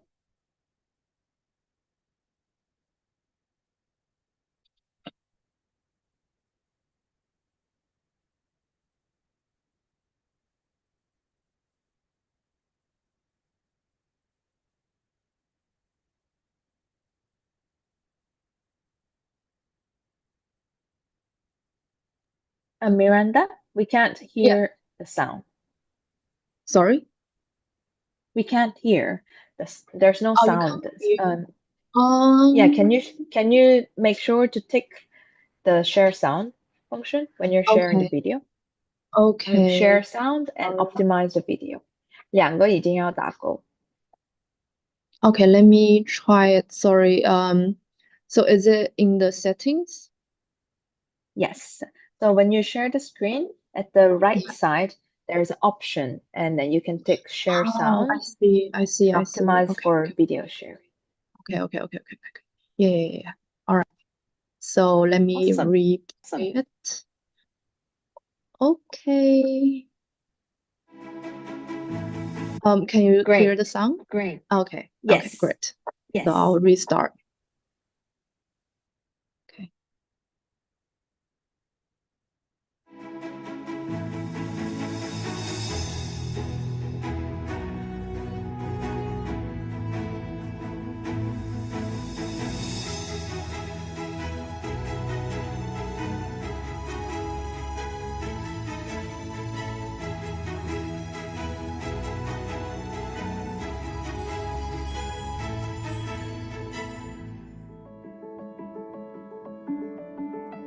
I come from the Kingdom of Saudi Arabia. 我来自印度尼西亚的。 I come from Spain. I come from the United States of America. 我来自巴基斯坦。I come from Italy. I saw China as the ideal place for me. China is a country of innovation, rapid growth and advancements in technology, commerce, and other business-related fields. I specifically chose ICAS because it is an amazing place and it's for its excellent reputation, and because it offers a unique JMD program. This program is an effective way for earning multiple degrees in such a short period. I am an exchange student from Queensland University of Technology in Brisbane, Australia.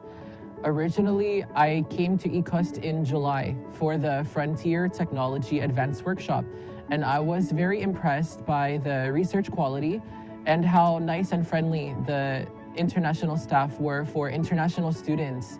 So I came back this semester to finish my project. 中文是世界上最广泛使用的语言之一，对我的未来的职业发展也有帮助。学习中文不仅可以帮助我更好地了解专业知识，还能认识更多中国朋友。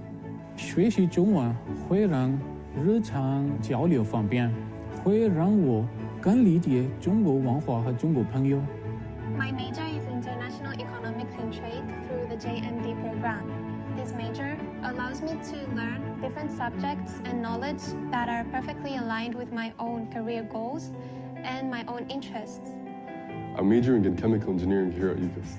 I've always been fascinated by its impact on our daily lives. Plus, ECUS is known for a strong program in this field, which makes it even more exciting to study here. 华里的学习氛围我觉得挺好的，老师的教学非常专业，时常鼓励我们表达自己的想法，同学们也很热情，互相帮助，共同进步。在这里，我除了认识朋友，也提升了我的实际能力和专业水平。 I took so many pictures of my life here in Huali, and I always share it on social media. I joined many activities prepared by ECUS, and my favorite was the cultural experience activity, where I was able to see how is the culture of other countries, as well as sharing my own culture to other countries. When we went to Jiao with my schoolmates, I could experience how in such a big country, there could exist two different cultures, and that really amazed me a lot. 我参加了感知中国文化活动和贵州篮球友谊赛，这些经历让我深入感受到丰富的当地文化。 I participated in an organized trip to Ningbo. It was honestly an amazing experience. It was a place surrounded by beautiful greenery and rich history. Outside of studying, I've really enjoyed participating in Dragon Boat races and cultural events here at ECUS. It was amazing joining and organizing football and basketball games as well. These activities have helped me experience diverse cultures and make friends from all over the world. I think it's a great way balancing academics and having fun. I've participated in multiple visits to enterprises. I've learned a lot and gained a deeper understanding of Chinese manufacturing. It was really helpful, honestly. 我的职业规划是专注于视觉传达设计。我希望把我在华里的知识用到工作上。毕业后打算在中国继续发展。我希望从事学术道路。我2019年6月由华东理工大学项目工程学院化学工程获得工程博士学位，并由2023年留校任教。今年我才拿到了中国绿卡，我计划留在中国发展。 China's economic development is truly remarkable. It is inspiring to see firsthand how China advances in many aspects like its infrastructure and the technology. As for its market growth, it has truly a great potential. China's growth in science and technology is very impressive. The economic growth is also very impressive and very fast. I've seen so many changes. It's exciting to see. I would describe Shanghai as vibrant. It's a mix of modern life and rich culture, and there's always something exciting happening here. 如果用一个词来形容上海的话，我会选择融合，因为上海有来自不同国家的人，这种融合让我感到上海是一个非常现代和包容的城市。Balanced. Shanghai is a large city, but it has also thoughtfully integrated green spaces in almost all of its districts, which is why there is a balance and harmony between the modern city life and nature. Peaceful. And the reason I would say peaceful is because most of my time is spent on the campus. It feels calming to finish my thesis while I'm here in Shanghai. And I feel very fortunate that I can be in such an international city like this and enjoy my time here. 海纳百川，上海作为国际大都市，包容性很强。If I would choose one word, is lively, because I think here in Shanghai, in every corner of the city, there is something to do. 我爱中国，我爱花里。我爱中国，我爱花里。我爱中国，我爱花里。我爱中国，我爱花里。我爱中国，我爱花里。永远欢迎，安倍回家。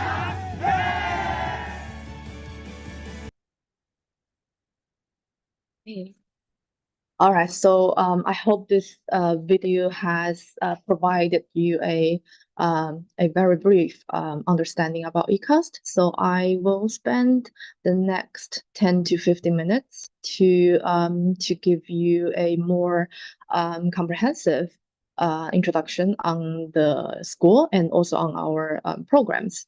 So that's all, just to double check whether you can see the slides. Yes, we can see the slide clearly.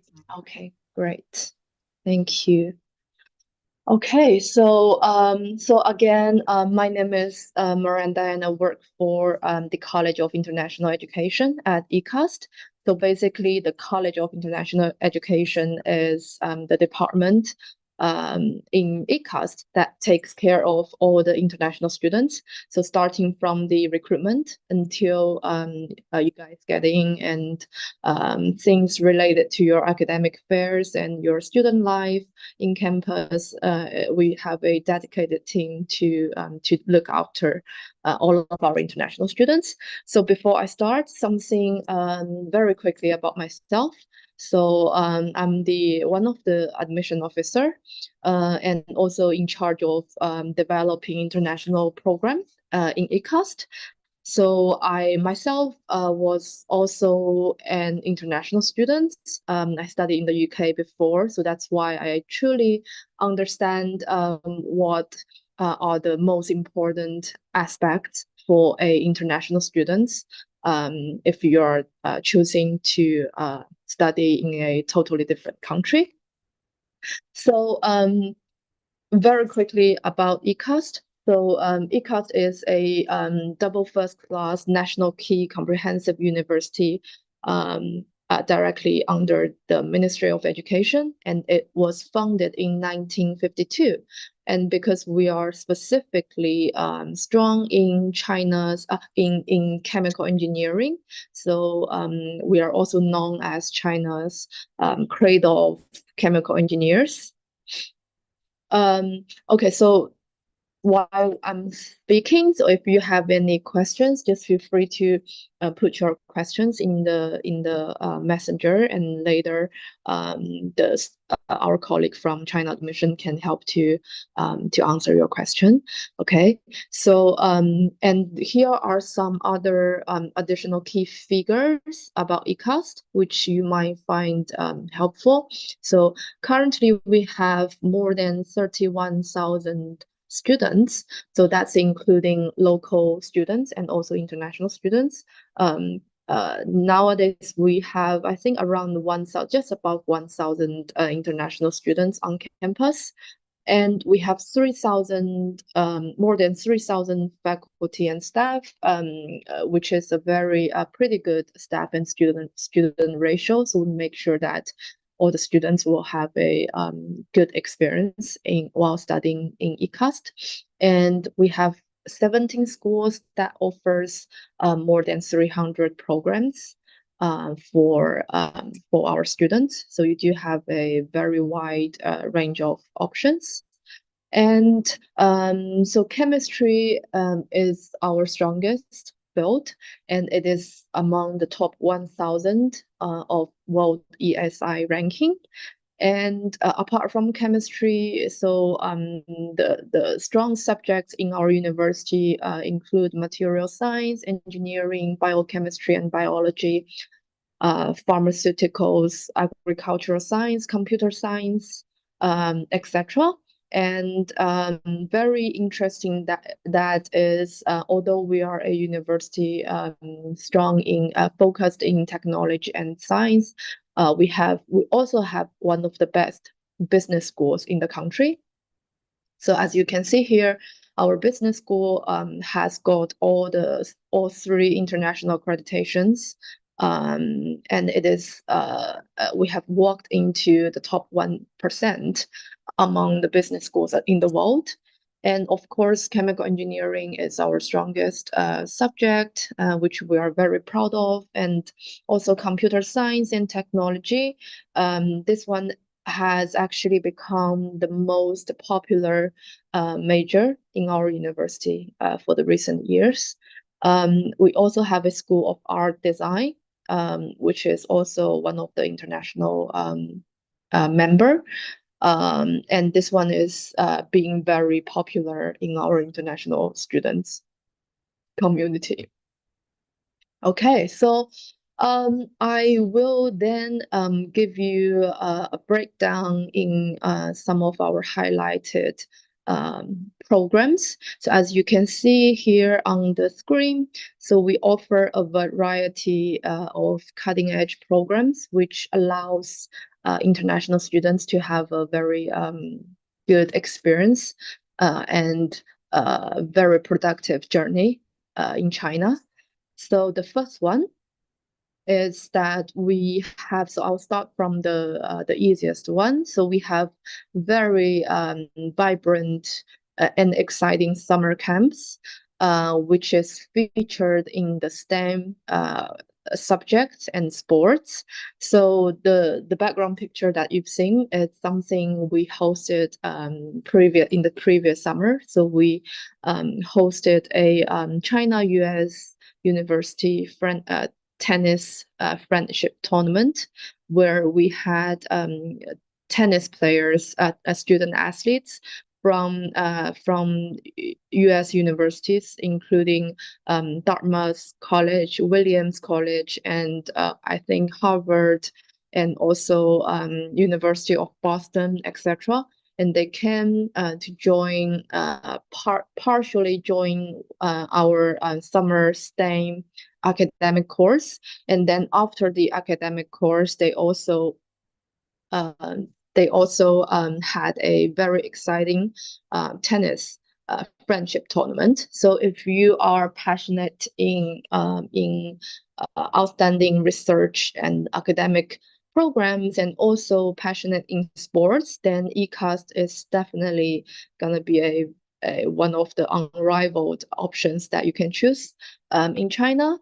And also, this is another short-term programs which we would welcome students from all over the world, from different universities to come and join our short-term programs as exchange students. So it's very flexible duration and subject areas. So you can choose to study with us for 1 month or 6 months or 1 year, and it's all credits bearing courses. So you can transfer the credits you get from here to your home university. And this is another, we call it Young Excellent Scholars Program. This is short for YES programs. And something worth mentioning that we also have a fully funded summer program. It's called the Advanced Innovative Talents Workshop. And this one is purely designed for students, for postgraduate students. And you will have the opportunity to get full scholarship to join ECAST during summer for a 3-week research project led by our top scientists in ECAST. So if you are postgraduate students and you are interested in joining this program, you can also contact us. So you can apply for the scholarship. And this one is also worth mentioning because we are specifically strong in chemical engineering. So we have a very strong strategic partnership with Saudi Aramco company. If you know that this is literally the richest company in the world, the oil company in the world. And Saudi Aramco, they send us around 30 students every year. They selected their best high school graduates, and the students will start foundation in our university, and then after 1 year foundation, they will join the chemical engineering undergraduate course at ECAST directly. And so this is kind of related to employability.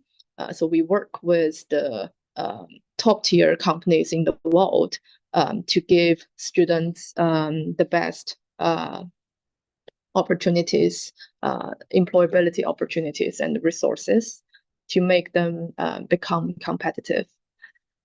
And the most important part, which I would like to share today, is about this one. It's called Joint Multi-Degree Program.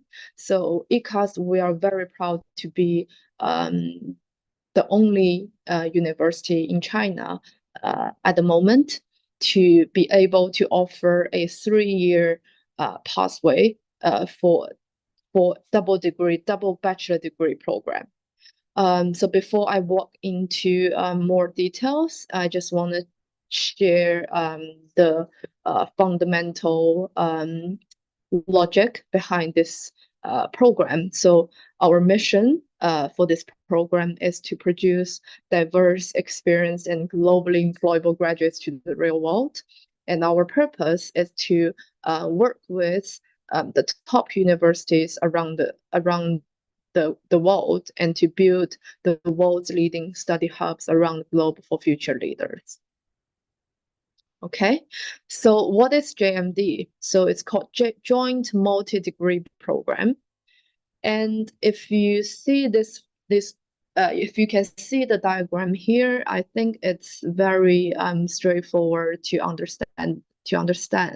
So basically, the student will start their journey from ECAST in Shanghai, and they will spend the first 2 years at ECAST, and then for the 3rd year, student can choose to go to one of our global partner institution. Currently, we have partners in the UK and also in Australia, and you can choose to go to UK or Australia to finish your last year as your bachelor degree. And the most exciting part is the JMD students is able to finish their bachelor degree within 3 years.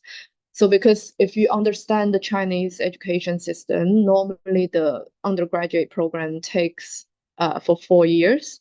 But this program here, which allows you to save a year of your time, and you are able to graduate 1 year early. And then not only that, you can get 2 degrees after 3 years. And for the 4th year, it's not compulsory, but you can choose to stay in the UK or Australia for the 4th year to finish your master degree. So if we go back here, so JMD program has 3 key features, which are faster, better, and stronger. So I think faster, as I explained just now, I think it's very easy to understand. So it's 3 years instead of 4, and it's more time and cost efficient way. And the next feature is about better.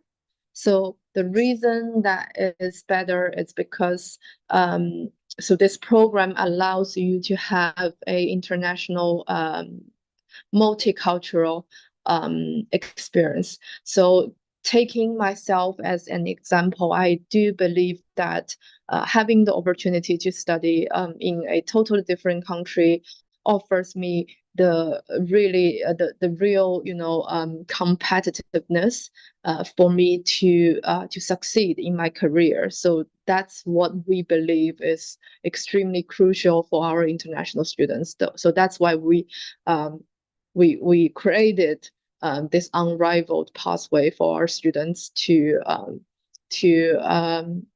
build up their multicultural experience by having the opportunity to study both in China, in Shanghai, which is the most economic, vibrant economic heart of China, and also you will have the opportunity to go to another country for the 3rd year. So that's why it's better. And the 3rd feature is stronger. So the reason that is stronger is because that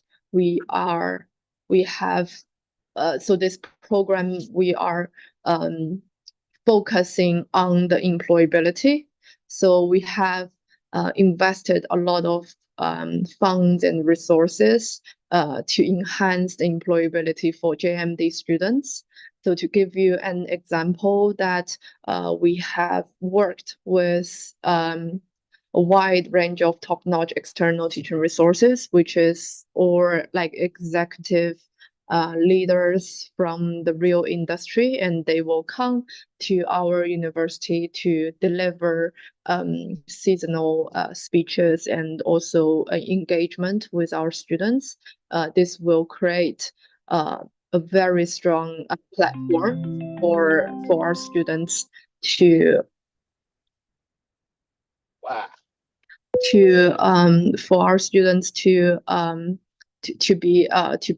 build up their employability.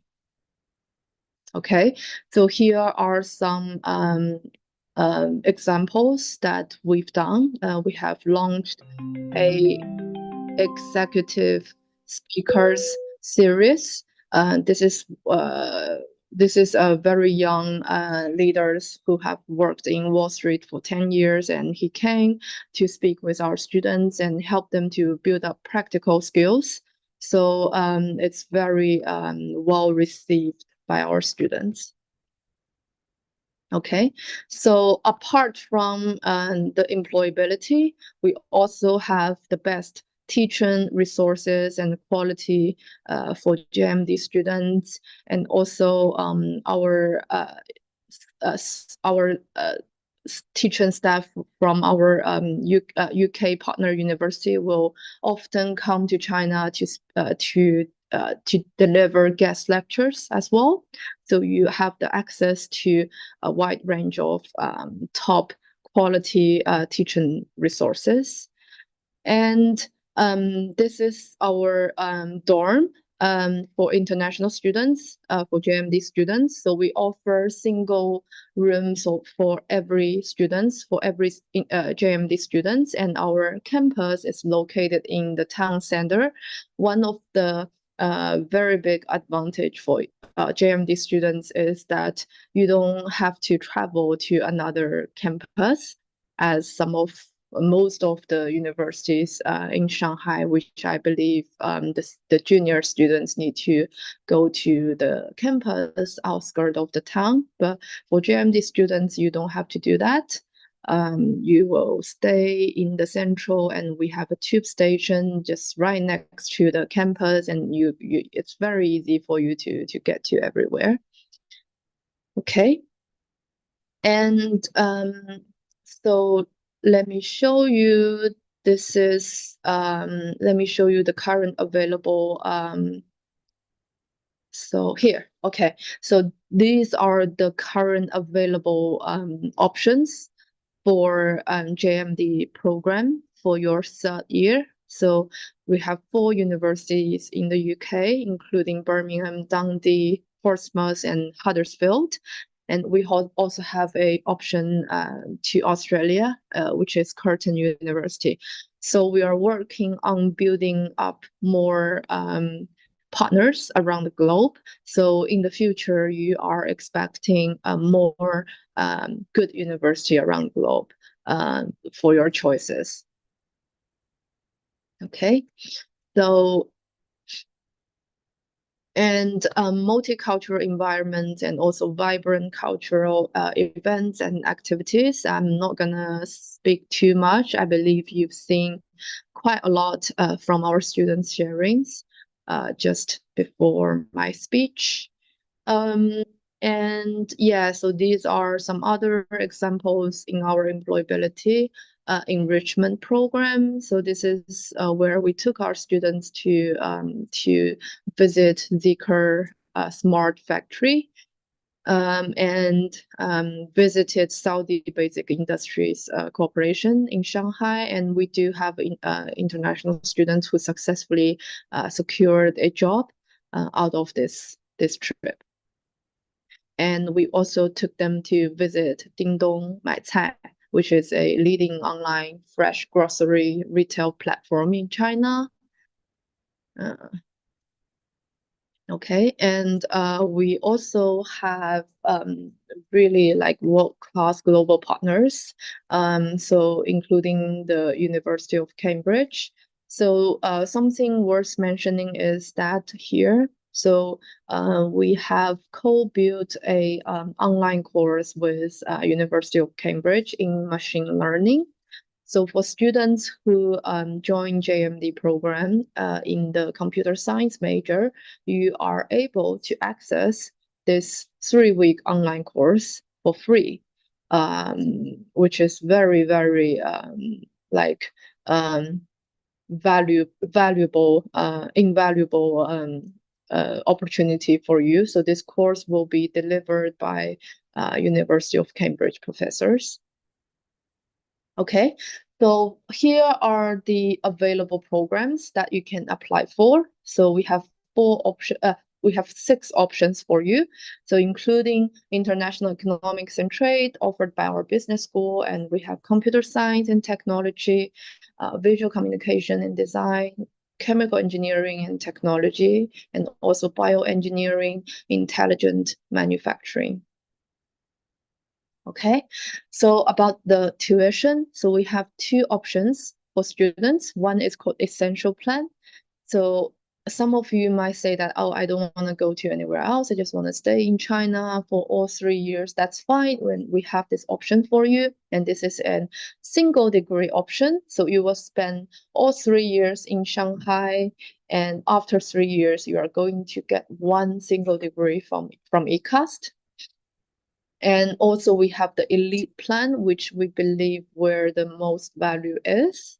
So this is the double degree program. You will spend 2 years in Shanghai and 1 year in the UK or Australia.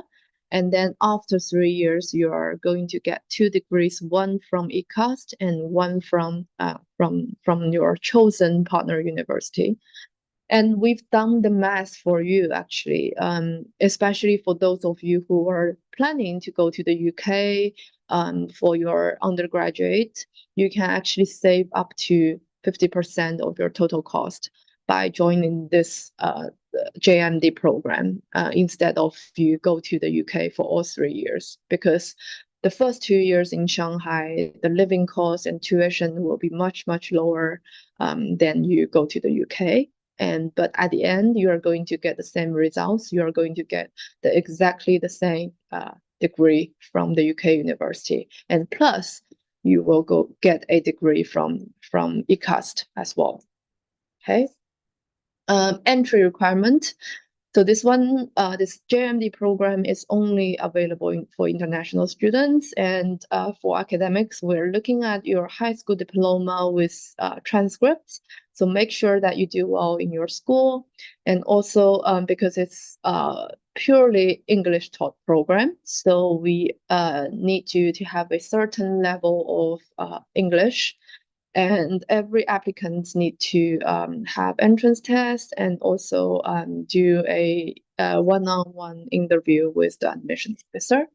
And we do have scholarship opportunity. However, the quota is very limited. So the scholarship ranged from 10% to 100% of the first year tuition and accommodation fee. So if you want to apply for scholarship, then make sure you submit your application early.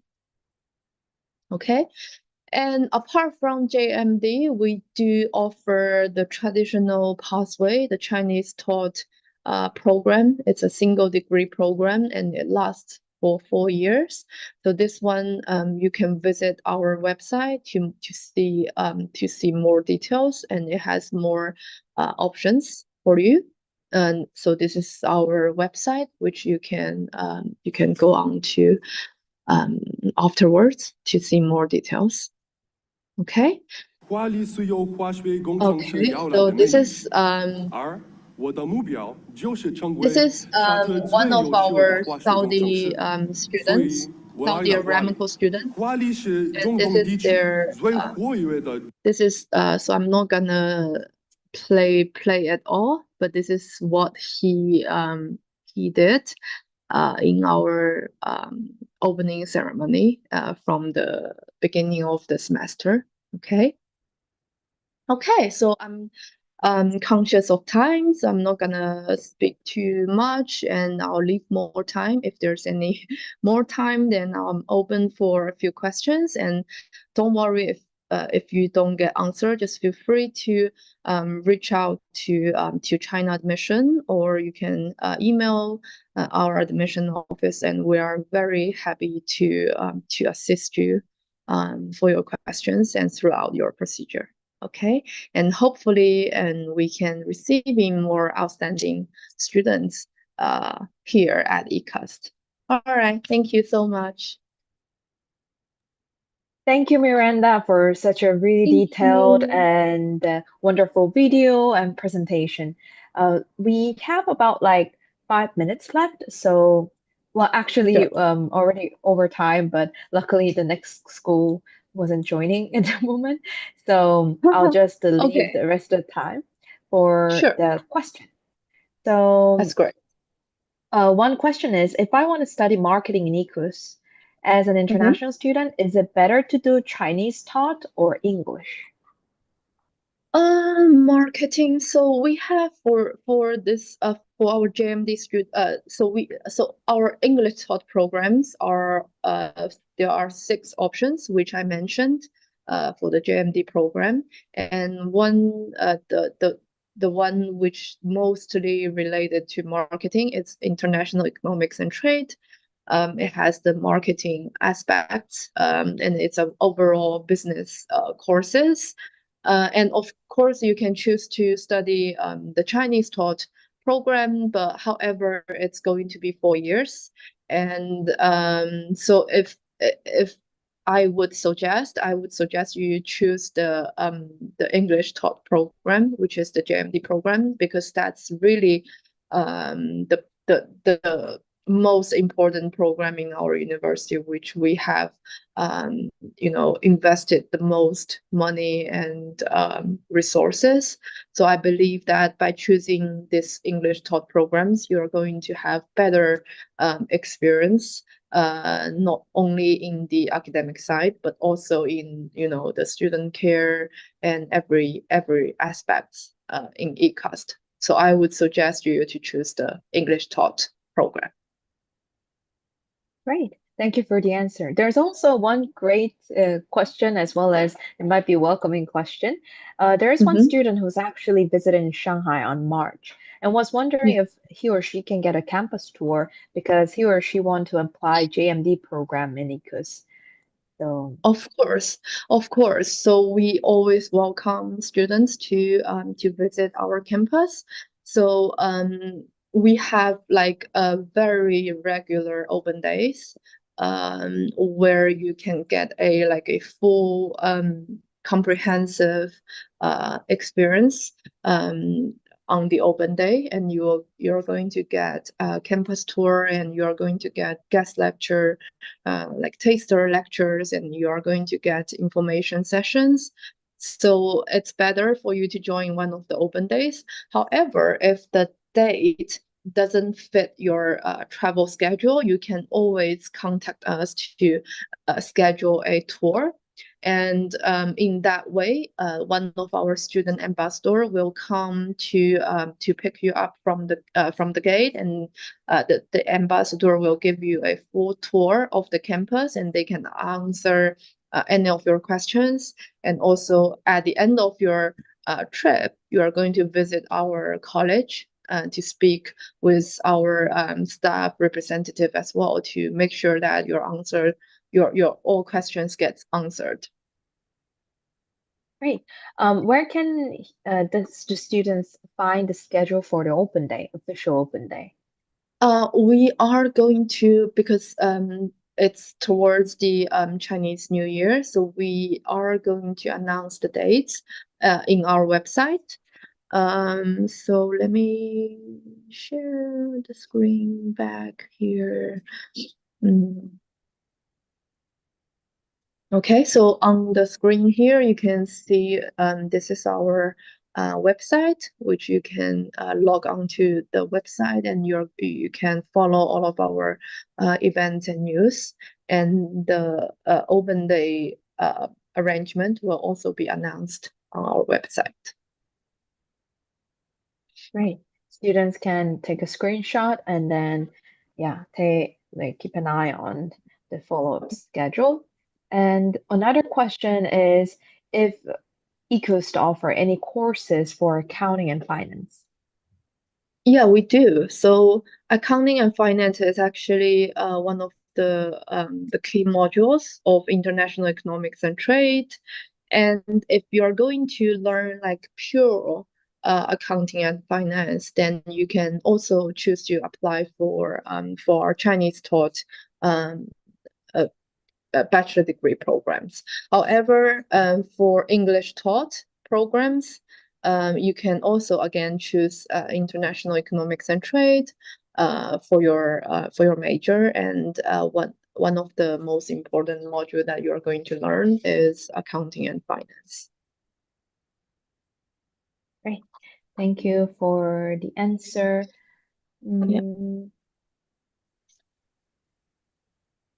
And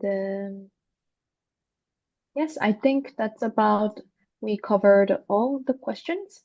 So maybe if there's any further questions, feel free to reach out to China Admissions team as well as ECUS. You can go visit the website or send them an email. Thank you so much, Miranda, for amazing presentation. Thank you so much. And excited to see more students to visit your campus. Thank you. That's all. Bye. Bye-bye. Okay, bye-bye. So bye-bye. Bye-bye. Okay, so now the next school that we're about to present is Asia Europe Business School of East China Normal University. So I know we're a bit ahead of the time, 10 minutes early. I'm not sure if the Fei Fei 老师 is ready to present and introduce the school. Feel free to get on the stage and introduce us your school. In that Please way, wait a minute. sure, Feifei no Yang problem. is now connecting. Sorry. Sure, no problem, no problem. In that way, we can also have more time for the Q&A as well. So by the way, there's a student who's asking to allow your mic to ask a question. Maybe you can type because to control, we have a lot of attendees today. To control the quality of the event, maybe Asad, you can type the question on the question and answer. Okay. And are you the Fei Fei 老师 or? Yes, Professor Yang Oh, from great. Asia University, East China Normal University. Great, nice to meet you. Well, great to have you today, and feel free to share your screen and introduce Okay. your school. Okay, yeah.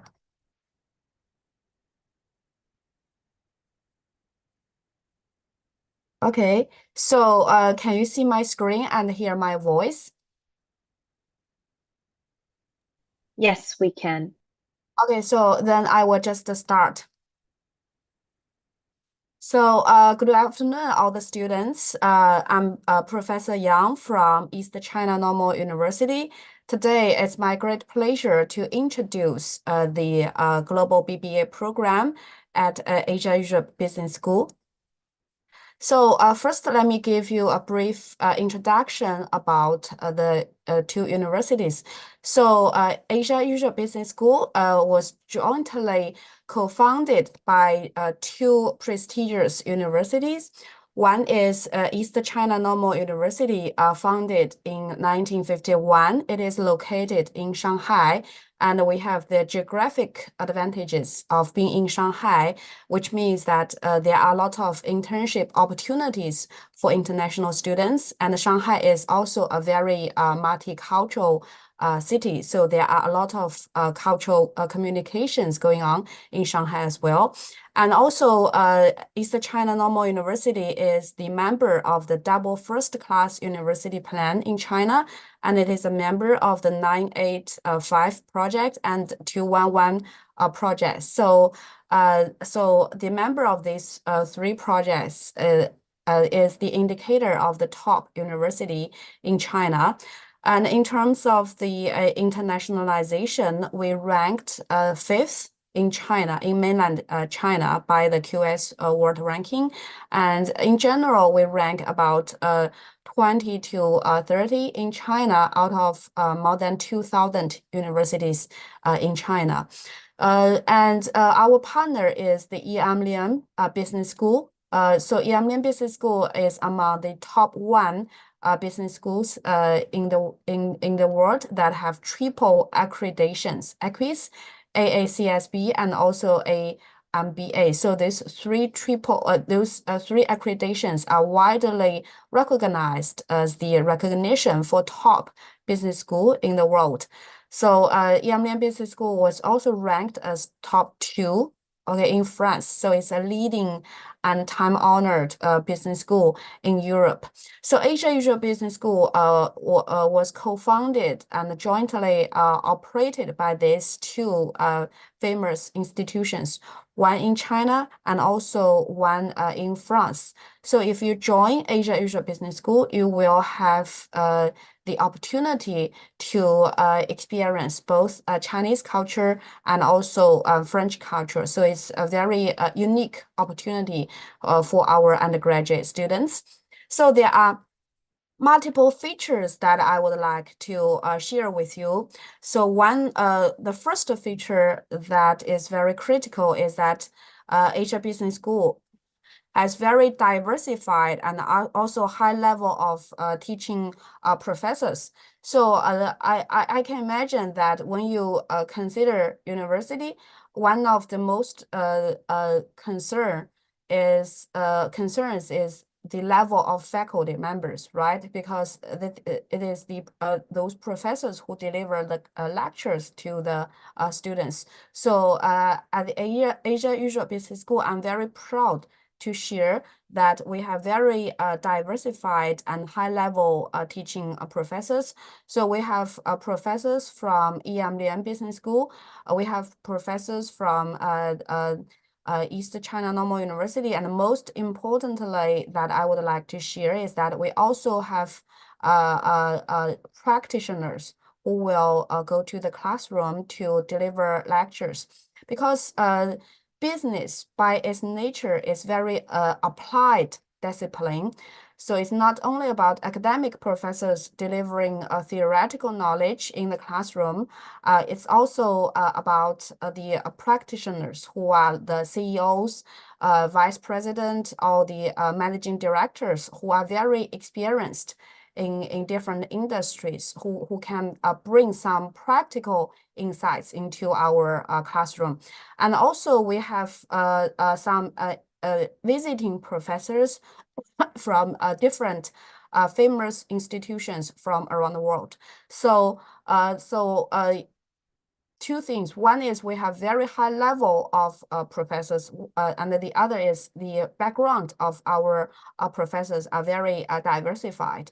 And those professors are from more than 10 countries. And we have both academic professors and also business leaders as the practical professors. So here is the list of our academic professors, and we have a very young and also vibrant academic team, and all the professors hold the overseas PhDs or have the overseas exchange experience. For example, we have professors who got their doctorate degrees from US or from Australia, or from Hong Kong, etc. And also we have visiting professors from different prestigious institutions around the world.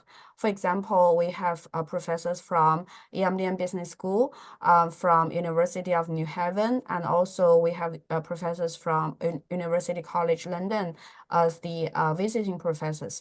Therefore, students in our program can have the opportunity to learn both from the ECNU professors and also international professors.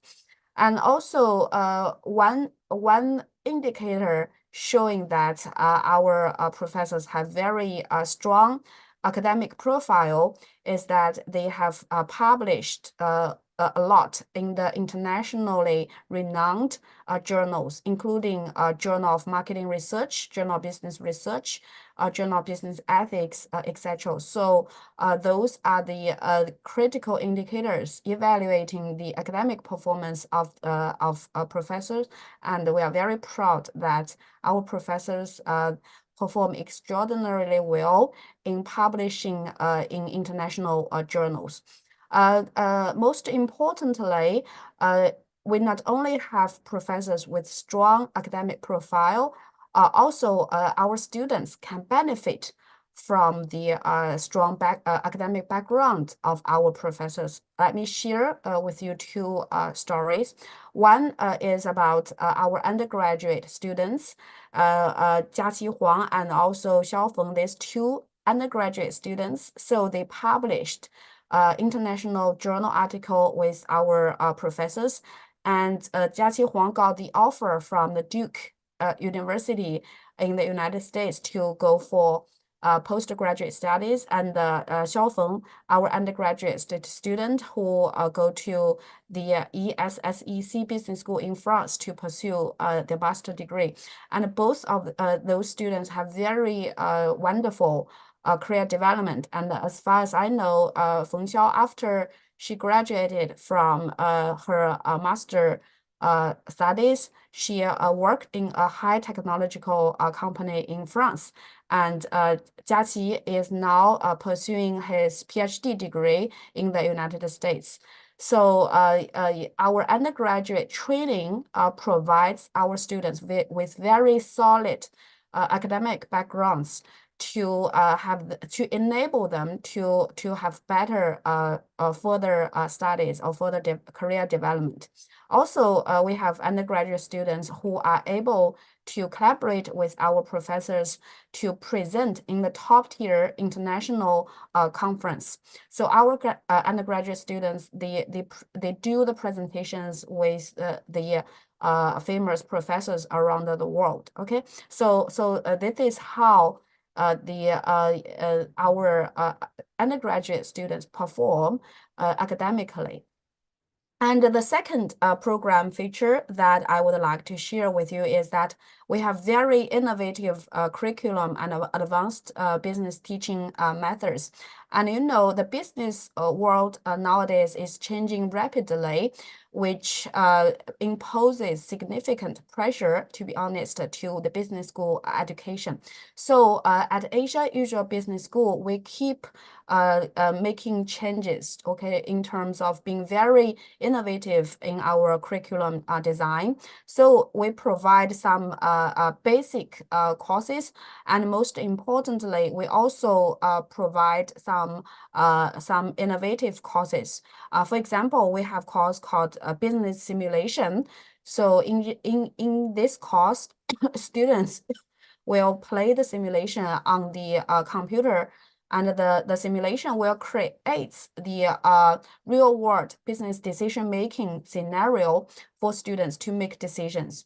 Also, we have an in-company consulting project in which students will work together as a consulting team to provide practical recommendations for companies. So this is the compulsory course for our students, and this is a practical course, which means that students do not take the course in the classroom. They take the course actually in companies to solve the real world problems.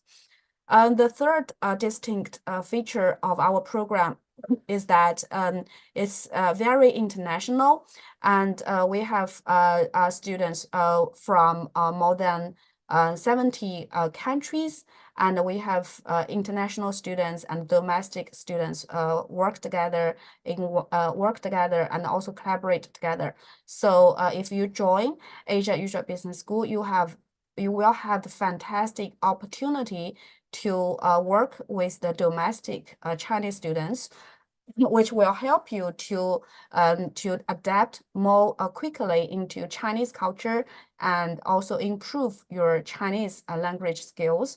And most importantly, you will have the opportunity to work with students from different countries, which will significantly improve your cross-cultural communication skills, which I believe that you will benefit significantly in the future, especially if you want to work in the multinational companies.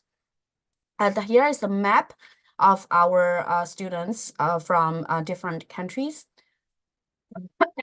And the fourth feature is that we provide very extensive internship, practical activities, and also career development guidance. And I know that is also that is also the things that most students are concerned. So when you make your decision of choosing your undergraduate study universities, you may wonder whether I can get a lot of internship opportunities or practical guidance. And Asia Usual Business School provides a very wonderful platform to help you to gain extensive internship experience. So we have this. Sorry, I cough a bit today. So we have this double mentor program, which means that students will have the academic professor as their mentor, and also each student will have the enterprise mentor. So those enterprise mentors are the successful business leaders. That they are the CEOs, managing directors in different industries. So each student will have such an enterprise mentor who will give them a very detailed support in terms of their internship opportunities and also career development. So from the very beginning, from the very first year, students will get the guidance from practical leaders, okay, which I believe will benefit you a lot. Because for most undergraduate students, they just graduate from high school. They have no idea of what to do after 4 years, and they have no idea of like which industry they would like to work and what kind of business practice looks like. So having the enterprise mentor to help you from the very beginning will benefit you substantially for your career development. That after 4 years, you can have a better idea of your career choice and development. Therefore, with those distinct features, so we aim to cultivate students with different skills to help them to improve their employability in the job market. So from the employment perspective, our students will have very strong global vision, very solid professional knowledge, and also excellent ability of international communication. So our students can work in multinational corporations and foreign-funded enterprises in various industries. Just like the example that I just shared with you, we have one Chinese student who, after graduation, is now working in France. So a lot of our students then do not only work in China, but also work in different multinational companies around the world. Because the multicultural communication environment that our business school created, which really enable the students to develop very strong globalized vision and also very strong international communication skills, which are very well recognized by those multinational corporations. So at Asia Business School, we have a strong connection with global with different companies such as Unilever, and also we have also some students after their graduation, they work in L'Oreal, in KPMG, in Siemens, etc. So we have very strong connection with different companies in Shanghai, which I think is very important because such connection will provide students with access to the internship opportunities and also build better practical experience. So thirdly, I would like to share with you about the course structure. So in the first year, our undergraduate students will take some basic courses like Chinese, computer science, and also advanced mathematics. So if you join Asia Business School, so at the school level, we will provide some Chinese courses to help students to improve their Chinese level.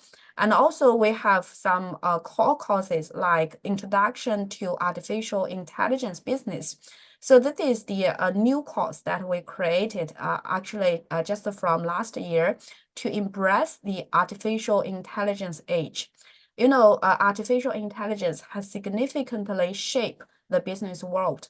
So our course design also try to react to the artificial intelligence development in the business world. So we have this Introduction to Artificial Intelligence Business course to help students to build AI-related business insights and skills, and it's very popular among the first-year students. We also have some basic courses like microeconomics and macroeconomics, as well as Introduction to Accounting. And also we have a business game, the simulation course, and also the in-company discovery during the summer vacation. So for this in-company discovery course, the students will have the summer internship, okay, to take advantage of the summer vacation time to do internship in companies. And in the second year, students will have some basic courses, including again Chinese and also some mathematics related courses. Learning mathematics is very crucial for business school students because it provides some mathematical foundation to do further business analysis. That's why in both first year and the second year, we have some mathematics related courses. Also, we have some courses like digital marketing, which is to, again, to respond to the digitalization of the business world. So it's not traditional marketing course like fundamentals of marketing that most business schools have. We have this course called digital marketing. And also for international students, many of them are very interested in how to do business in China.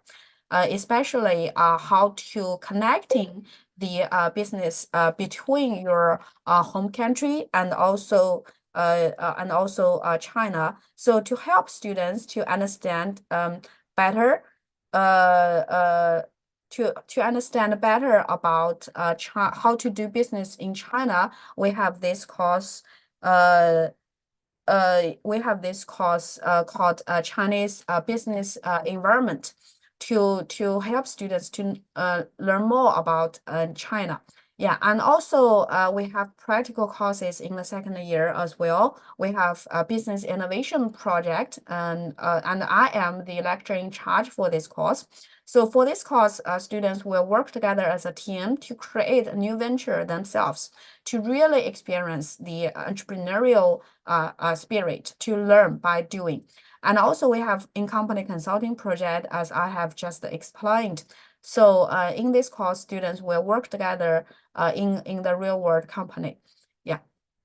And also in year 3, students will have some core courses, including big data analysis and financial decision making, business model innovation, innovation management, change and entrepreneurial leadership, etc.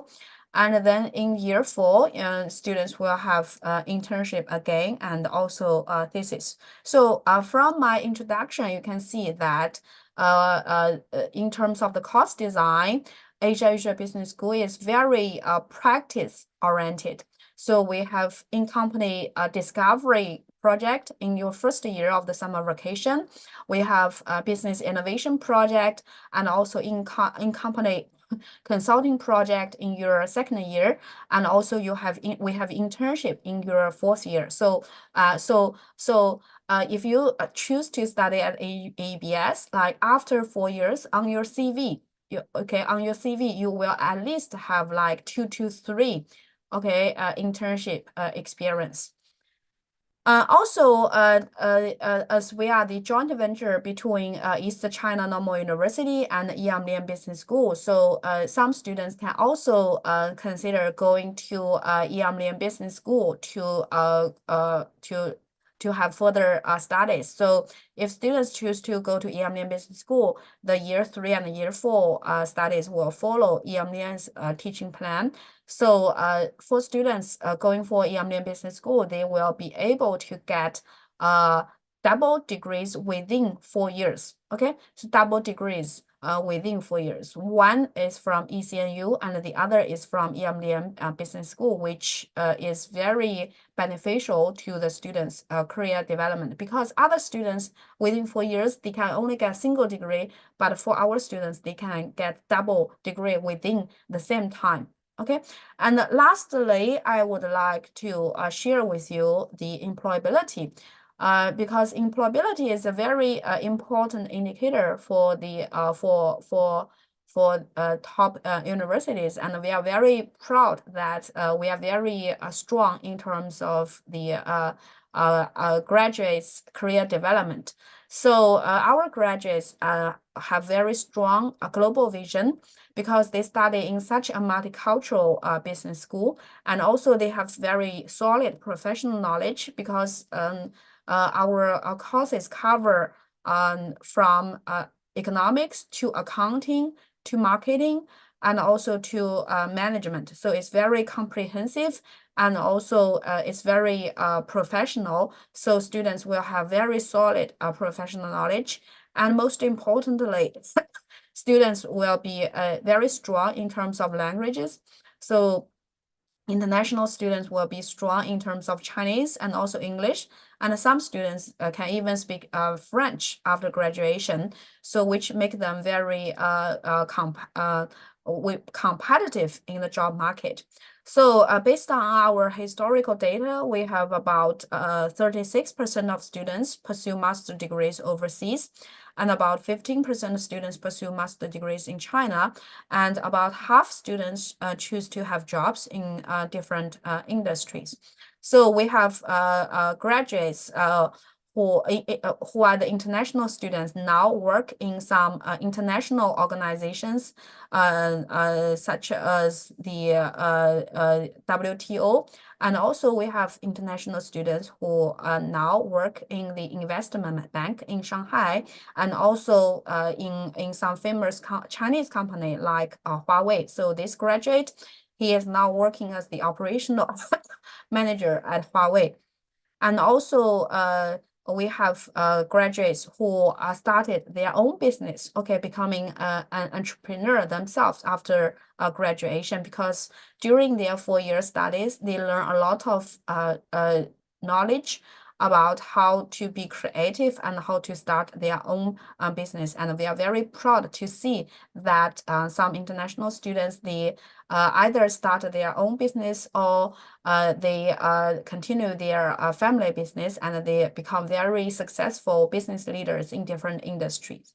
Okay, so for students who choose to go for postgraduate studies, they got offer from different famous universities, including Peking University, Zhejiang University in China, and also we have students who got offer from Duke University and Northwestern University in US, and also King's College London, University of Warwick, Imperial College London in UK. Last, I would like to share with you that we also have a special program called 3+2 program for undergraduate and postgraduate studies. So this 3+2 program means that students can finish undergraduate studies within 3 years, getting a single degree from ECNU. Also, and after that, students can have 2 years of postgraduate studies at ECNU, or they can consider to stay at ECNU and going to EMDM Business School for double master degree. So this program is very unique, that students can get both undergraduate, both bachelor degree and also master degree within 5 years. This is all my introduction, and I'm happy to answer any question. Yeah. Thank you, Lao Shi, for sharing such an amazing presentation. And I believe students find it very helpful. I think because of the time wise, I think we won't be able to take a lot of questions, but maybe I'll share you one question.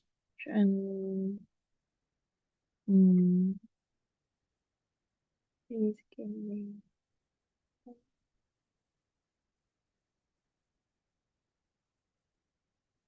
Okay. So there was this one student who was requiring about the requirements for the scholarships. I believe it Okay. was in the PPT. Yeah, so my colleague Cindy may help answer this question regarding scholarship. Okay, for the English Taught BBA program, it's not available for the government scholarship, but we are from the school side, we also offer school scholarship up to 50%, 30%. Okay, it's not fully supported scholarship. Thank you so much for the answer and the presentation. I think that was the major question. And now we'll invite the next school. Thank you. Thank Okay, you. thank you. Okay, thank you. Yeah, thank you for the presentation. You may stop sharing the screen. Okay, yeah. And now we will invite the next school, which is Beijing Normal University, Hong Kong Baptist University International College. Today's speaker will be Jessie. So Jessie, if you are available now, yes, great to see you. Feel free to share and introduce your school. The floor is yours. Hello. Yeah, so it's okay to hear my voice? Yes, we can hear clearly. Okay, if we're ready, then we can go for today's presentation. First of all, I would like to have a big thanks to China Mission and having this webinar. So I was going to start my presentation now. First of all, I would like to maybe just share something about UIC. Some students may confuse by our name. Actually, our name is the full of our school's name is Beijing Normal University, Hong Kong Baptist University, United International College, and UIC is just short for our memory. So actually, we are jointly founded by two schools. One is Beijing Normal University, another one is Hong Kong Baptist University, and our location is neither in Beijing and Hong Kong. We are located in the south part of China, Guangdong Province, Zhuhai. So because of the joint venture school, then most of the students will maybe have a concern about after graduation, what can I get from the school? About the certification, maybe I can expand my explanation here.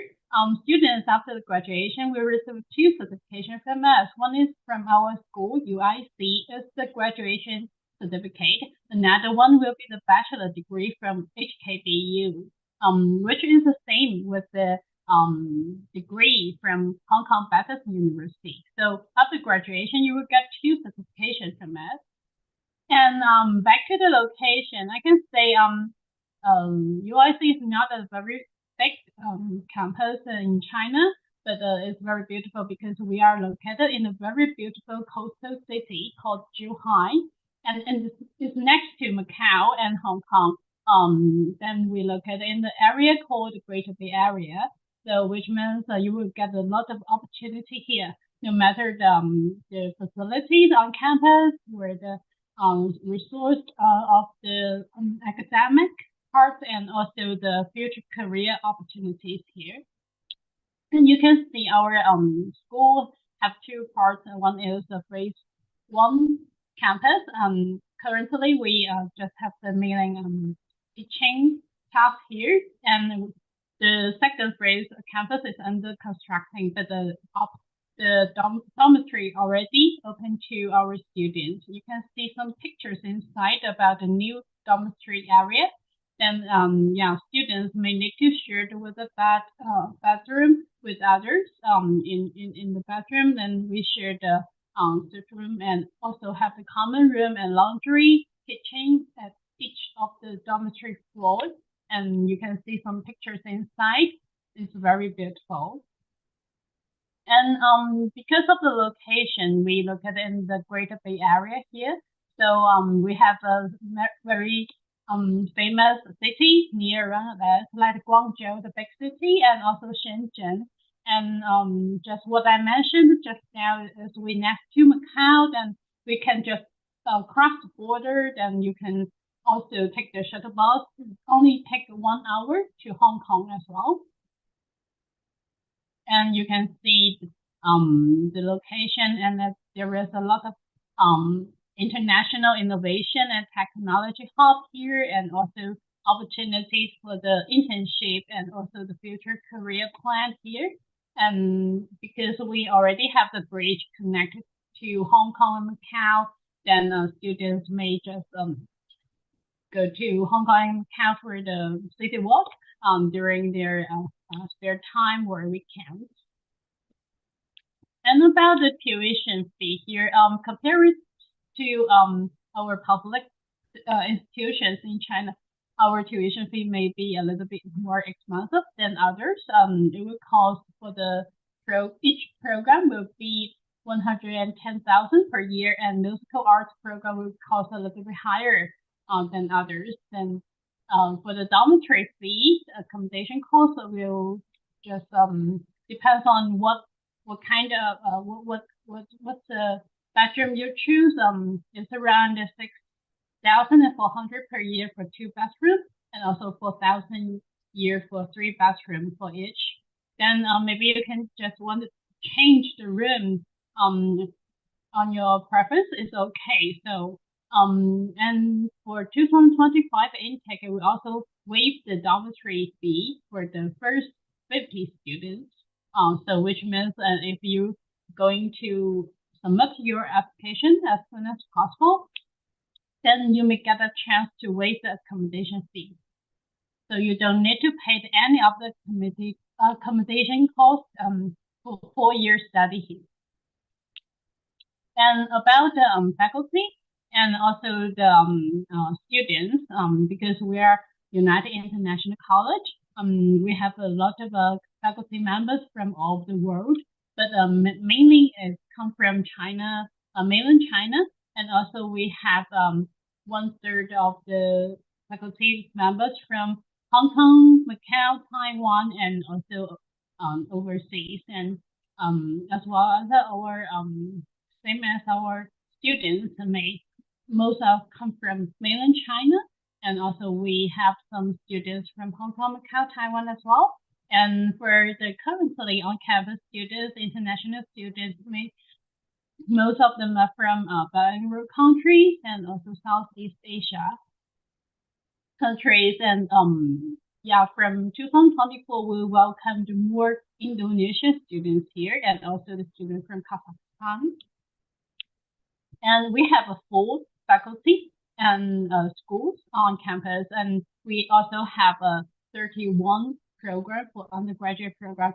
But today the webinar is only focused on undergraduate program. If the students may interested in the postgraduate program, I'm happy to forward your inquiry to our graduate school as well. So it's okay. And any inquiries is also welcome. We can just answer your questions after the webinar accordingly. And yeah, I will start my introduction of the programs here because there is several programs in the Faculty of Business Management, and we saw that most of the students from this year are more interested in accounting and also the e-business program and also entrepreneurship and innovation program. Students may get a more strong interested in those kind of area.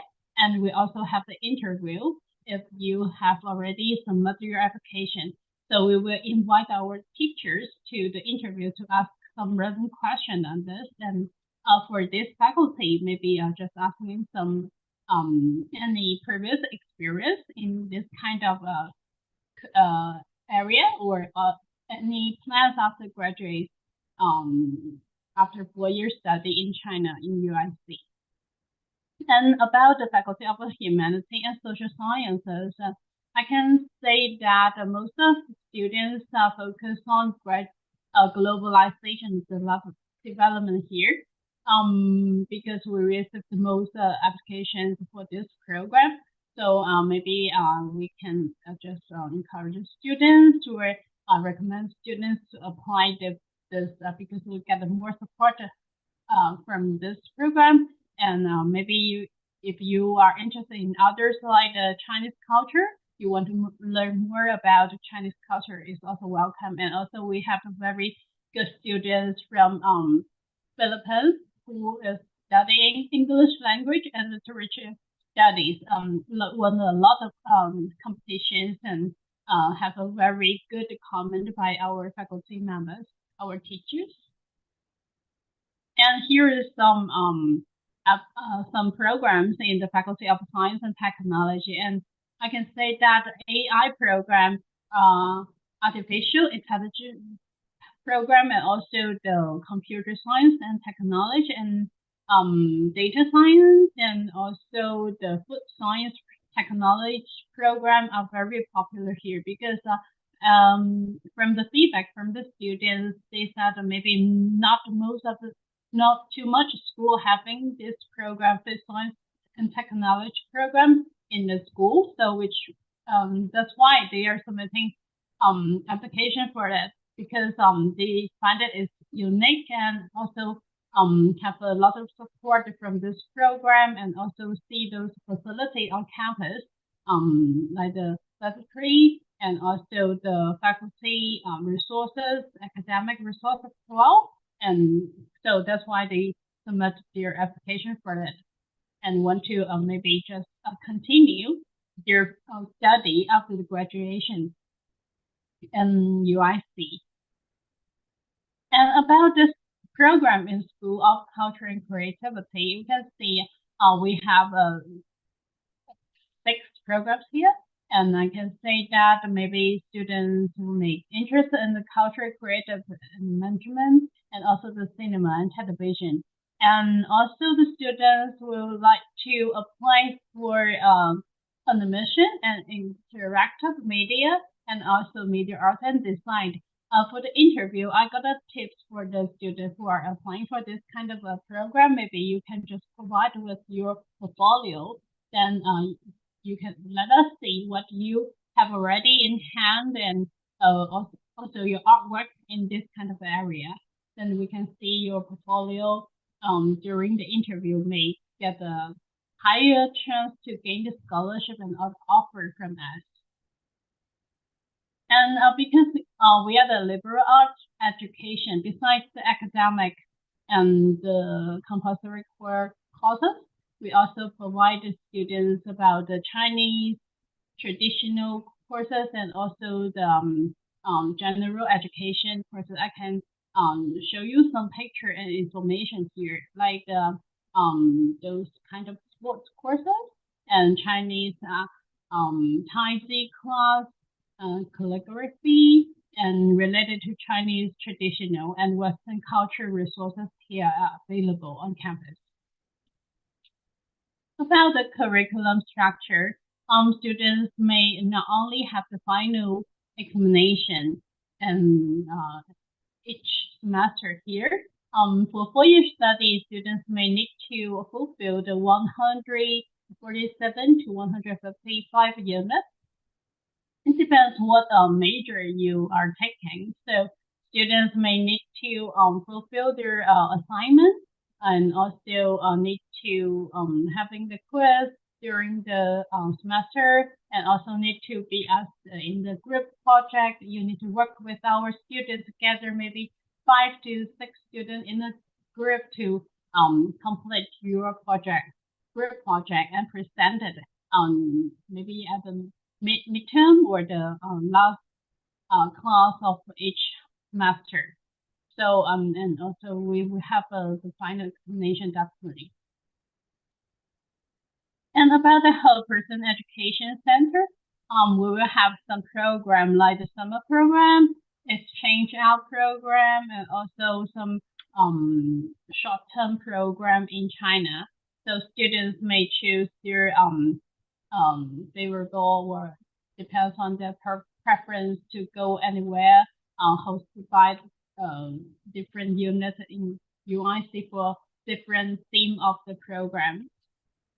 The student may get a chance to study abroad, or just go to the partner institution with the UIC.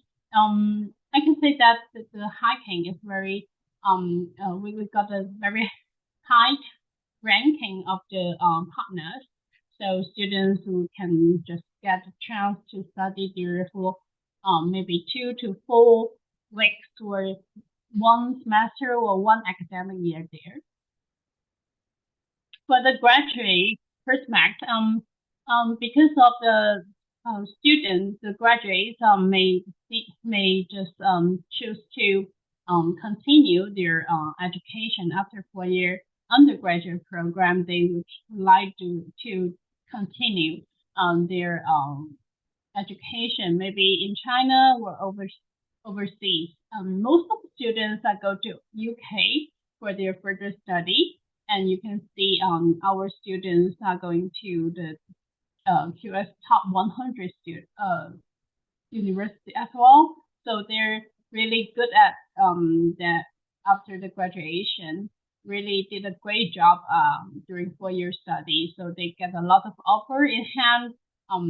They made apply for those very high ranking school and get the offer. Then you can see on the list the students may get offer from University of Cambridge, Oxford, and also some getting the offer from Singapore or UCL, those very famous schools of the world. Yes, that's what I mentioned, that we also provide some short-term or exchange out summer programs to students, no matter you are from China or from all over the world, you get the same opportunity. If you can meet our standard, then you can just submit your application during 4-year study here.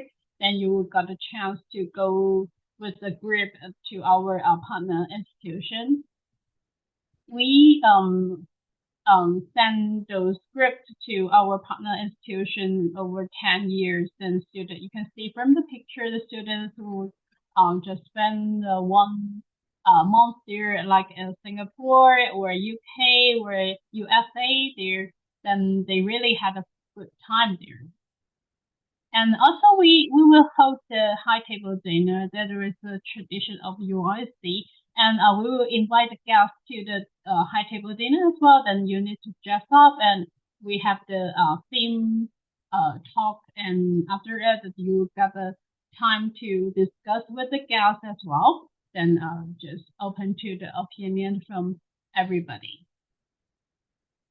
And for those events and also activity hosted by our office, International Development Office, so regularly we will bring those students to the day trip at the very beginning of the semester because they are new arrival here. Then we just try to get support for them. Then just let them go for the day trip and share those very interesting spots around the city. Then let them know where to go or what's the interesting part in the Zhuhai. And also we will host some activity related to the Chinese festival, so like the Mid-Autumn Festival. Also have the Christmas celebrating party or Halloween party together. And about the cultural experience, yeah, we do have the classes for calligraphy or traditional Chinese culture, like the Taiji or painting, those kind of courses to students. But actually, all program will be taught in English, so no requirement at all for Chinese level. So we don't have any requirements on HSK level test. So no worry about it. But if you want to learn some Chinese, then it's okay. You will have a chance to sit together with the students from all the world together to learn Chinese, like writing, speaking, learning the characters together. Then maybe you will have a very great improvement after 4 years study here. Then yeah, we have a very excellent Chinese teacher to teach you Chinese. So yeah, you can see the life in UIC is quite critical because we will host a city UIC color run for students who, before the examination period, just to try to help our students to relax the pressure from the final examination. So it's really fun. You can see from the pictures like that. But it's just only activity we host. And after you arrive in UIC, you can find more activity you can join. And most of students will enjoy the food here because we are located in Guangdong. We are very famous for the cuisine here, like dim sum and yeah, those Chinese traditional cuisine here. So maybe you can just go on the day trip to other city to get some good food. Yeah, back to the scholarship. The most most of the students may concerns about this, whether they can get support from us or any scholarship they can get, because our tuition fee is quite high, maybe compared with other public school in China. But we do offer different stream of scholarship here. Definitely we have the full entrance scholarship here, then which can cover your tuition fee. But is all the stream of the scholarship will based on the annual review. That's what that means. Then you need to keep a very good, excellent record on your academic performance to keep the scholarship and for 4 years, and need to maybe include your high school performance as well, and you also need to be asked to the interview. So you may need to answer the following questions from our panel members. Then they will just consider about your performance during the interview as well. Then we will just send out the offer, whether you can admit by us or not, or whether you can get any stream of the scholarship by UIC as well. So here you can see 3 different streams. One is full scholarship, another is 50 entrance scholarship, and also 30% entrance scholarship for the tuition fee. And we also have the government sponsored by the Guangdong province, which is worth 10,000 RMB for the student. But all the quotas are based on first come first serve, which means you need to.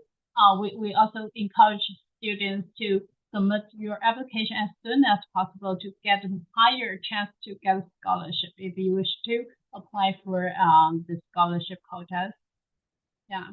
Here we have some admission requirements, and we list several categories of the highest qualification. Maybe you can just follow the which you're in. Then you, for the details, maybe you can just consult us or book a one-on-one consultation with China Admission or UIC directly for the further explanation of this. If you are following those A-level standards and Ivy School diploma and BTech diploma as well, then it's also accepted. And maybe we need to check your transcript, and then we can just work on it case by case. Yeah, SAT, like the AP, those maybe follow the Cambridge curriculum, also acceptable. And here I shared the homepage. You can find more details on our homepage as well. And before you submitting your application, maybe I can say something about the supporting documents to remind you to get a well preparation before you submit your application, because you need to prepare all those documents, and we will let you know about the interview arrangement after we reviewed all those documents from you. So there are graduation, certification of high school, I mean the whole set of the graduation transcript here. And also if you are during the last year, if you don't have the graduation certification yet, maybe you can just update it to us once you get it. And also 2 recommendation letter from your high school teacher, and your personal statement. Maybe just clarify that why are you applying for UIC, what's your motivation, and how much you know about the program you are applying for, and also a copy of your passport. And if you are from the non-English speaking country, then you need to provide with your language certification as well. Our TOEFL requirement is 79 internet-based, and also IELTS academic band 6 at least. So our application deadline will be May 15th. So we encourage again, maybe you can submit your application as soon as possible. And for the scholarship or even for the academic accommodation cost, because what I mentioned that we will waive the first 50 students, the first 50 application for the dormitory fee. Yeah, here's the tips for the interview because of the each of the application will be asked to the attending the interview. So you need to be on time and also have the we will also have a test run for the interview to check whether you got the network or devices are going well during the interview. And also you need to answer the questions from our panel members and be confident about it. For the science program, maybe you got a very simple task on the mathematics or any explanation during those programming or data of data science program or computer science if you got the experience before. So last part, I may share some beautiful pictures on campus. You can see our teaching building, and we also have a lake in the middle of the school. And yeah, we got a swan also in the lake, very beautiful. And here is our library, the Learning Resources Center, and also some picture inside it. Yeah, very beautiful here. And we also have the sport complex on campus, and we have the standard swimming pool and gym room and the badminton court. Also we share the park with the sport park with our community as well. Just next to our campus, between the campus 1 and campus 2. And we also have more than 3 canteen on campus. You can choose whatever you want here. You can find Korean food here, Chinese food here, or Western food here. And yeah, there is some dormitory pictures here. You can see the middle of the picture is the dormitory on campus 1. The previous one, then you can also choose the newest dormitory if you wish to. Then you can just take the shuttle bus and to cross between those 2 campuses. So only take 2 to 3 minutes crossing 2 campuses. Yeah, here's the culture creative clusters. And last part, I will leave the message here. Then you can just follow our WeChat or Facebook, YouTube channel here, or also scan this QR code if you wish to submit your application or inquiries to China Admissions. So it's welcome to send us an email or any time for the appointment with us for the consultation as well. We are welcome. And for the upcoming Chinese New Year, maybe we can just reply that accordingly, maybe a little bit slow of it because we are during the holiday, but we will try our best for those questions. Thank you again for the webinar today. Thank you. Thank you, Jessie, for a wonderful presentation. The information is so detailed and helpful that I believe many students would find it interesting. And due to the time control, and seems like there were not much major questions. So maybe for the further questions, if the students have anything, please feel free to reach us out or reach Jessie out. Thank you, Jessie, again. Thank you. Yeah, thank you. And we'll invite the last presenter of the day, Southwestern University of Finance and Economics, and the speaker will be Miss Li Yuanyuan. Yuanyuan 老师, thank you for your patience, and the floor is yours. Hello everyone, nice to meet you. 안녕하세요, 다솜씨. 오랫동안 기다렸어요. 아유, 수고 많았어요. 감사합니다. So let's start. So can you see my slides? Yes, we can see. Thank you. Let's start. Hello everyone, it's my pleasure to share you some information about study at SUFI. So firstly, I will introduce those 5 aspects. The first part is about the overview. The first part about Chengdu. So our university, Southwestern University of Finance and Economics, short for SUFE, SWUFE. It's a university for specially finance and economics. And the location of our university is in Chengdu, Sichuan province. And Chengdu is the capital city of Sichuan province. And Chengdu is very famous for the panda, for the Three Kingdoms culture, and some other architecture. As you can see, those some pictures. So Chengdu is a city with the architecture combining the modern and the historical style. And also Chengdu is a national historic and cultural city and the most happiest cities in China. And also this is the 40th year that Chengdu gets the #1 of 2024 new first-tier cities.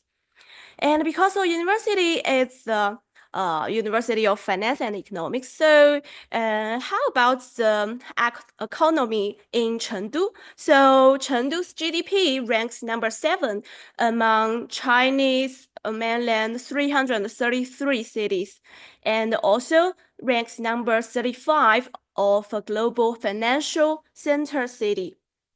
And how about the transportation?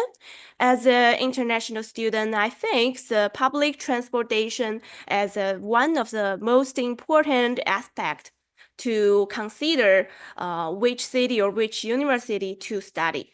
So Chengdu has 2 civil airports, and now Chengdu has the 126 international routes. So it means that you can easily to find international direct route from your country to Chengdu. And also Chengdu has 4 train stations with high-speed rail. So it means that if you study here, it's very convenient for you to travel among the Chinese mainland city for traveling or something sightseeing. And for Chengdu citizens, usually we choose the metro as the most popular public transportation, and there are 13 metro lines.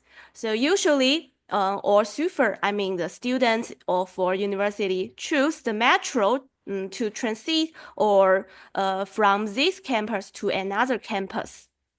And this part is about the globalization. So usually every year it's like there are 17.4 thousand resident foreigners. And we also provide 240-hour visa-free transit for foreigners. It means that if your family or friends want to visit you in Chengdu, they do not need to apply for visa as they have 10 days visa-free. And also, in Chengdu, there are about 22 countries has the consular office, so that you can easily to apply for other countries' visa. And also, Chengdu has 104 international sister cities. So it means that Chengdu governments provide a lot of benefit for the citizens from the sister cities. So after that, I will introduce for you. The next part, of course, is about our university. So if you want to choose a quite good university in Chinese mainland, you need to know some numbers. The first number is called 211 and 985. It means that if a university has this title, it means that this university is quite good. And SUFE also belongs to the first batch of double first class construction university in China. What is a double first class? It means the first class university and first class subject or discipline. And SUFE has 2 campuses. One is Liuling, another one called Guanghua. For the degree program students, usually you will study in Liuling campus. And how about the international accreditation?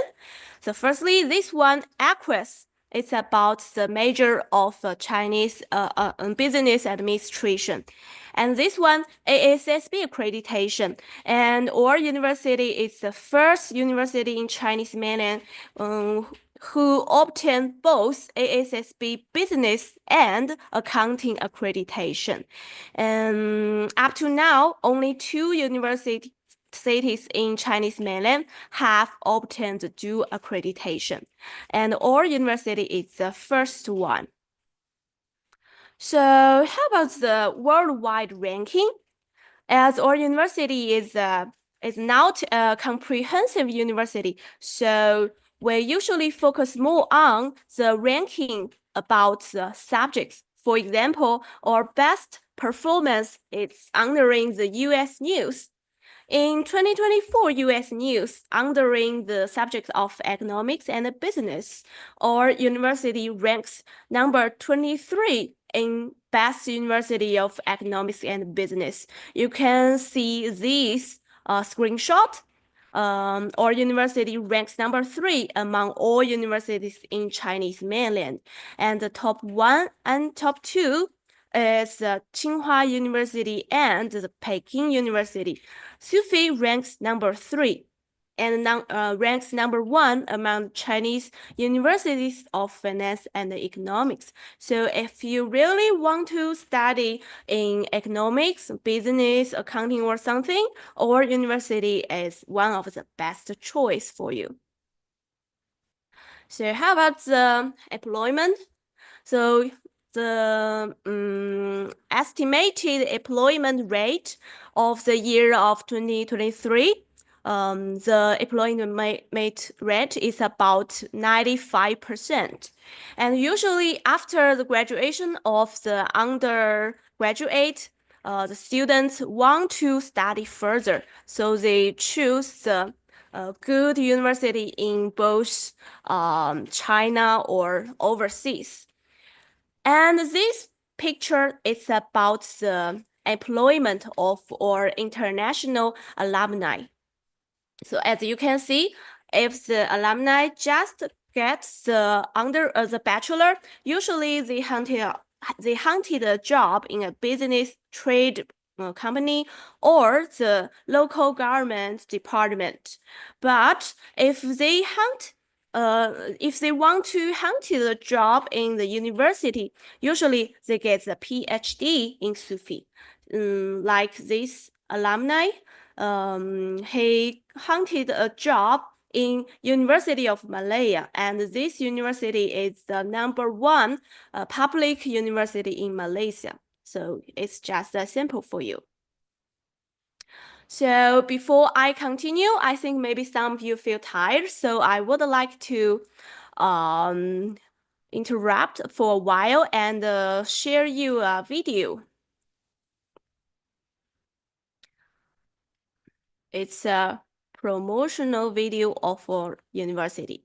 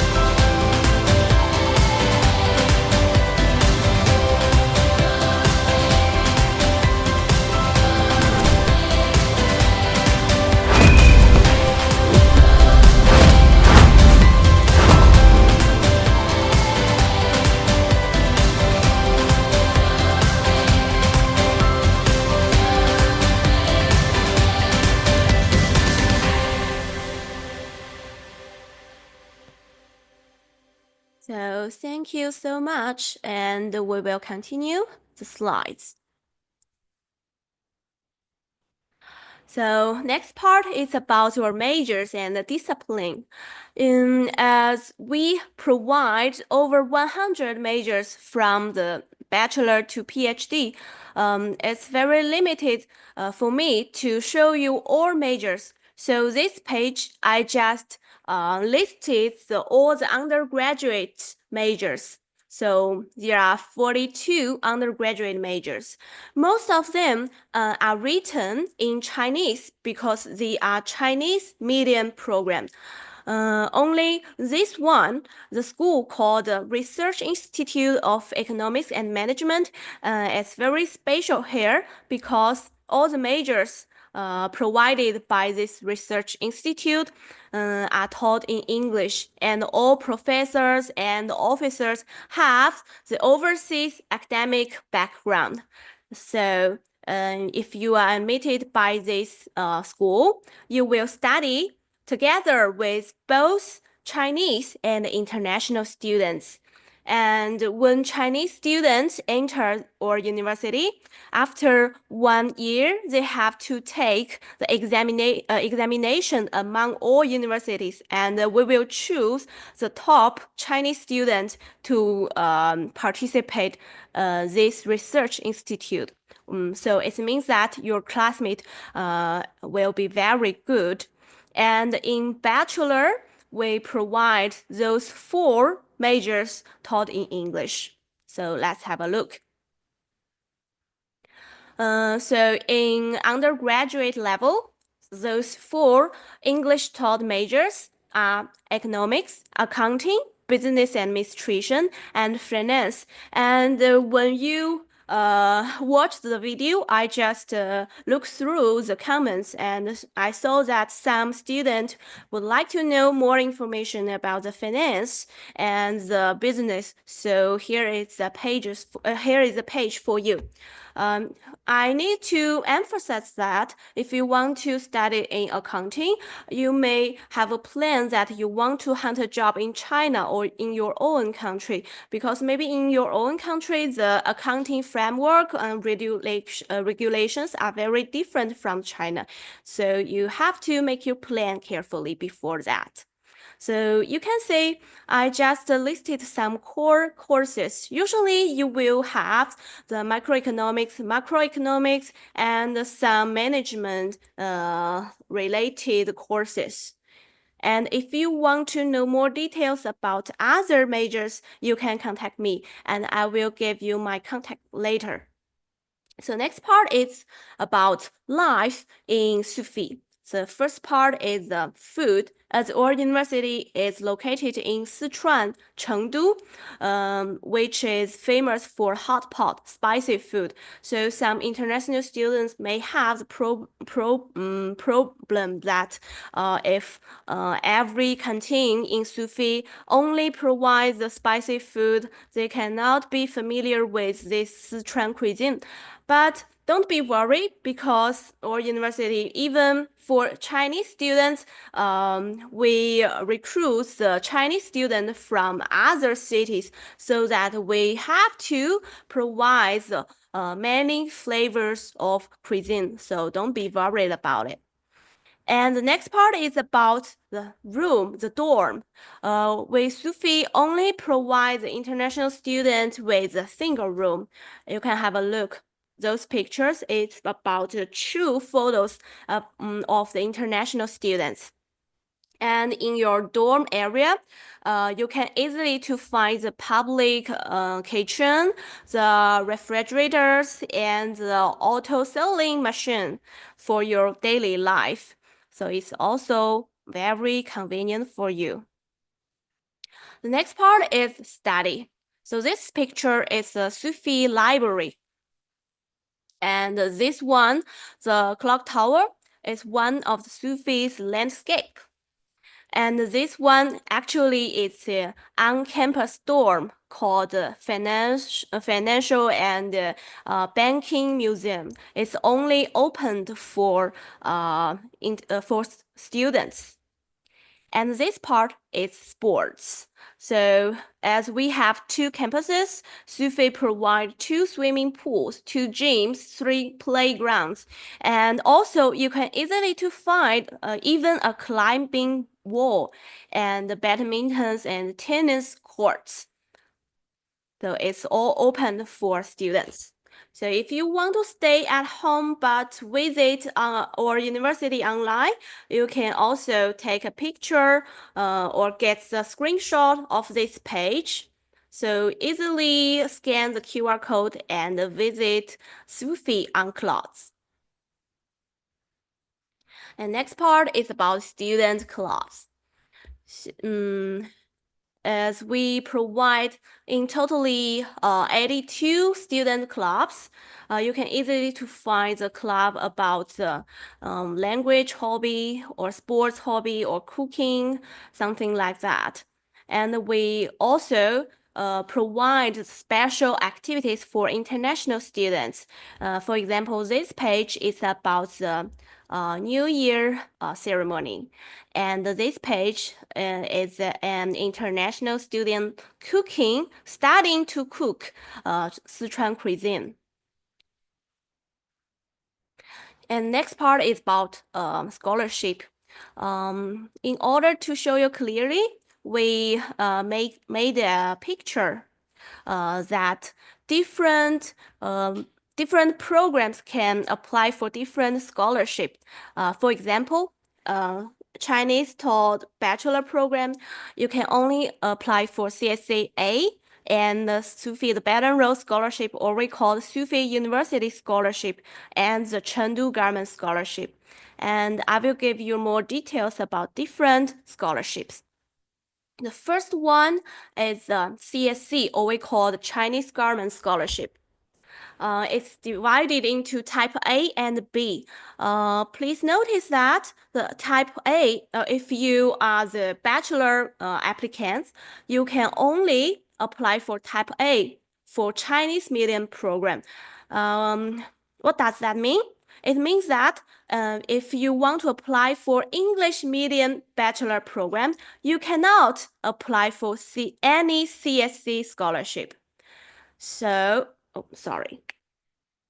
for type B, it's for it's for master and PhD applicants. And you can easily apply for CSC B through our university. But for type A, you have to contact the local Chinese embassies before you contact us. You need to know if the local Chinese embassy has provides this kind of type A scholarship. And the coverage includes tuition, accommodation, insurance, and living allowance. And actually, among all the scholarships, the CSC provide you a highest level of living allowance, of course. But also, the seats are very limited. So this is why for bachelor candidates, this one or university scholarship is my first recommendation, because you want to apply for bachelor majors, and this scholarship provide more seats for you. And usually the application deadline is every year April 30th. So you still have almost 4 months to prepare your documents. And when you submit and upload all the documents required, we will rank all the candidates, and according to your academic background, you will be divided into the full scholarship and the partial scholarships. For the full scholarship, you will have the tuition fee waiver. We will provide you a free dorm on campus and also the living allowance. But if you only get the partial one, you can only get the tuition fee waiver. So it's different. The next one is the Chengdu Government Scholarship. It's easy to know that it's provided by Chengdu local government. And it's also divided into 2 types. The first one is the Belt and Road Scholarship. It means the applicants must have the nationality of the Belt and Road countries and hold its valid passport. And this one, the second one, is called the Sister City Scholarship. Do you remember that I just mentioned in the second slide of my presentation that Chengdu has 104 sister cities? So it means if you are citizen from one of the 104 sister cities of Chengdu, you have the ability to apply for sister city scholarship. But please know that this scholarship only provide a very few seats every year, and actually you need to use this scholarship to pay the tuition fee. So please kindly make your own plan according to the details of those 3 scholarships. So after that, I also made a minimum requirement form for you. You can easily to know different scholarships has a different requirement about the languages. Why there is no GPA requirement here? Because we do not give you a specific GPA of the scholarship admission, because you have many other competitors. It depends on how your competitors perform, so that we cannot give you a specific minimum GPA requirements. This is the reason why. And how to apply? So usually our application period is from the 2024 November 1st to this year June 30th. But please remember that different scholarship has different application deadline. So this one is a general application period, and this deadline is actually for self-paid one. So if you want to apply for scholarship, please read the scholarship application notice carefully. And you do not need to post any hard copy of your documents. You only need to scan this QR code and upload the e-copy of the documents required. And after those admission procedures, if you are admitted by SUFI, we will send you the admission letter and also JW202 form for your visa application. And if unfortunately you get no scholarship, but you still want to get a choice to study in SUFI, we also give you a list about the tuition fee and other living fee or budget it may cost. And you can also scan those QR code for the self-paid inquiry and the degree program application notice. So this page is our contact way, and you can easily to find your website or WeChat. If you don't know this kind of app, we also have WhatsApp to contact with students. So this is all my presentation. Thank you for listening. And if you have some question, I'm very glad to answer here. Sorry, I cannot hear you. Can you hear me? Yeah. Can you hear me? Yes. Okay. Thank you so much, Miss Lee, for the presentation. The information was pretty in detail, and we have the content information as well. So far, I don't see the major question, other than there's a question that if you can show the dorm. Yes, Dormitory? of course. Yeah. I will show you the dorm picture again.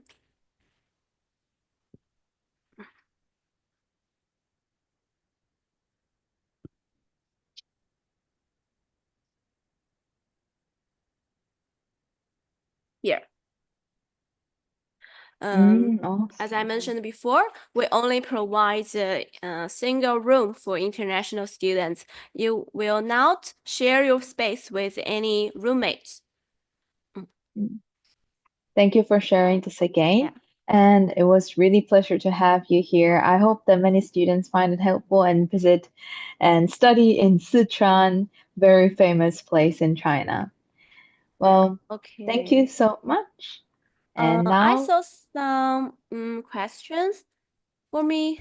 So can I have more time to answer? right now? Sure. Yeah. So for Mr. Hardy, so you need my contact, right?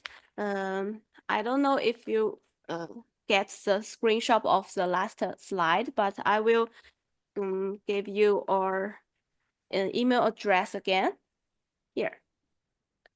Or you can also contact China Admission, of course.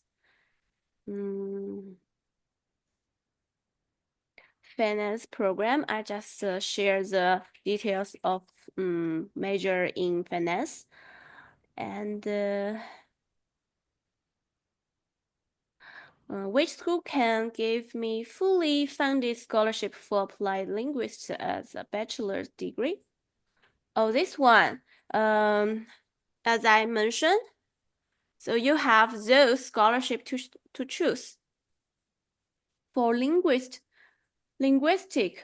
as bachelor degree, you can apply for CSCA, Sufi the Belt and Road Scholarship, and Chengdu Government Scholarship. It means that you have 3 choices.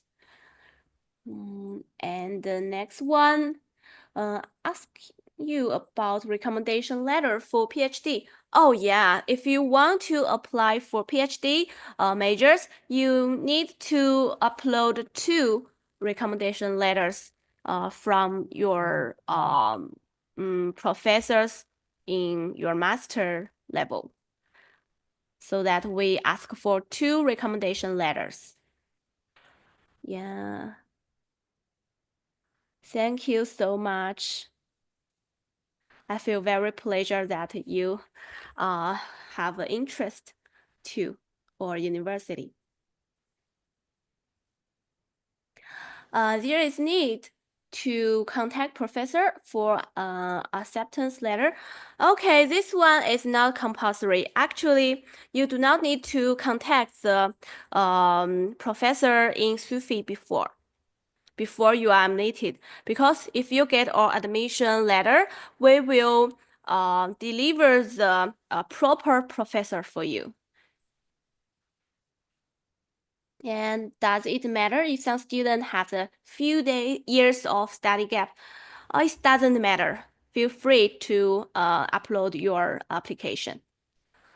For PhD, yeah, this one is the same question. You do not need to contact professor before. Yes.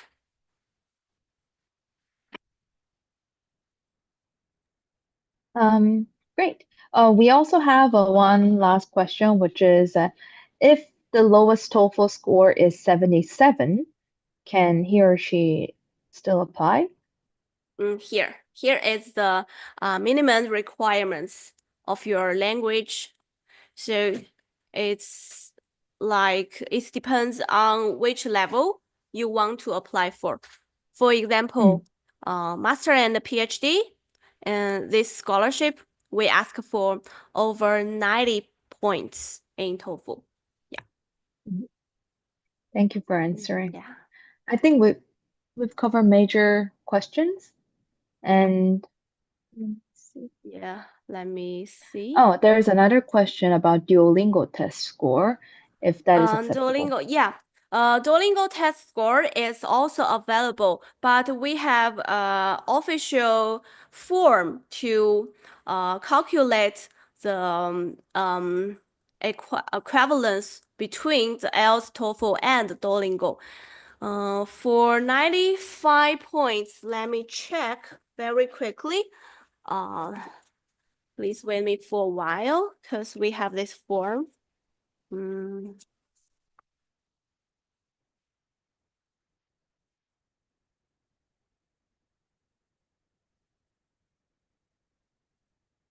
So Duolingo 95, it's about the IELTS 95.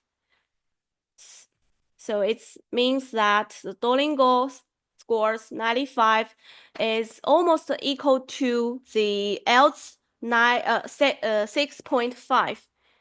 And you can have a look here.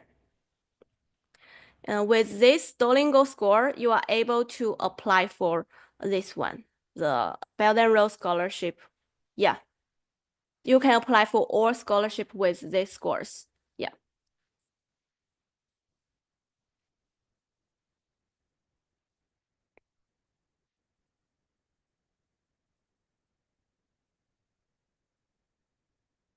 The last question.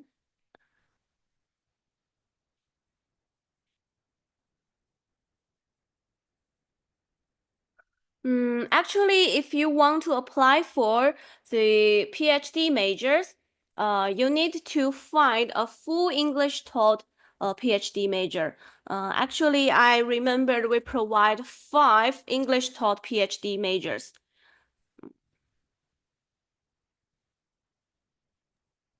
Please wait for a while.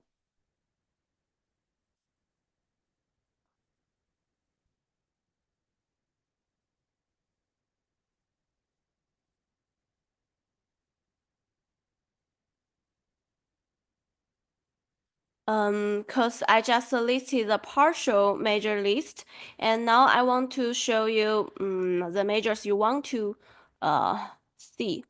So it's PhD programs.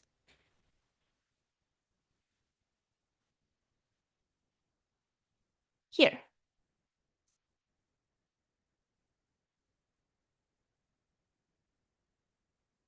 And you can see those majors in colors.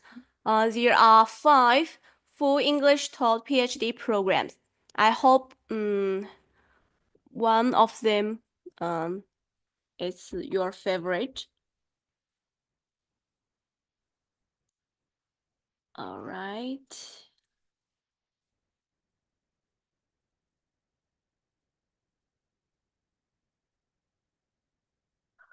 Does a scholarship only valid for first year? Okay, so actually, if you get the scholarship by us, we give you the scholarship covering the whole study duration. But every year, we will see if you pass all the examination. If you failed one of the subjects, maybe the next year you will have no scholarship.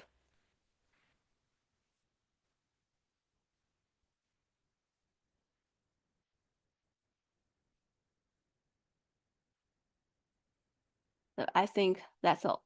Great. Thank you so much for the so information. And I hope many students visit your campus as well. Thank you so much. Thank you. Now Yeah, we'll move thank on you. to the final presentation, which is, sorry. Well, that was what a journey, right? For 2 days, we have invited more than 20 universities in China to deliver information and introduce themselves. And now, before we conclude the 2 days of Open Day, I would like to briefly introduce our team and what we do to help you to successfully enroll and study in China. So China Admissions is a platform where you can find nearly all the universities in China, all of their programs that are available for international students. And you can see our programs here, see our website here, and search any kind of programs based on the keywords. And the service, we offer a free service and easy online application available for all the students. And the procedure is just quite simple. You just need to first type the keywords of the program that you want to study and submit your application. And then if any materials you needed, we're going to reach out to you. And then we have our expert admissions officers helping you out to go through the application procedure as well as scholarship application procedure. And once you enroll, you're gonna meet us in China, right? So this is very seamless process that we arranged for you because we understand how it can be daunting and challenging for you to navigate all the information in China. So we've been helping more than 1 million students through our platforms, and they've been sharing their stories, their successful journey in China, including me myself as well. And you can also find articles about not only about studying in China, but also life in China, career in China, and then events and everything about in China. So please visit our website and you'll find it very valuable.